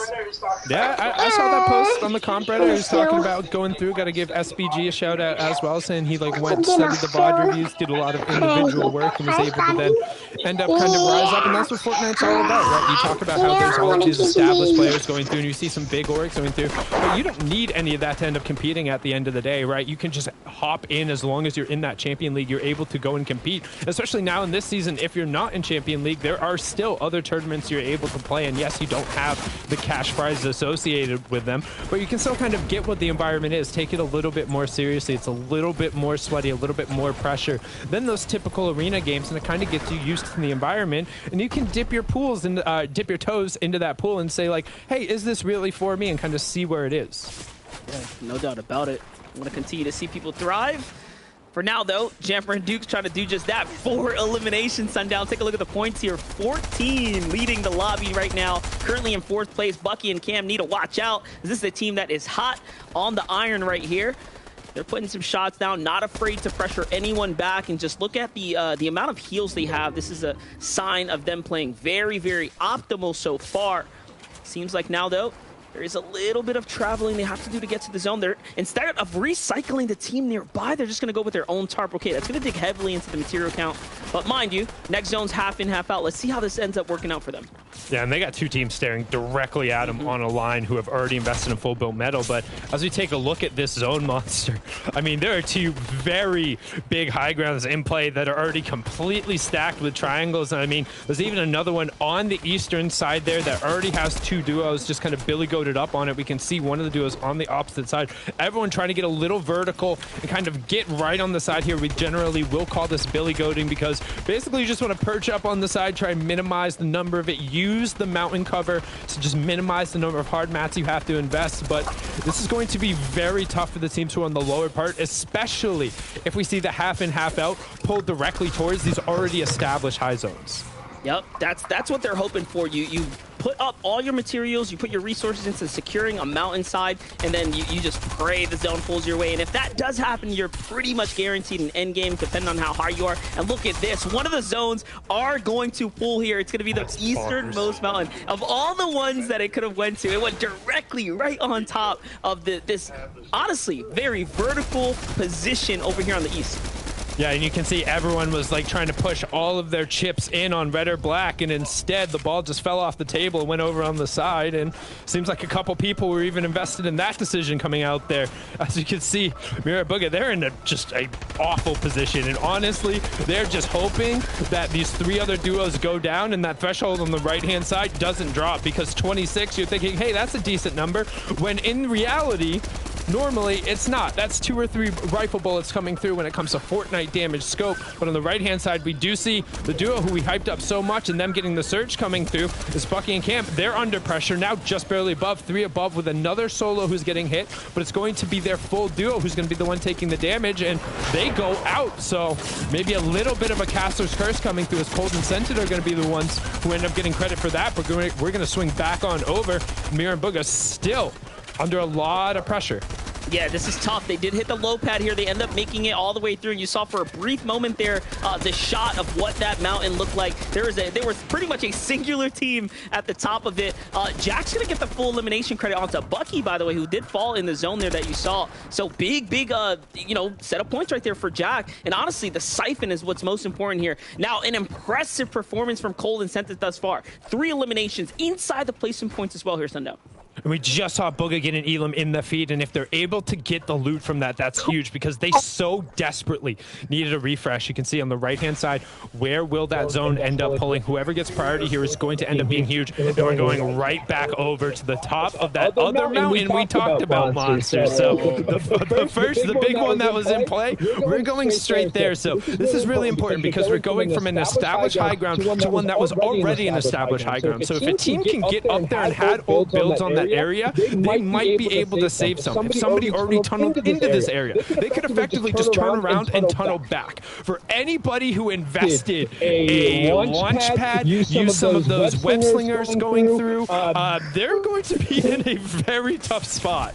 Yeah, it seems like Mero and Booga are going to be in the toughest position right now. And look at this, Mero and Booga right there on your feet, barely holding on with HP. Booga's actually going to commit the pepper here, as he's going to have to make this rotate 26 below.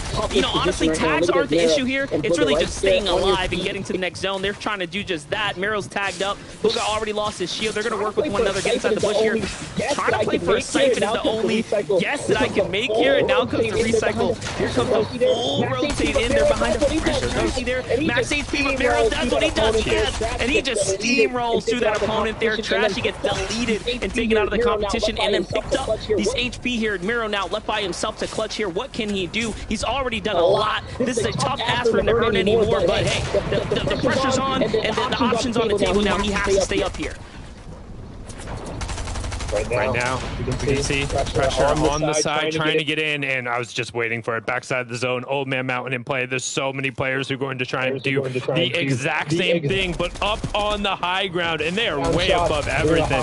Knifer and Violet just raining down shots. We're going to hop in, Scented picking up yet another knock. That one's onto Elite's Nico. Cold already sitting on 2 eliminations. This will be their 4th once it goes down, and at this point, nobody's getting picked up. 7th zone revealed, and we're going out right to the base of another mountain in play, so tons of variability in high ground. The question for Knifer and Bila is how many builds do we have? As my prediction, the bottom right-hand corner, they've seen nearly every single possible game that could have been played in the qualifiers. 33 Fashion 50 trying to get themselves above the Storm Surge threshold. They just barely do it. As Cole, they're also just barely above it. Currently, somebody is getting hammered on by that damage, but Yamzo and Degen finally end up taking the high ground away from Knifer and Bila as they have to give it over as they run out of materials. What a fight between Degen and Yamzo, Knifer and Bila from drop spot now to end game here as they start to battle out for the top position here. But Commandment Stretcher also on that layer. They take out Knifer. That's a big elimination for them here. They're just racking up.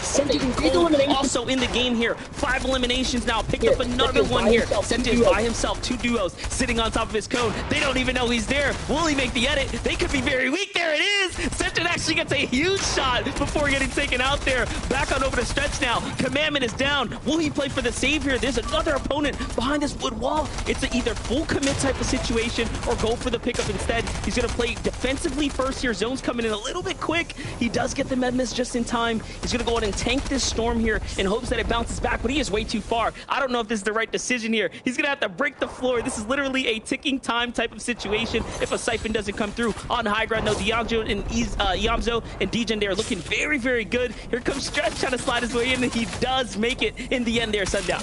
Into the top 10, 15 HP, but also keeping an eye in the top left. My boy, OMG, Me Too, and Shadow. 1X still running through. Stretch finds a little room. Gonna top off with the rest of the med miss. Also gonna pop some minis, but on the low ground, we have Pamsto and Fatch going right up against OMG, Me Too, and you can see Me Too ends up taking one out. Qua ends up picking up Vilas. He drops down. Me Too ends up going down to Magnolia on the other side, and Stretch is just chilling. He's found a nice little pocket. He says, this is a good pocket. This is nice. I like it here. Players are gonna keep going down, and unfortunately he goes down, but hey, he'll take a top 6 as the Yamzo and Degen still just raining shots down from above. I believe there's 2 other duos who are still up, then another solo who's running through. Duke's on 6 eliminations himself right now, Monster, trying to find some space. Yeah, he's just coming through like a wrecking ball right now, trying to work his way through these builds here, picking up anything and everything possible. Now inside some wood builds, though, does have to be very, very careful as he starts to break through. I mean, his position's blown, his cover's out. He starts to look up to high ground. Actually, that could change things a little bit, but no, not enough firepower there, not enough of an angle here. Now onto low ground, up against Cease, who made it all the way through to the end. This is a little bit of a gift for him now as they get delivered siphon points and material here. It's going to allow them to hold out, and now we're looking at a clean 2v2 here. High ground, Degen and Yamzo positioned up, poised up very nicely as well. Yeah, but now they have more materials than the low ground, and we're pulling out to where we haven't been so far. Eventually, the fight's going to pop off, and they should be able to just fight defensively. Elite tries to go up and immediately gets swatted down. The question is, can they execute? They might have enough from the heal ground. That's what we talked about.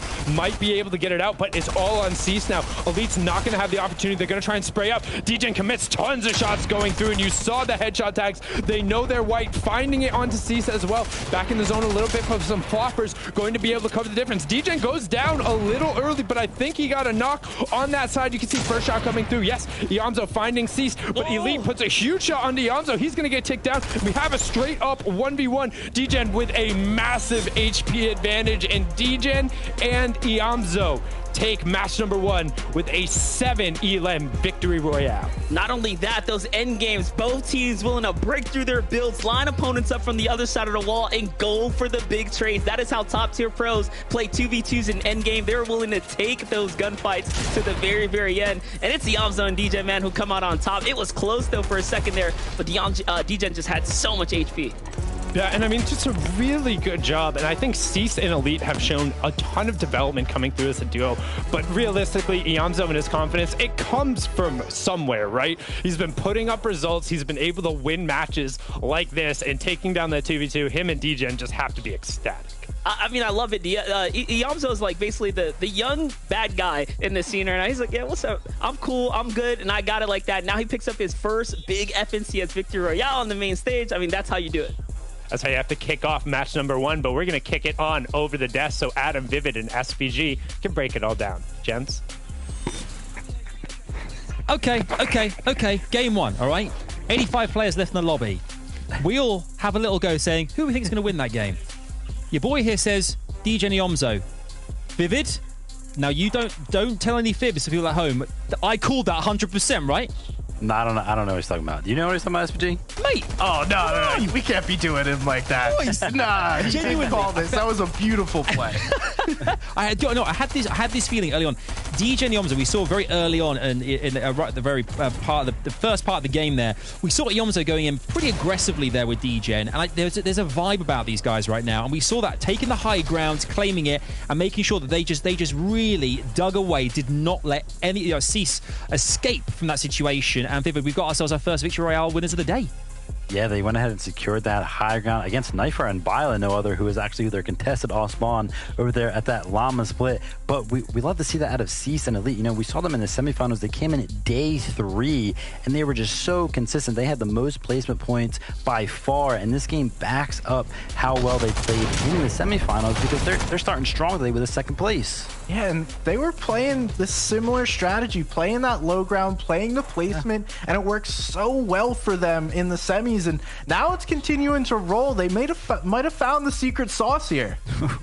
Yeah, we've seen a few players with a bit of that secret sauce you're talking about, the SPG, who managed to do some good things in that first game, kind of really starting to make their claim that they are here to compete for finals. Obviously, we saw Miro, kind of trying to clutch up when Booga went down, managing to do so and going for it like he was on a mission. But we also saw the likes of Stretch as well, using the web shooters, managing to stay in zone just about to get a few more points on the border, which is key as well. You have to do those things. When one of your teammates goes down, you have to do whatever is necessary to remain in the game to get those placement points. Yeah, and this is actually why that duo is so successful. We saw in Qualifier 1, actually, Commandment had so many solo clutch games where he just gathered so many points. He squeezed out as many placement positions as he could, and that's exactly what Stretchright did there. So when you have a duo of players that can both just solo clutch up so well, it just, you do so well on the leaderboard. Yeah, it's a perfect combination. We saw the little 200 IQ play, a Stretch tanking the storm, letting his teammate go down for that extra siphon material. Really smart play to get just a little bit more out of that.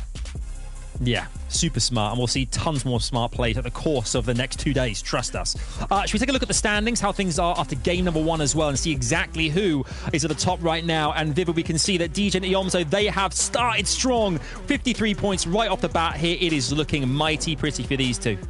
Yeah, they did start strong, but surprisingly enough, only a 3-point lead over Shadow and OMG Me, right? Like, how did these guys get all the way up there? They have 10 eliminations, and that's, contributing most of their points there. 30 of the 50 points are from eliminations. And we also saw Jamper and Dukes there. Dukes had, I believe it was 6 eliminations on his own, totaling 7 for that duo. 47 points, only 6 behind the lead. This leaderboard is crazy. Yeah, that's absurd to get 10 eliminations going down that early. Normally, you win a match, you don't even get 10 elims in these style of lobbies, but we saw it from Shadow and OMG Me Too during the semis. They're on one right now, and just like Cease and Elite, those two may have found their own secret potion or recipe to succeed in these finals.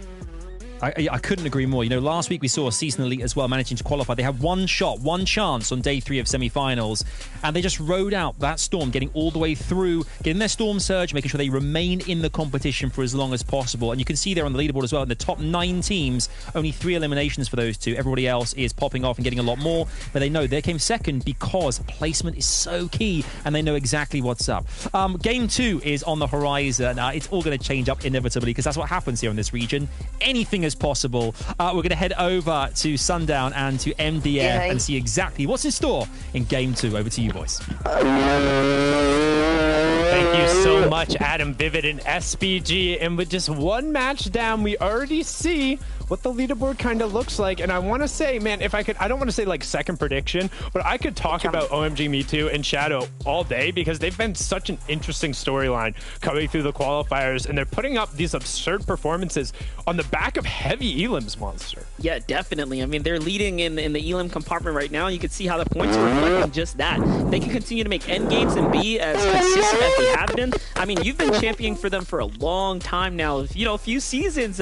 It could just be their time now, right? Just the same way like Pam and Fast, just coming on up and getting their stripes in, basically getting their reps in, and seeing them find success. But I think we got to give more credit to Yamzo and Degen. That Victory Royale coming out the gate, Knifer and Violet making that end game there. Mind you, they are very much in a heated drop spot area, right? They have their eyes on one another. There's no safety in where they're landing. And let's just talk about Covert Cavern, right? Highly contested as well. So that whole entire area, for them to be on top right now, I mean, we gotta watch that area. There's so much action there.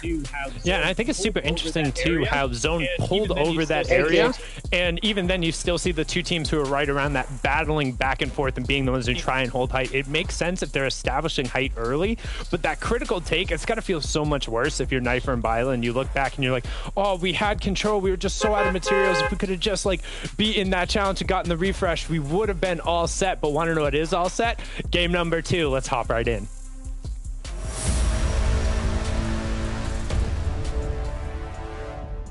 And here we have it. Game number 2 is set. It's ready. The battle bus has now taken off, and the players are looking to touch down. We're going to kick it off first at Rise and Aegis. This should be a pretty quick fight here. Greasy Grove, the hot spot, landing Blacktop. Instead, Aegis, and Rise goes off to the side. He gets the weapon first. Yeah. You can see what happens. It's an exchange. We have seen this before. We have seen this time and time again, but Aegis and Rise are just a little bit sharper today. They come out on top once again here.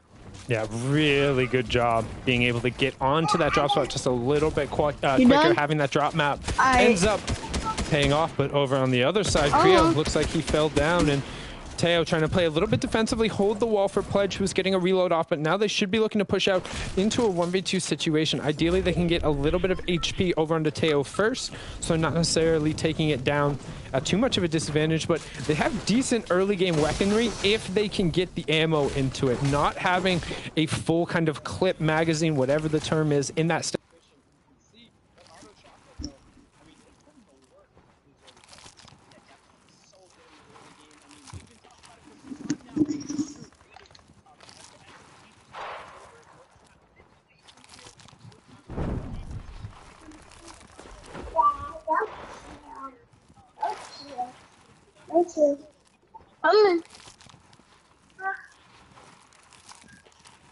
Heaven, stop! You breaking my stuff. Heaven, stop.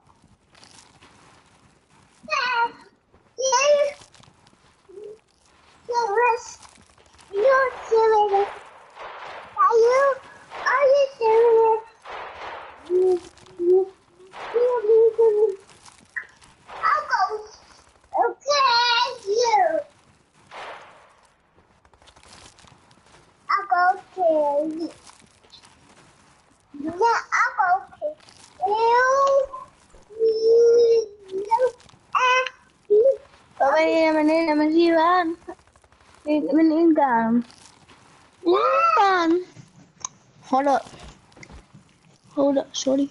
Hold up. Look at me. Yeah.